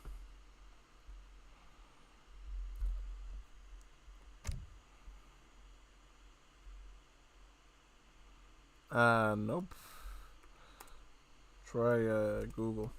No. No. Might be on Heaven Games. Yeah, that's where most of the might be on the Heavy Games website. That's normally where you find a lot of scenarios for the old game. Let me see. Let me check it online.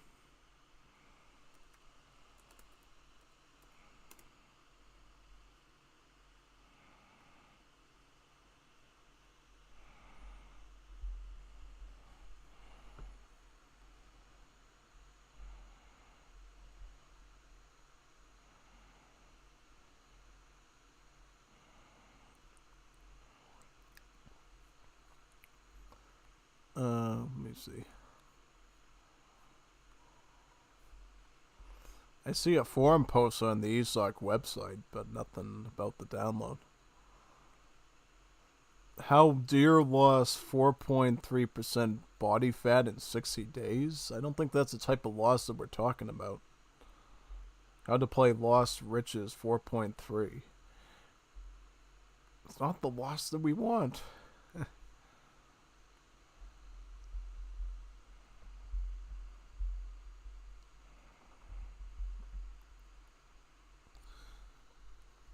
Yeah, so we basically have to wait for Shadow to have the game download then. Alright. Okay. It's fine. Yep, just gotta wait for General Shadow to download the scenario. I'll leave it on this one so it eventually downloads for him. It's a big map, so yeah, it might take a while.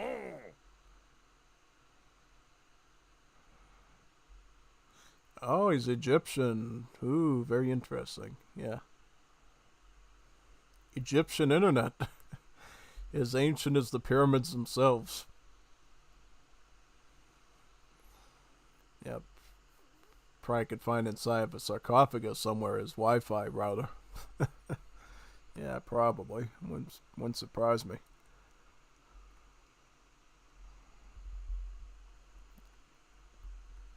When we start? When we starting? Start the game already. I'll reload. Oh, Aladdin comes in. Oh, okay, so Are you ready? We got people. Got more people. And then he leaves.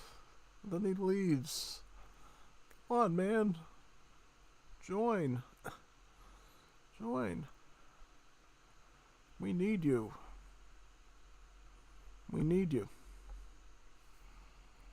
Everybody needs you. The stream needs you. We all need you.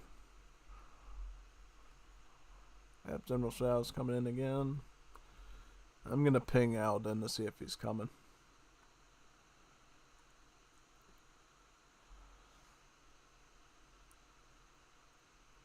Huh.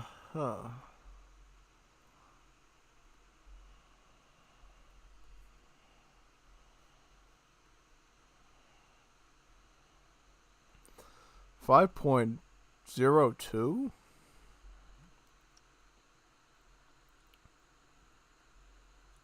You have?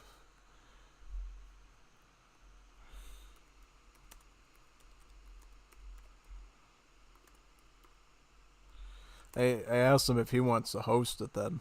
Because if he wants to host it, we'd be happy to join it. It's, didn't know there was a loss 5.02. Are you ready?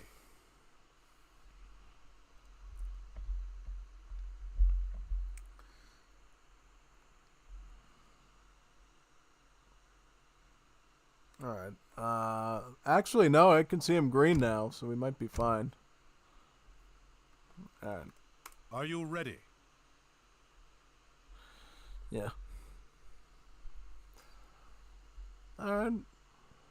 Should be ready now, then. So I finally download it.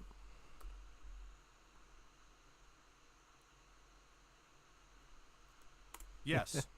Yep, finally. Took long enough. Yes.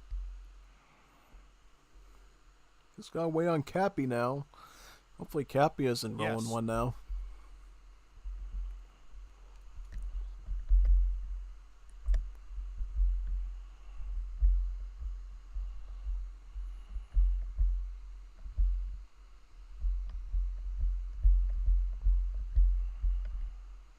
Attack now.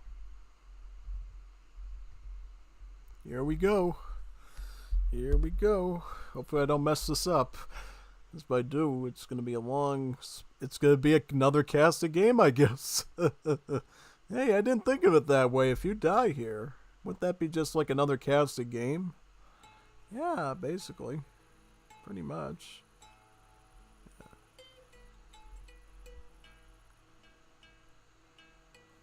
So what is this for? This version has a lot of like natural resources on it. Wow, look at all this stuff. There's caribou, there's gold mines. This is pretty crazy. Yeah.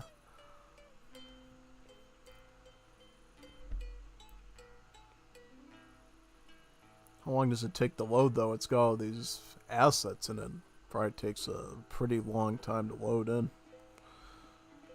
I can imagine. Oh, this is the deck we want, right? My lost deck. Alright, now it's loading. Right. Hopefully it doesn't out of sync within a number of seconds either. That would be pretty bad. And pretty sad. Pretty bad and pretty sad. I want to get the surgeon first, actually. Let's get the surgeon first.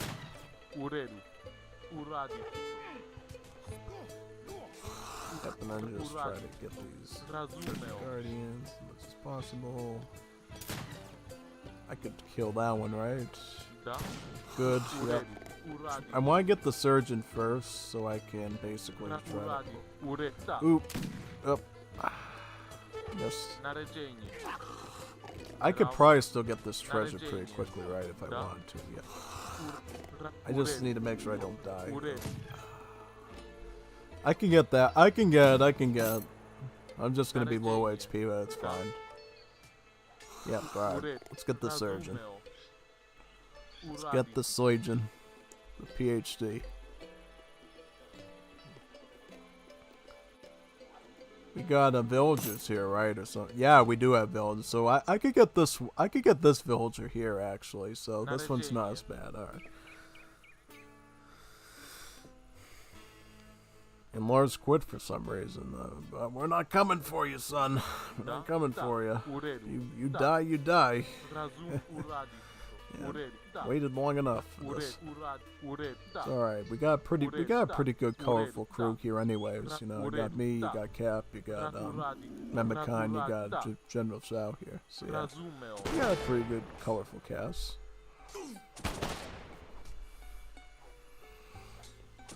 The one thing you gotta worry about here is making sure your explorer never dies. Because actually your Serbian explorer will actually die. Because see, with most explorers, right, they go unconscious and then you can rescue them with like the surgeon, right? But for nation states is, like I mentioned before, your explorer will actually croak if you're not careful. Basically, yeah. See, the one advantage though of the nation state hero is basically the fact that it deals more damage. It has less hit points than the normal explorer, but it has more damage. Remember how I mentioned earlier the nation state units have low HP, high attack? That's included with the explorer, so it takes the explorer less time to basically kill things if it comes down to like output and damage, but in terms of HP it will fall a lot quicker. And it'll turn into like that statue like we saw before. Da. So I already got a villager, so that's good. So even if I lose my explorer, I at least have an avenue of getting a town center, which is at least good. Basically. Heal him up quickly with the surgeon. Yep, and just look around, see what we can find. I got another pretty easy one right here. I'm wondering if I should go for that one next. And since it's a Roma slave, I can actually build my tower house, which is good. I'm going to keep my surgeon in the back, and I'm going to try to micro off these bears as much as possible. See what I can do. Let's see. Let's see what I can pull off here. If I can get like a villager number 2, that'd be really good. Yep. Let me see what I can pull off here, though.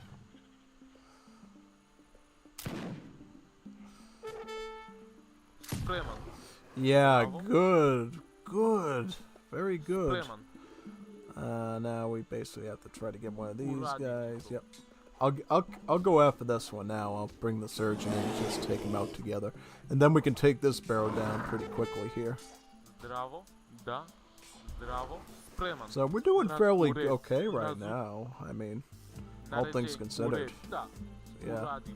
Take this one out now. Not bad, actually, no. This is a pretty good setup for me, actually, yeah. Because we're already at villager number 2 now. Is this a wood treasure by age? Nope, it's an XP one. I might grab it anyways, though, yeah. Wouldn't hurt to grab, honestly. Oh, this is another wood treasure. We could grab that one too, actually. I think it might be a little bit riskier, though, but probably worth it, because another thing I didn't tell you about the, Chief is he gains additional resources from treasures, which was carried over from the cartographer, basically, which was the original explorer type that the sort of like the Greeks and stuff got. Now they get the chief, but at least he retains that property of him. He'll get like 100 and something wood from like a 70 wood treasure, which really does help you get ahead pretty quickly. Let's see what we can do though, because if I can get like 200. How much does a tower house cost? Is it 200 wood or it's 250? So it's the same as an outpost. Right. What I was thinking was if I can get like enough wood, we might actually be able to get a tower house up and get like my first like hero upgrade here, Obor Knegs, and then I can get like eco theory and start working on that type of stuff. Yeah, I want to group these blowgunners together if possible. To make it more. I'm probably just retreat though. He can have that if he wants it. Yeah, I'll let him have that treasure if he wants to. No. I'm not looking to risk it too much here. Nope. Another villager. I don't like that China's already scouting around over here though. I'll just wait for China to sort of back off at this point. So he's gonna go after this. I'd rather just wait for China to pass at this point and just stick with what I got, basically. Yeah.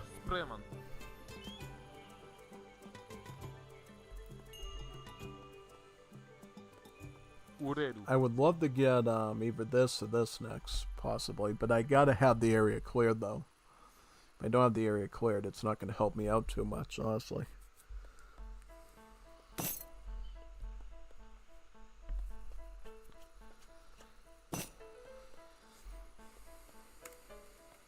No idea.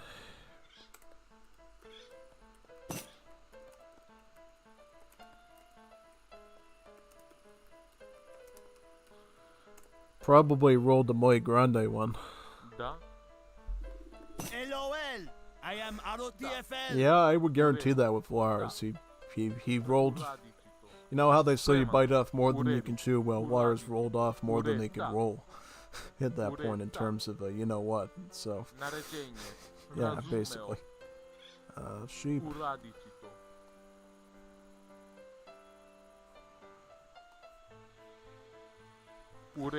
I could go after this boar, right?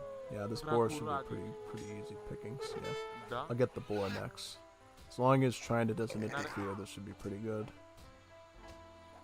How much wood is this? This is 80 wood, so it's a pretty decent prize actually. Yeah.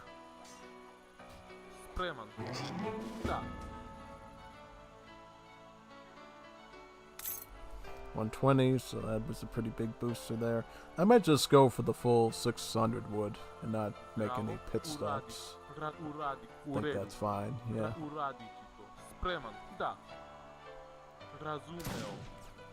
Definitely that blowgun treasure would really helped, but it's totally fine though. Yep, this should be a pretty quick one. Let's see if I stand right here what these bears end up doing. Yep, I'll try to get this one now.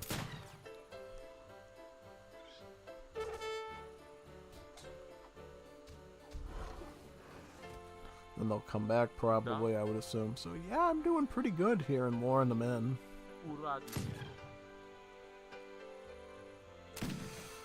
Yep, that one's gonna be lured in now.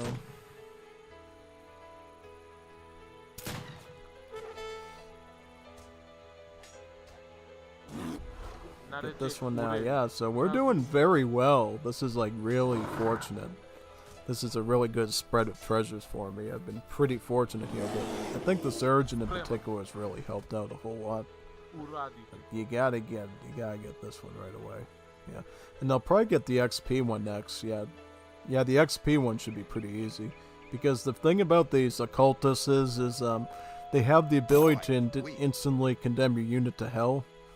But if you stand up right next to him, basically, he won't be able to condemn you to hell because he'll go into his melee animation. So the way you beat these occultists is to prevent them from using their evil demon powers on you. You have to go into melee with them so they can't send you right to hell. Basically, yeah.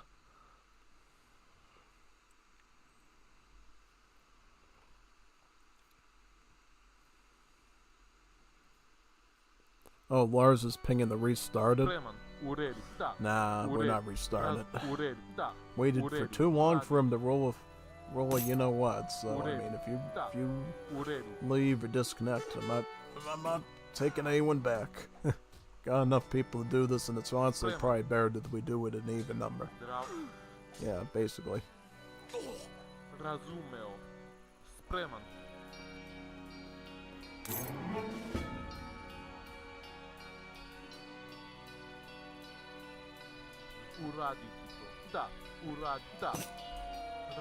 Lars died?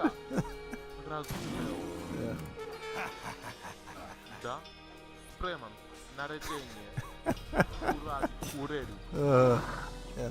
So he's salty then because he died. Yeah.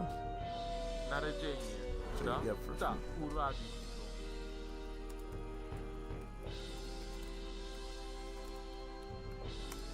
oh, because he rolled one, yeah.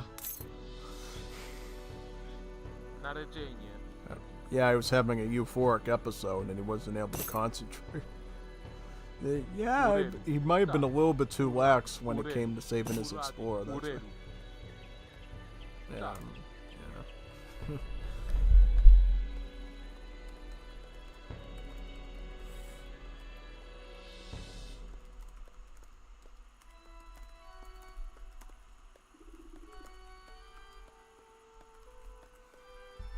I think the whole feeding dogs thing was a code word for multiple. Yeah, I would guarantee that. I don't think he was only making one of those special things. He was making multiple ones. I mostly guaranteed that with 100% certainty.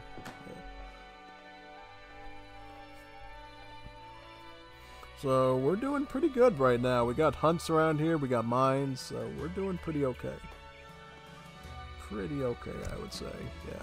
You know what I should consider getting here? I should get that, like, villager card that gives you out so many every minute or something. That would actually be a pretty decent thing to get, because even if I don't get the town center, I could pull in like 30-something villagers and get ahead. I should actually consider that next time, yeah. So what do we get here? What's the best politician to get? So should we get Geese, Market, Hajusi? I should actually get a foundry, believe it or not, because the foundry is going to give us more XP bounty. It's also going to give us 2 priests when we age up, and 2 priests would actually be a really good age up.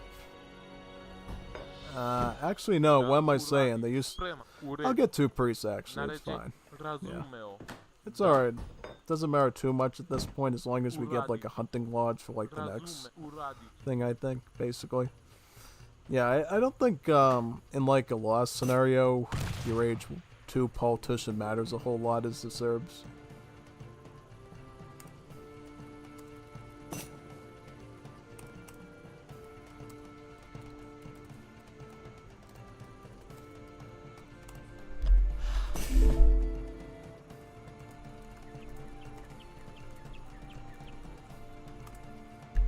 Yeah, basically if he goes in the melee with them, they won't use the condemn action.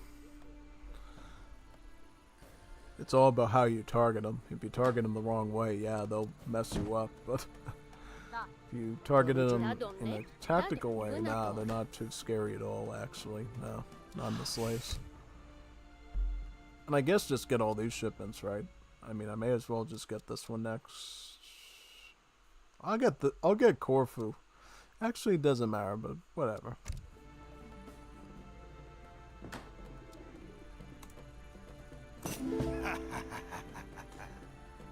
Wait a minute, did Mehmed die too? Oh, wow. Oh, wow, it's just me and General Shao now. This really got pretty tight. Beat time. So what now? Do I look for, like, food treasures at this point to get up my food? My, comida? See? I'll look for some comida. Necesito comida? Yeah, I'll get comida. I'll get this food treasure here just so I can age up a bit quicker. Should I just get like a hunting lodge now or something? Maybe. Yeah, I might just get that.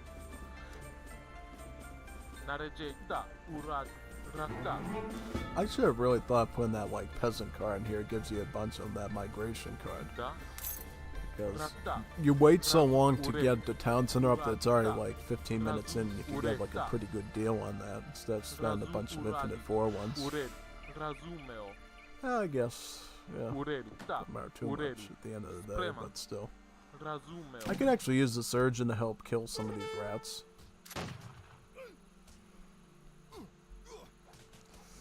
It takes the surgeon 2 punches to kill a rat. That's pretty surprising.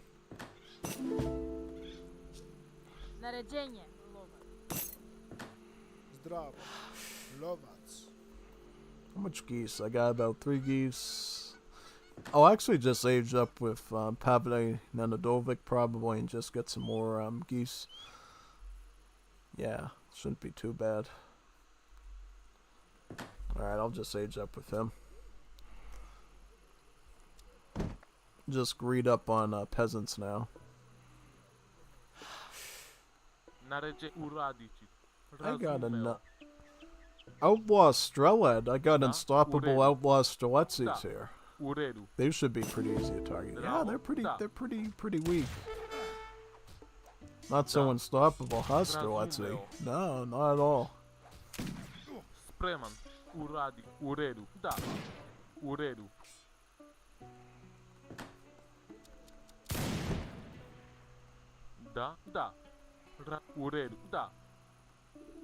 Here's a peasant.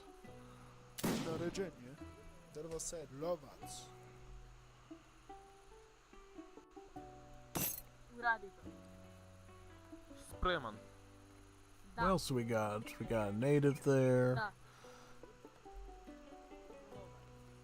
Oh, we got another peasant here. Let's grab that one too. Once we age up, because then I can apply the other hero upgrade to my chief. And he'll be able to slice and dice through those highwaymen pretty quickly.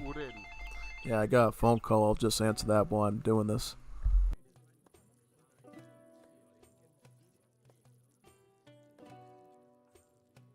Da. Naređenje. Razumem.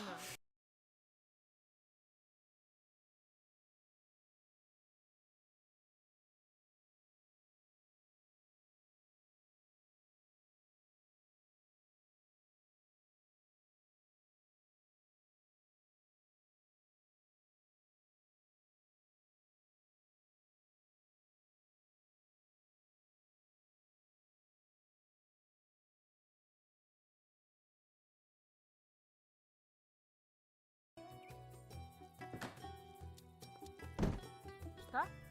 Da. Zdravo, da. Ruda. Naređenje. Graditelj.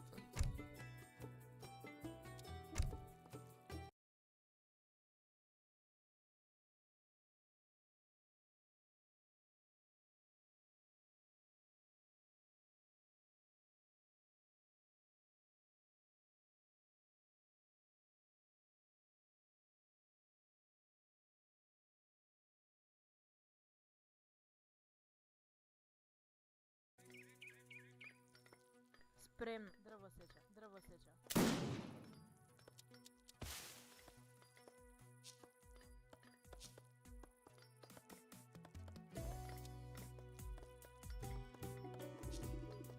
Da. Razum uradi. U redu. Uradi. U redu. Da. U redu. Da. Uradi. U redu. Razumeo. Naređenje. Zdravo. Naređenje. Spreman. Uradi. Razumeo. Zdravo.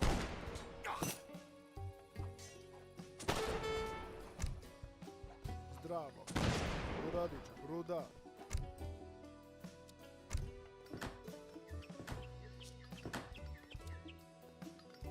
Da. Uradi ću to. Šta? Drvoseća.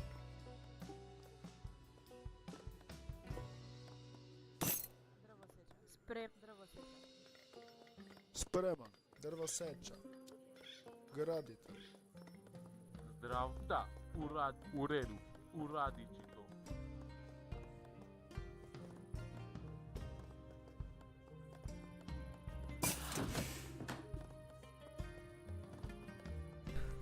I think the cool thing about, like, when you get a phone call, when you're playing the matches, it's not as boring and makes people leave, because at least you're playing a game or something, so it's like something visual for the eyes. But when I'm, like, doing casting and I have to, like, pause the cast or whatever, then it gets a little obnoxious. But, at least basically what I did there was I got that peasant I was talking about, then I built the market. I want to get some of these farmer market type technologies here, basically, because, these will not only give me the next level of marketects, these will also give me some experience as well. This is sort of the nation state's version of mercantilism. Instead of like some big giant coin costing tech, you get it in stages through that, basically. So it's a pretty good thing you can utilize to get up pretty quickly there. Unfortunately, China sees us, so I don't know what we should do about that. Again, aggroed by China. Da. I don't like that too much. Let's get these geese over here and start eating these. Yeah, we should be ready for age 3 pretty soon, and then we can start making some... I want to get to age 4 as quick as possible then. Yeah.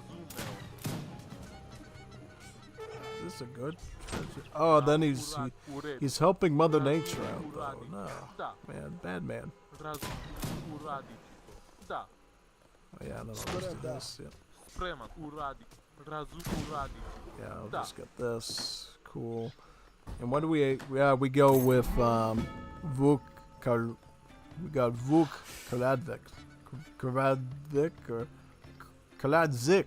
Kaladzik. All right, I mispronounced that earlier. All right. basically get that, and then we can get our first hunting upgrade, I guess, because we still got some animales around here, right, that we can eat. Yeah. I'll just get like another set of peasants to get a bit ahead here. Šta? Do we have any herdables we can get from treasures too that we can add into our stack? Da. Chickens. It's not too bad. Uradi. Uredi. But is there anything better here we can spend our time on? I don't know. Let's see. Let's get some of these animales over here. Naređenje.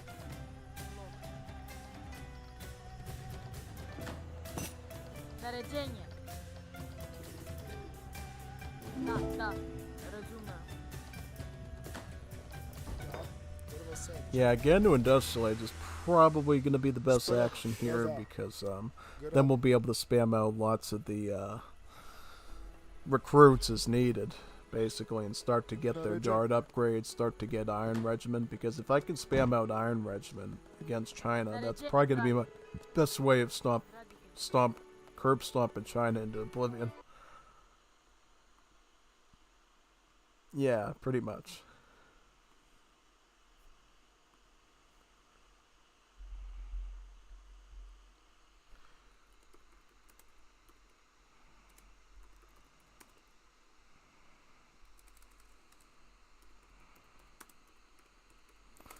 Was writing to someone in Discord, the guy, you know, the person you saw today that did some of the ranked Age of Mythology games with me. He wanted to know if he wanted to do more with me, and I said, absolutely, sir. Let's do some more, you know. 'Cause we worked pretty well last time, so that would definitely be a good plan, I think. Get some good content, you know. I like doing Age of Mythology, you know. It's probably just as good as AoE 3, I would say, in terms of, like, the beautiful content you get out of it, pretty much, yeah. So what do we get now? I think we go George Wayford at this point, because George Wayford will basically give us some more of the, Uradić, how do I razumem. put it? Basically, George Wayford basically makes our farms cheaper, our houses cheaper, our town centers cheaper. George Wayford can be a really good late game option for you to go with, usually. Yeah, so we'll do that. Probably the next card I'm going to want to go for is Iron Regiment. Yep. So I'll get Iron Regiment now going, so that way our recruits will be really tough when it comes to time we need them. We already have guard upgrades, so we already have something a bit to spam with there. Spreman. It wouldn't hurt to start scouting around with the surgeon as well. I guess I'll put down a field hospital here so I can get out more surgeons, I think. Can you train more surgeons from the field hospitals? I can't remember if you can. I don't think you can. I don't know why I think that for some reason. You can actually get a hospital in Serbia, and maybe I should have considered getting that. But maybe no. Nah. Not when all those techs are gone from it. Definitely not. Yeah, I can't train surgeons, so I'm just gonna scour around with him and find China. Maybe we'll aggro China super hard when we get up to age 4. Ce Maybe. ordonați? It's probably the way to do it. So again, the wood chopping upgrades, yeah.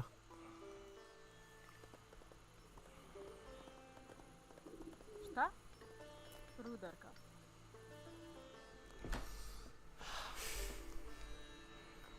Yeah, I mean, if we can find China's base and just crush them now, that'd probably be easier. This point. They could be anywhere, though. That's the scary thing. Like, they could literally be anywhere in this wide map. So we're gonna have to do a bit of running around here to find them. And in the meantime, is there any treasures around here we want? Tomato vine, why not? Let's just grab anything we can possibly get here, I guess. Yeah, this explorer is super beefed up at this. Also, I should get a tower house too now because I actually can start to get some of the European explorer upgrades from this card here, basically.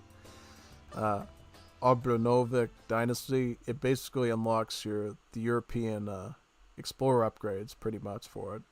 So he can actually become even stronger once you get that going. As you can tell, he's already a pretty big beast of an explorer at this point, and can already do some pretty serious damage in industrial age. Just wait till you see what you can get once he gets up some of those European upgrades.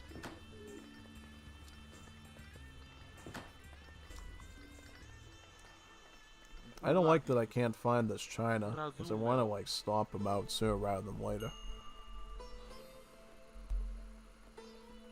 Spreman. Uradici. Uredu. Uradici. Da. Uradici. Da. Yeah, let me get the rat. Urad. Razum. Uredu. Da. Uradici. Get that. Start to get knighthood here. Naređenje. Spreman. Ured. Razumeo. So I found one of the trading posts. Uradi. Da. That's good. At least I'm getting somewhere here. Maybe follow this trade route a bit and see where it brings me. Yeah, that's probably gonna be the next best move here. Let's get some wood shop and probably get some crop upgrades next, yeah. Because if I need to like ship in a bunch of recruits at this point, I can. But if I can train them for res and just focus on again like a combat car instead, that'll be good. As if I go like recruit spam against China, I can usually do pretty good against it, I think. Wood. Some wood. So I have to get that guard upgrade now on the... Yeah, well, by the time I find China, he'll probably be Imperialite, so I better start focusing going in that direction, probably. Yeah, most definitely. General Shao is probably like a non-factor at this point in terms of threat, so mostly just focus on the China threat right now. Naređenje. Uradi. Uredu. Da. Yeah, like, look at this explorer here. Very powerful.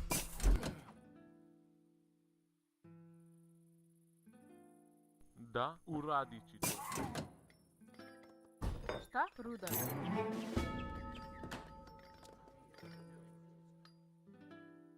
Zdrav. Uredu. Razumeo. Da. Spread, da. Ruda.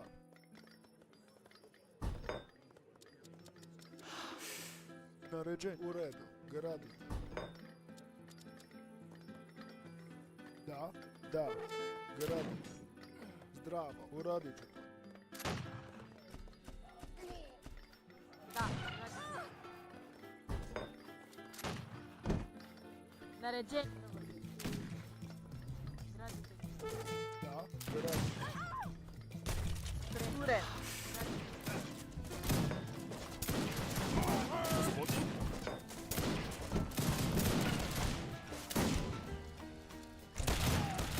Da. Razumem. Da. Razumem.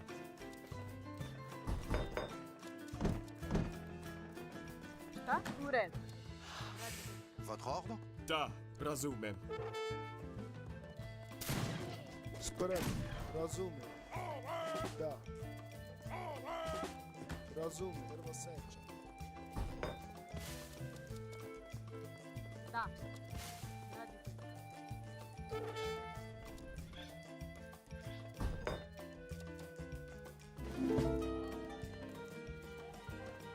Spremno. Naređenje. Da. Bravo. Gradi.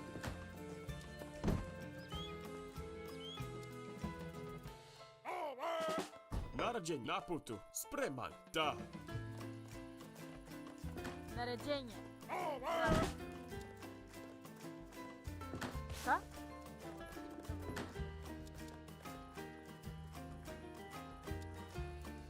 Naređenja. Razumem. Da. Razumem. Na putu. Da. Razumem. Spremno. Radi. Naređenje. U redu. Gradite. Da, graditeljka.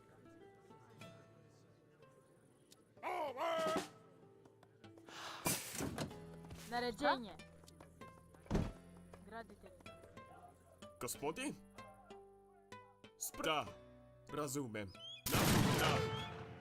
Razumem. Da.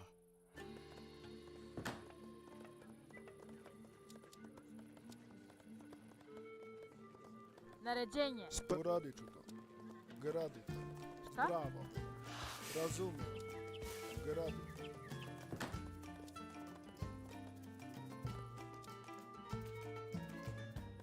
Da.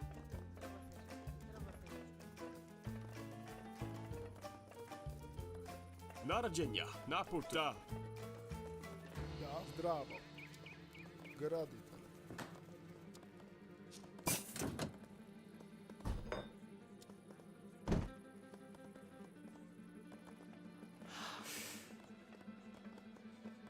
Da.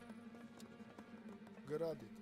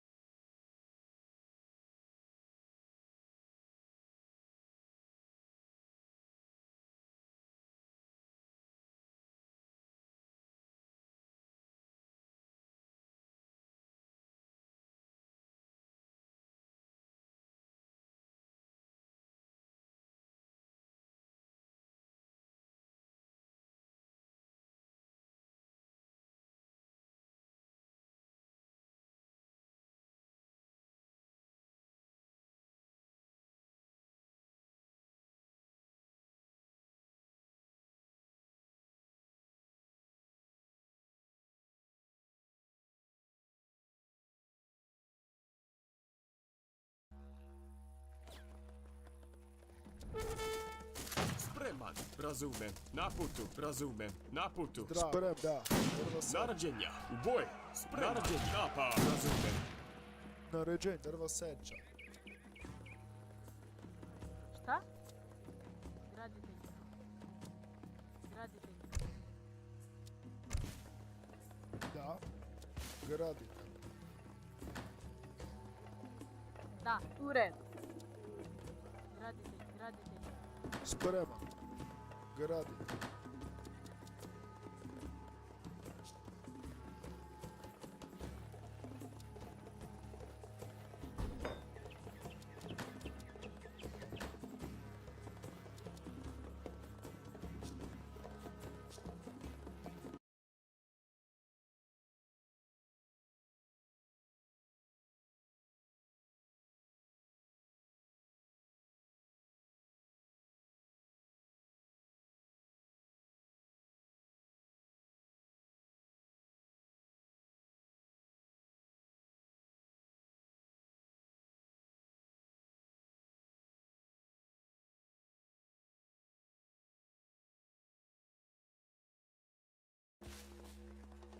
Gospodin? Na putu.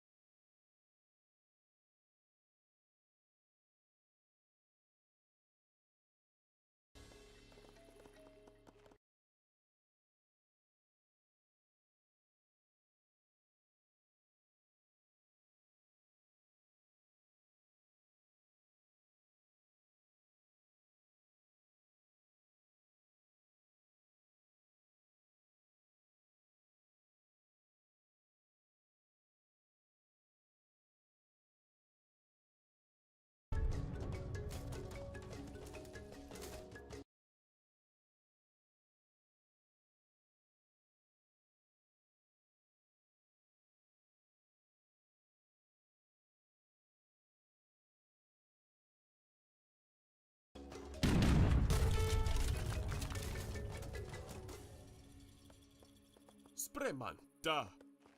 Naređenje. Gradite. Gradite. Gospodin? Razumem.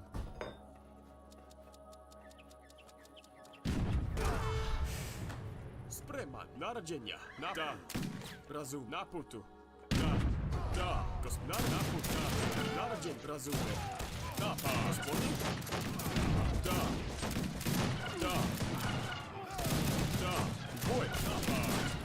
Boj.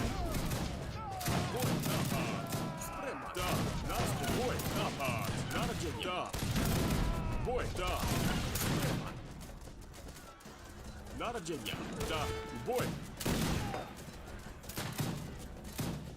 Naređenje uradite. Uradite. Gradite.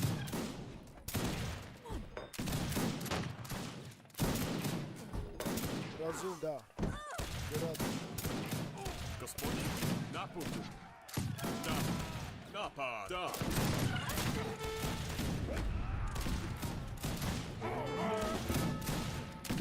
Spreman. Boj. Napad. Da. Na putu. Boj. Da. Na putu. Napad. Gospodin? Na putu. Da. Razumem. Na putu. Razumem. Na putu.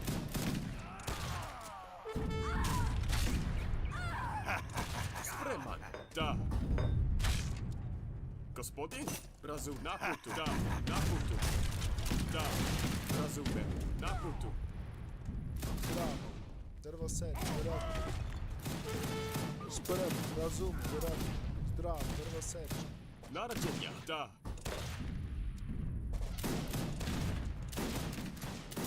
Spremno. Zdravo. Uredno. Gradite. Da. Drvo seć.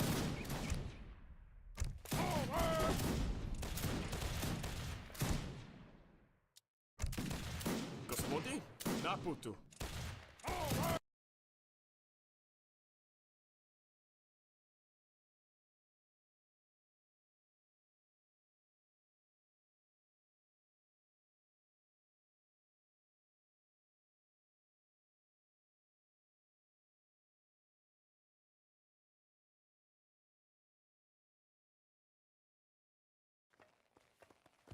Spreman.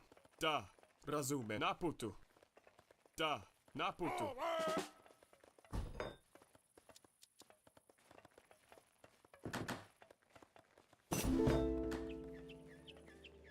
Gospodin? Razumem.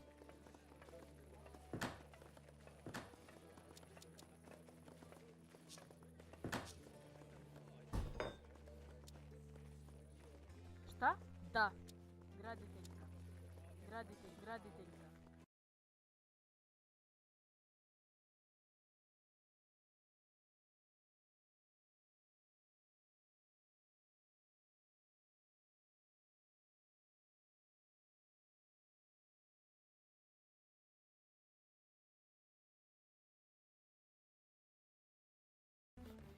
Spreman. Na putu.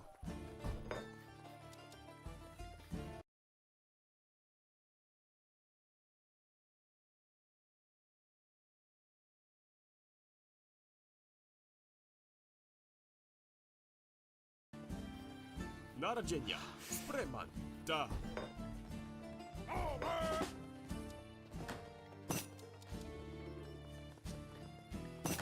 Zdravo. Drvo seć. Da.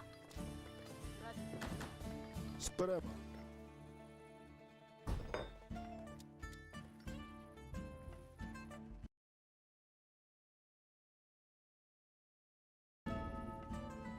Šta? Graditeljka. Naređenja. Na putu. Spreman. Da. Naređenja.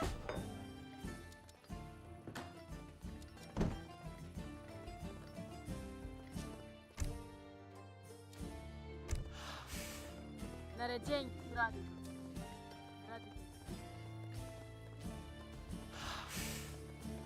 Spremno. Naređenje. Da. Graditeljka. Šta? Drvo seć. Da. Da. Graditeljka.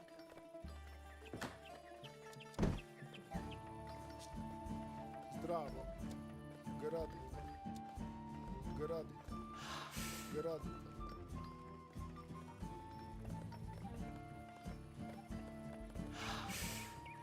Spreman. Razumem.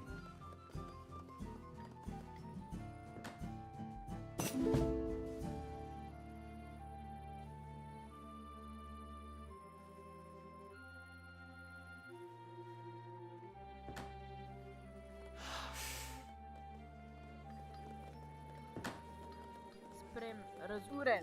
Radite, da. Radite, radite.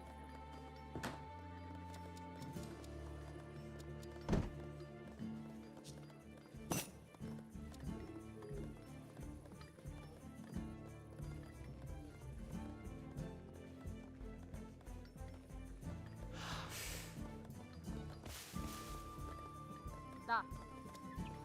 Radite.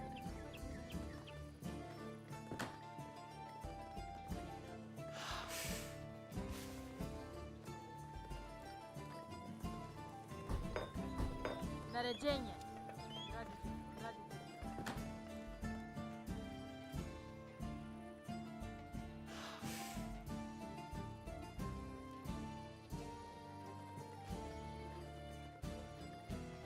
Spreman.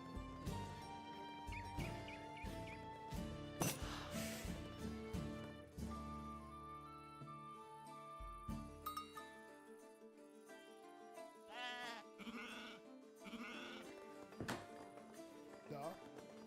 Drvo seč, drvo seč. Spremno. Gradite, gradite.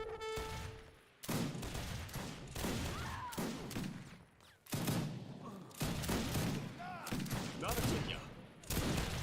Boj, napad.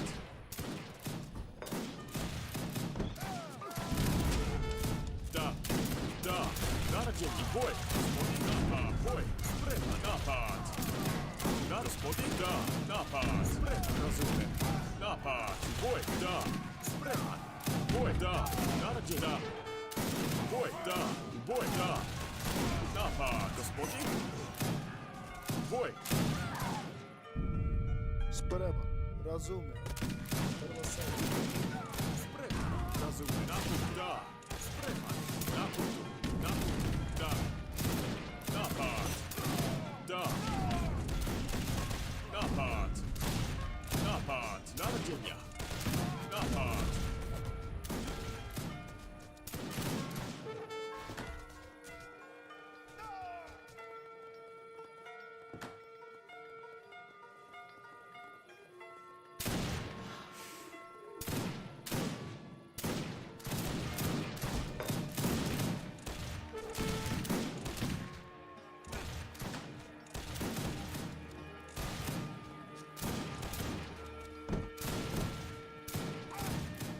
Da. Drvo seč. Naređenje.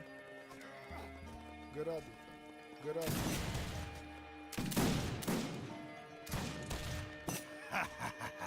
Naređenje. Radite, radite, radite.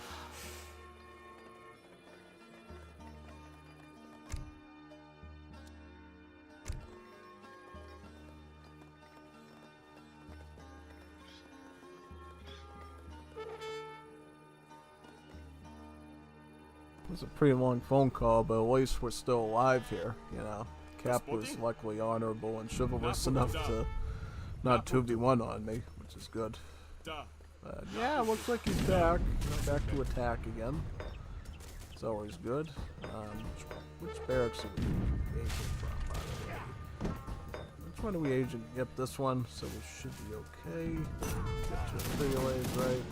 Yeah, that's the most important thing at this point. Try to get to end page. Da. Razumem. Gradite. So technically it's still like a 2v1 almost. Yeah. da, naput, da, razumem.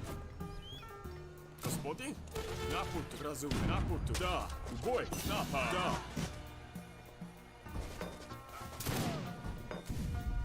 Imperial upgrade now, yeah. Spreman, da. Naređenja, u boj, napad, boj, Spreman. Napad. Naradjenja. Boj. Spreman. Napad. Naređenje. Razumem. Napad. I mean, I don't know. It's like, yeah, I'll just get a bunch more of these recruits. Gospodin? Da. China. So China's over there, I think. Yeah. I think I found China right over there. Yeah. And stupid phone.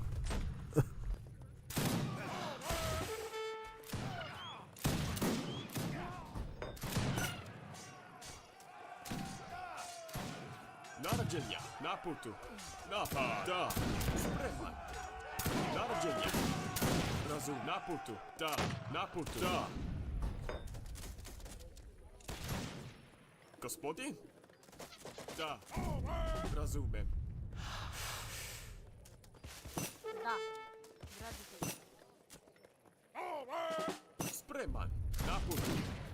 Da. U boj. Naradjenja. Napad. Na putu. Da. Da. U boj. Napad. Naradjenja. Boj.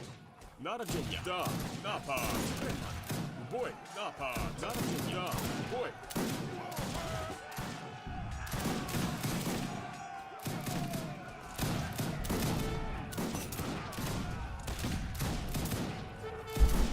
Try to defend this front. Gospodin? Yep, and now he's coming on this front. We're still alive at this point. Let me see. Is he actually going after me with spies when I'm dealing with this? Are you kidding me? This is getting messed up at Da. this point. U boj. Napad. Get him out of my base. That's all I want. Get out of my base. Gospodin? Get this Da. man out of my Razumem. base. Na putu. No, Da. no, you're Na not putu. kiting me. Da. No, no, no, Razum. no, Na no, putu. no, no. Razum. You're coming, coming, coming. Razumem. Da. Spreman. Boj. Naradjenja. Napad. Da. Spreman. Na putu. Da. I mean, I Boj. can beat Da. him. Spreman. Boj. Naradjenja. Napad. Gospodin? Get out of my Boj. Da. base. Get Boj. out. Napad. Get out. Boj. Get Napad. out. Da. Boj. Get out. Da. Get out. Get out of my friggin' base, man. Razumem. Boj. Naradjenja. Na putu. Razumem. Where's my explorer, actually? I'm gonna expose this clown right now. Naređenje. Is he? He Spreman. better not be teaming on me with him. Better not be. This is getting messed up. Like, we got an Imperial China here with an ally. That's apparently helping out. Unwitting ally. Napad. Where is this guy? He's teaming on me. You kidding? He's running spies on me? Urat. Oh, get out of here. Razumeo. Spreman. Na putu. Da.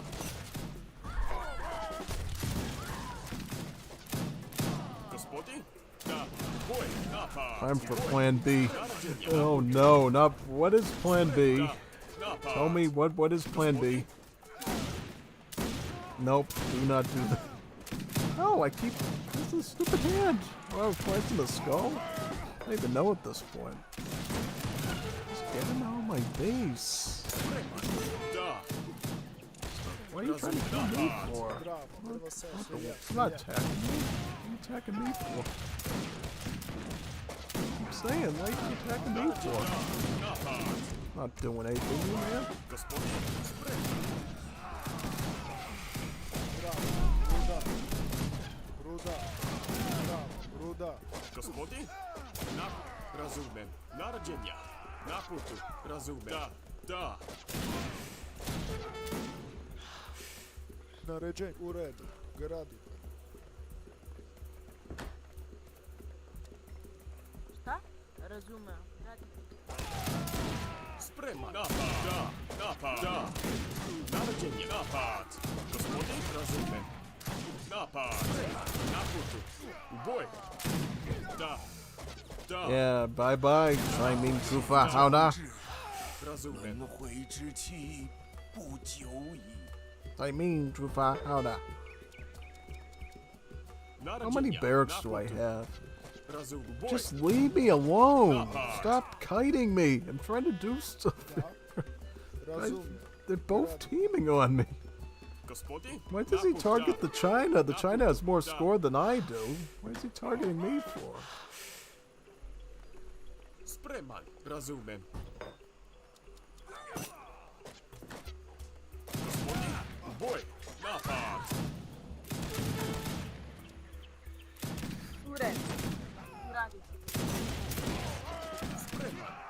Naputa. Naradzenia.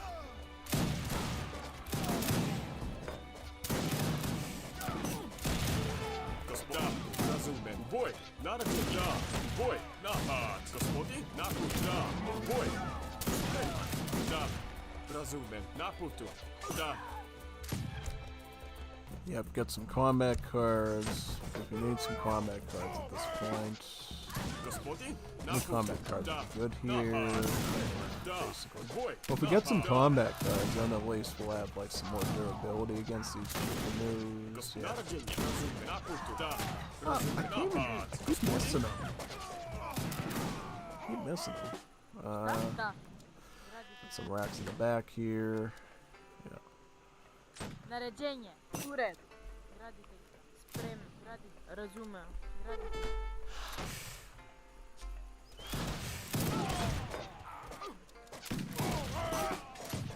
Gospodin, na putu. Spreman, gospodin. Da. Graditelj. Graditelj. Graditelj.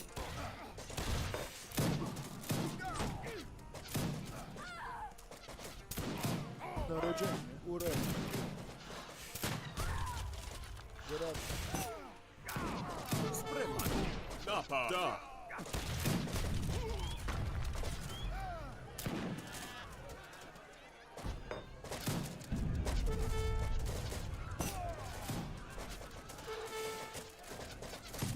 Boj. Yeah, I literally have no time to like change the stable units because I'm getting constantly poked at by this Chukunu pro. Yeah. Should be a pretty quick one after I design.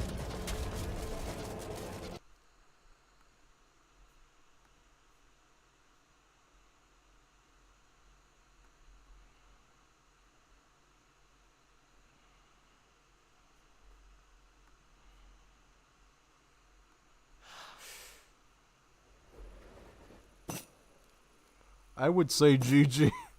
The guy teams on me and then says GG. No, you're getting the experience. Gonna kick your booty. You go, Cap. You do it. Make him savor every second of it too. But I have Plan B and C. What is that? Does he have Great War Age or something? Does he have World War One? What is he running? What does this man got? He doesn't have World War One, but he had time to like team on me. Really? I hope I don't get cooked. He's got the British Royal Navy. Yeah.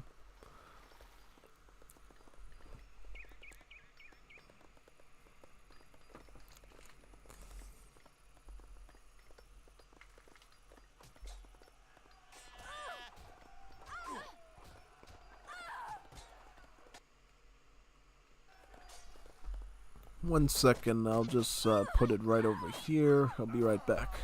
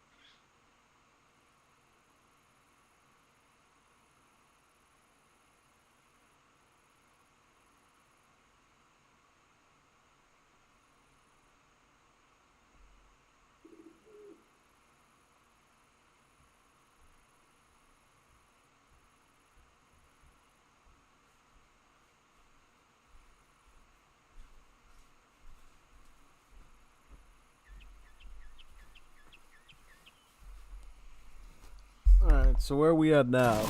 So the British Royal Navy is invading China, trying to reclaim Hong Kong. Doing pretty well. I mean, look at those Chinese unable to deal with the long range of those ships. Definitely a good trick though, using the big wake.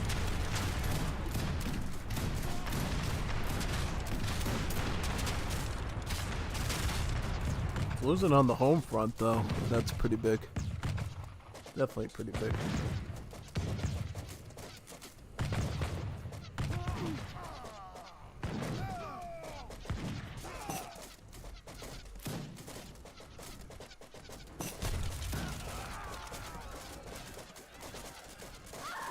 Plan B activated. B. What's Plan C? Great War Age? Fishing boats. Alright.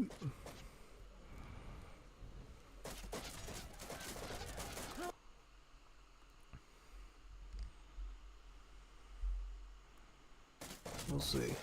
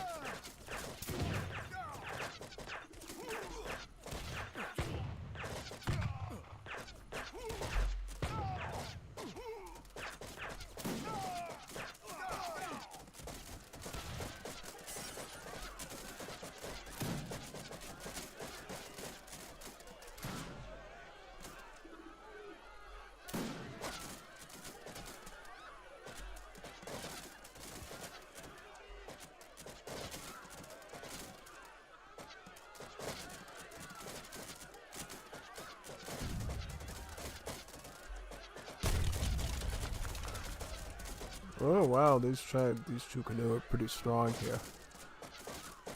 Yeah, big time. Do notice the Navy though in the water. That's gonna take some time for China to deal with.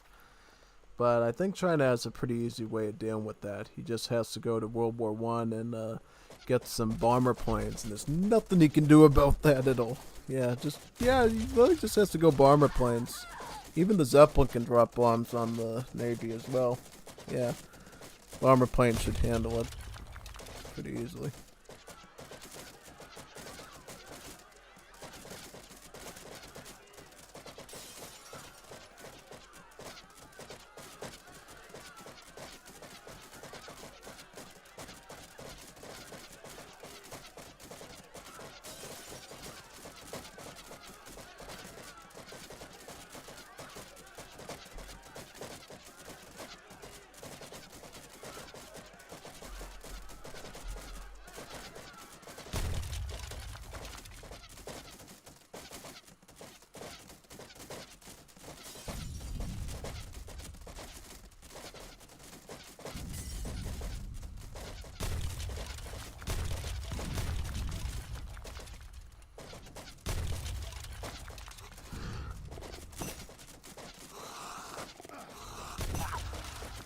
Now he GG's. Yeah.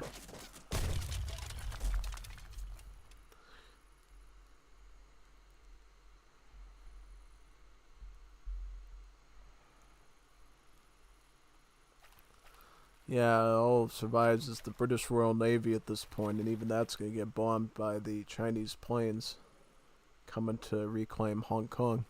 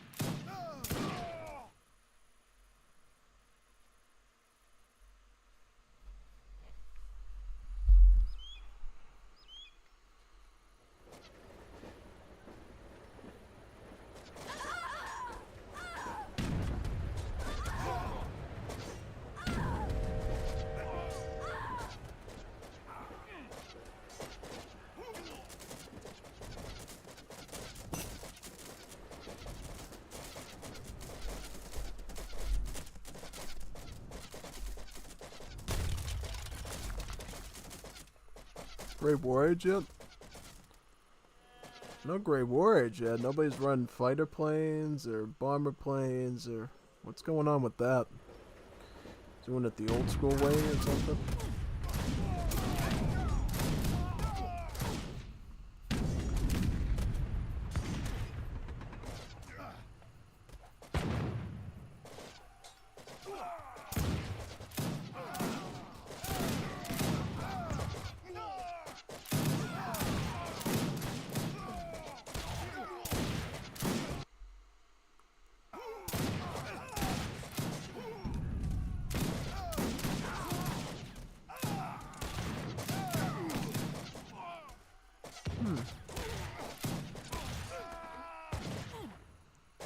Fight good against, yeah. The best thing. What is the best thing?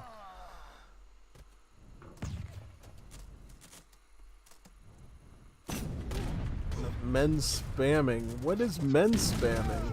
What, you like spamming men? Do you like men, son? Do you like men? Men spamming. Rocket spamming. Rockets aren't men.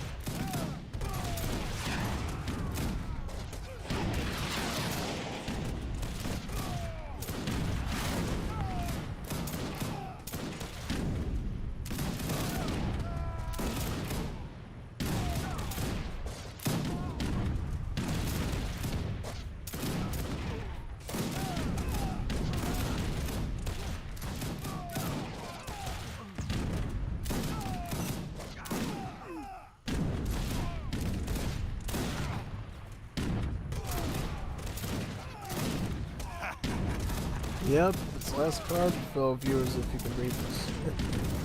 Yep. Wait a minute, he didn't get the, wait a second. Wait a second. He didn't put the...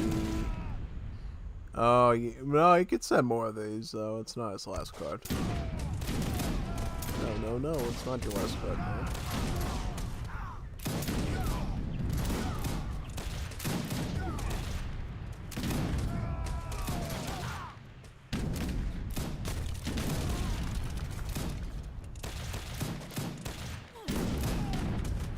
Honestly, what probably would have been the best thing to do would have been to go Imperial Honor Guard, honestly.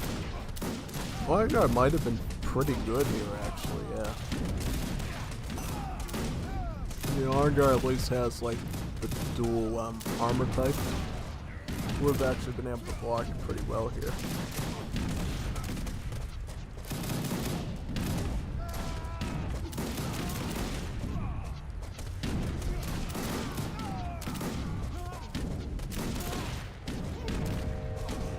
Pretty much, yeah.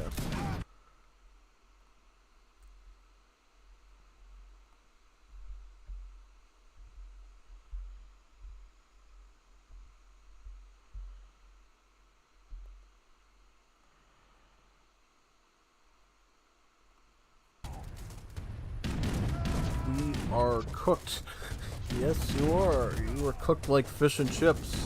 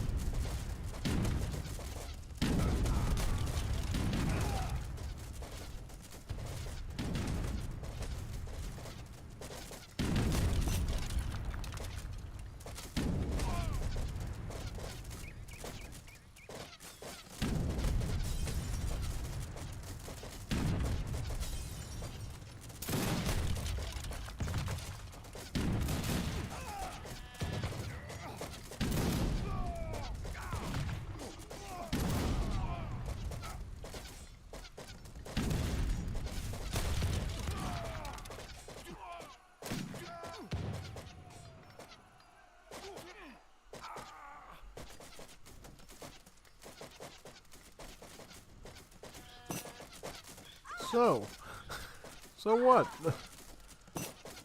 Men spamming. You like spamming men? Why do you love spamming men for? Why don't you spam some women or something? Spam some women, man. Don't spam men.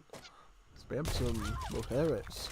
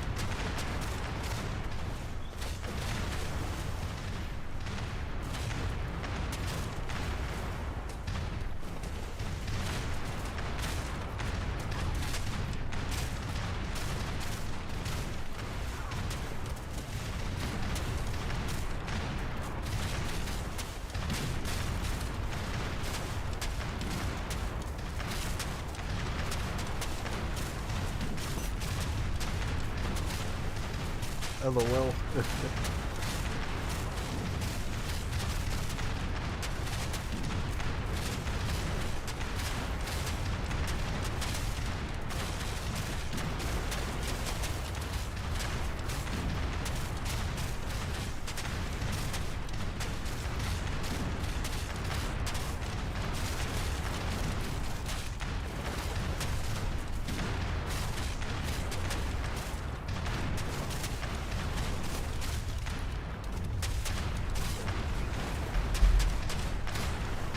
There's World Navy, it still hasn't gone down yet, buds. Yeah. Now the Chinese Navy's coming in. Some junks. Too long. By noon, far, how da. I'm still surprised this Chinaman hasn't gone for World War I yet. Yeah, no tanks, no planes, no automobiles. None of that. Doing the old school Chuko News stuff. Unbelievable. You would have thought that they would have gone like World War I weapons at this point just to domineer them with the bomber planes, but still no, nope, not at all.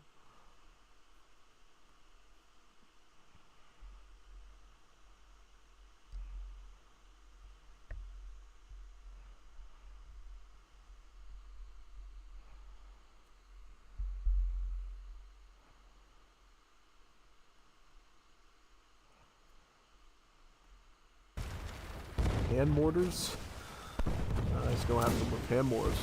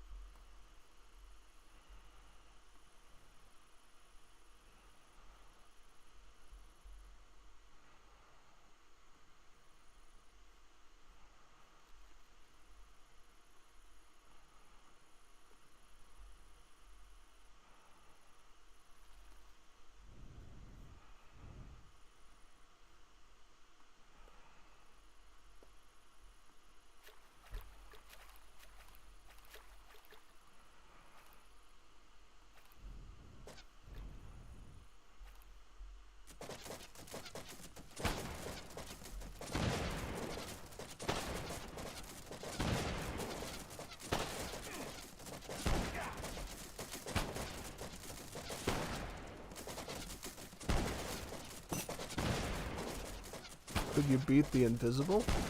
Oh, he's got spies? Where's he got those? Wish I could hotkey to find them. Oh, because he's got... Oh, he's got spies. Yeah, China's got spies. Yeah, once you get spies, all the stealth is visible. Yeah, that's always funny. I learned that one the hard way a long time. How can you see them? Well, once you get the spies tech from the safe house, basically all the stealth becomes visible, and you can actually attack units while they're in stealth. Yeah, it's kind of interesting that way, basically. Yep. Most people, I think some people don't know that. They'll think that stealth is forever, but no. Once you get spies, then they can literally see everything, including your stealth mode units.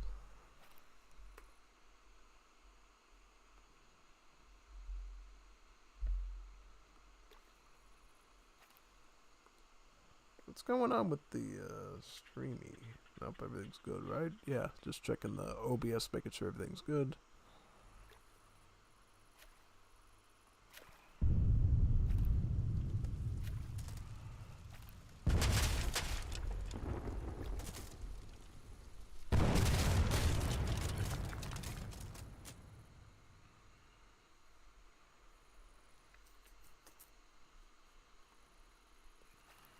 Oh, here's the spies. Yeah, it's gonna send them back into the... I definitely like that he's learning about spies, though, because that's a unit we don't usually see used a lot in the Wars of Liberty as the spies, but they can do a lot of interesting stuff. They can put down landmines, they can sabotage buildings with explosives, they can throw knives at other spies to instantly kill them. They can use a gun to shoot at range. Spies in Wars of Liberty are actually pretty fun units. They just don't see a lot of action because of how specialized they are against like natives and mercenaries and heroes, really.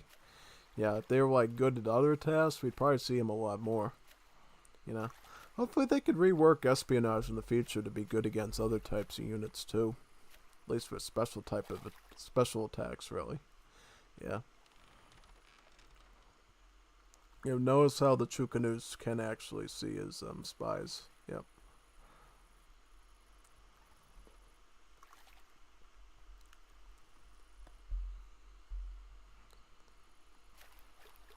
So you're gonna get like World War I to just send the bomber planes after him? He could do that, and that'd probably be the quick way of doing it. I think it's the only way he's gonna do this because he's got like a bunch of boats here. And he's just going to keep stalling it out at this point. Does he have any vills left, actually? Oh, now he's making Marines. He's making Guard Marines now. Interesting, yeah. They're actually not the worst thing to use here because they have the skirmish tag, so they won't really they don't really suffer too much from the Chukanu's multipliers at all. So, yeah, going Marine is not the worst thing here. Just need to get them up to Imperial to make the most out of them.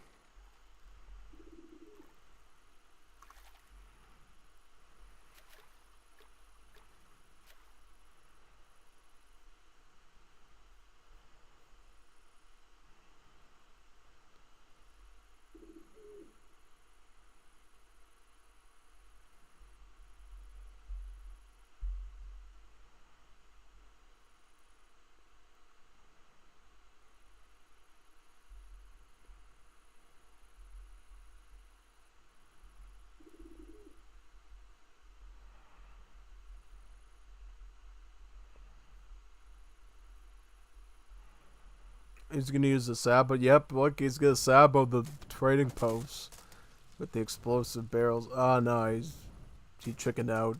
I think he's gonna try to only use one of them to do it or something. Yeah, you don't want to use all of them to do that, basically. Yep, but now he's probably gonna look for other buildings to do it on now.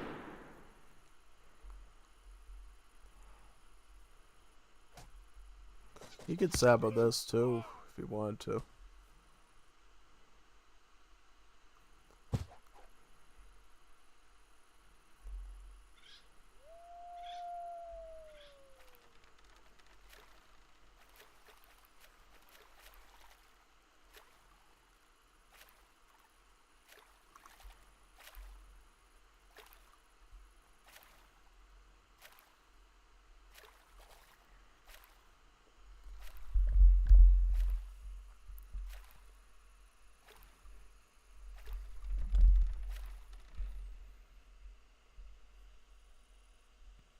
Oh, he could attack. Yeah, it's gonna want to go into melee with that. He's gonna stab at the train post.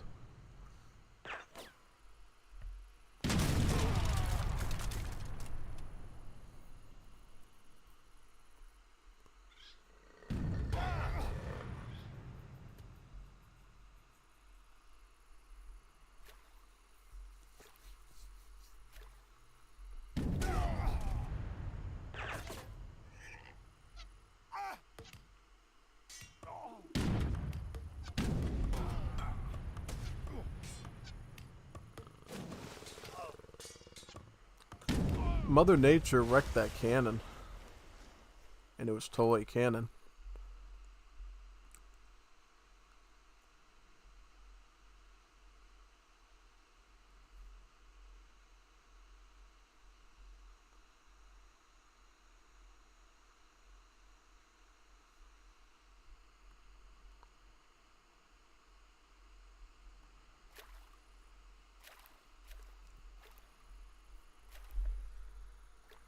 Still can't believe this match is still going. It's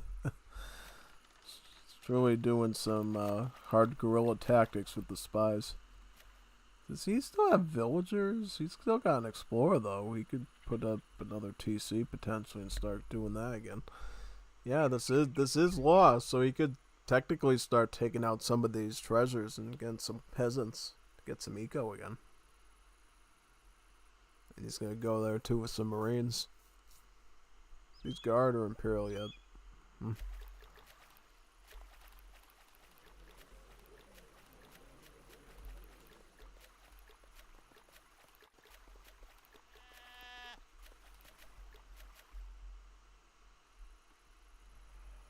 Yep, here comes the town center. He's gonna start up a new base, it looks like.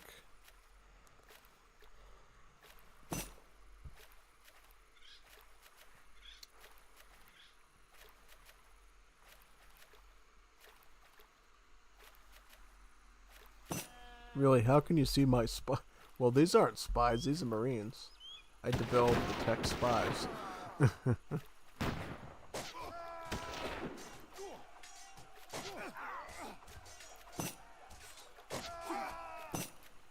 Yes.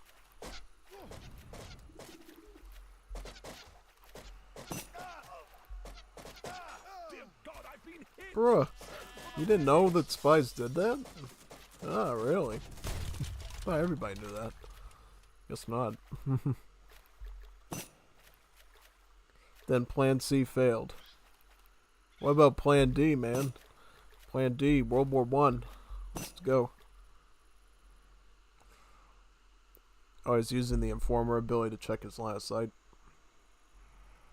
That's the other thing they can do, too. It's kind of like Loki's God Power, basically.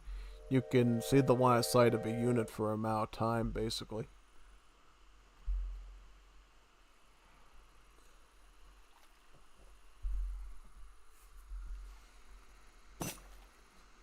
There we go, GG.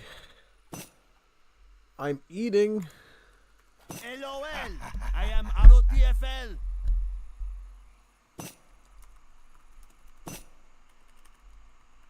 Yes.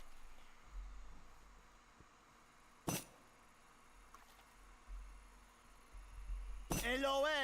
I am ROTFL. Yeah, I mean, yeah, he just pulled a Lars on us, you know?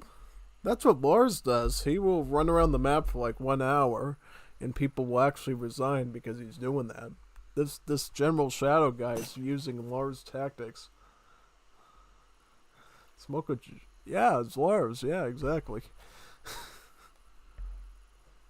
I can't believe this went on for like 1 hour and 20 minutes. Uno reverse, eh? What is he trying to speak in Juanito tongues now? Is that it? Yeah. I want to eat noodles. Chinese noodles? You like Chinese noodles? Yes. Yes.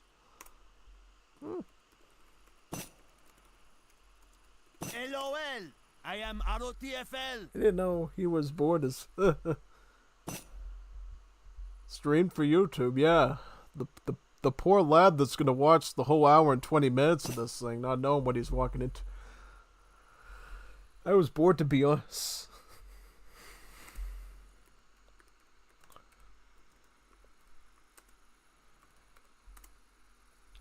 Should have did World War One. Make the bomber planes and stuff. That's what it's for. Yeah, he could have done that. Yeah, see, he didn't. What? He didn't know he could do that? He could make bomber planes and just fly over the water and just bomb the ships? LOL. I am ROTFL. Was so expensive. Not really. You know, when you have that many players resign, it's actually pretty cheap. It's usually like 20, 30K resources max, usually. I need food. It was cheap. Sounds Italian. Yeah. I mean, 18K. I mean, that's pretty cheap. That's really cheap. That's very cheap. I've seen Great War Age that costed 50,000, 100,000 resources before.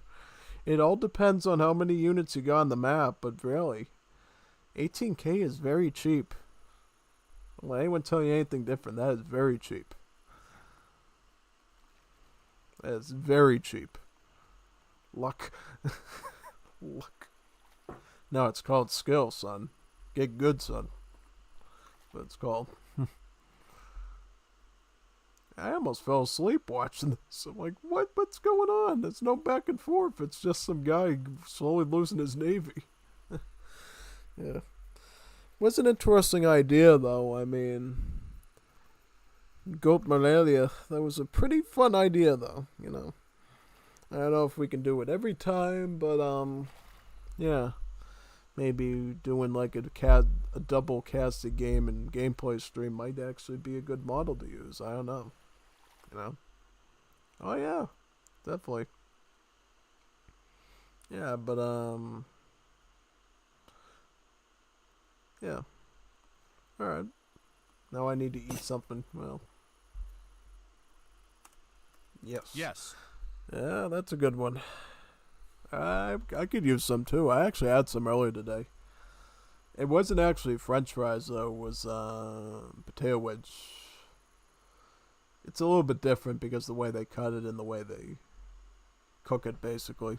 It's basically like a larger like fry, but it's got like more skin on it. It's got battering on it. It's like a wedge, basically. And they give you like an orange sauce with it that it's got heat to it and some sweetness and tang to it. It's pretty good. Yeah, so that was definitely very nice. Alright, I think we're good for now, right? Good stream, huh? Yeah, so we'll see you on Tuesday, I guess, with some more casted Empire Wars games into 5th Edition 3. Yeah. Yeah, HVNI has already been sending me some Empire Wars games for that, so hopefully we'll be fully stocked for Tuesday. Yeah, that would be good. So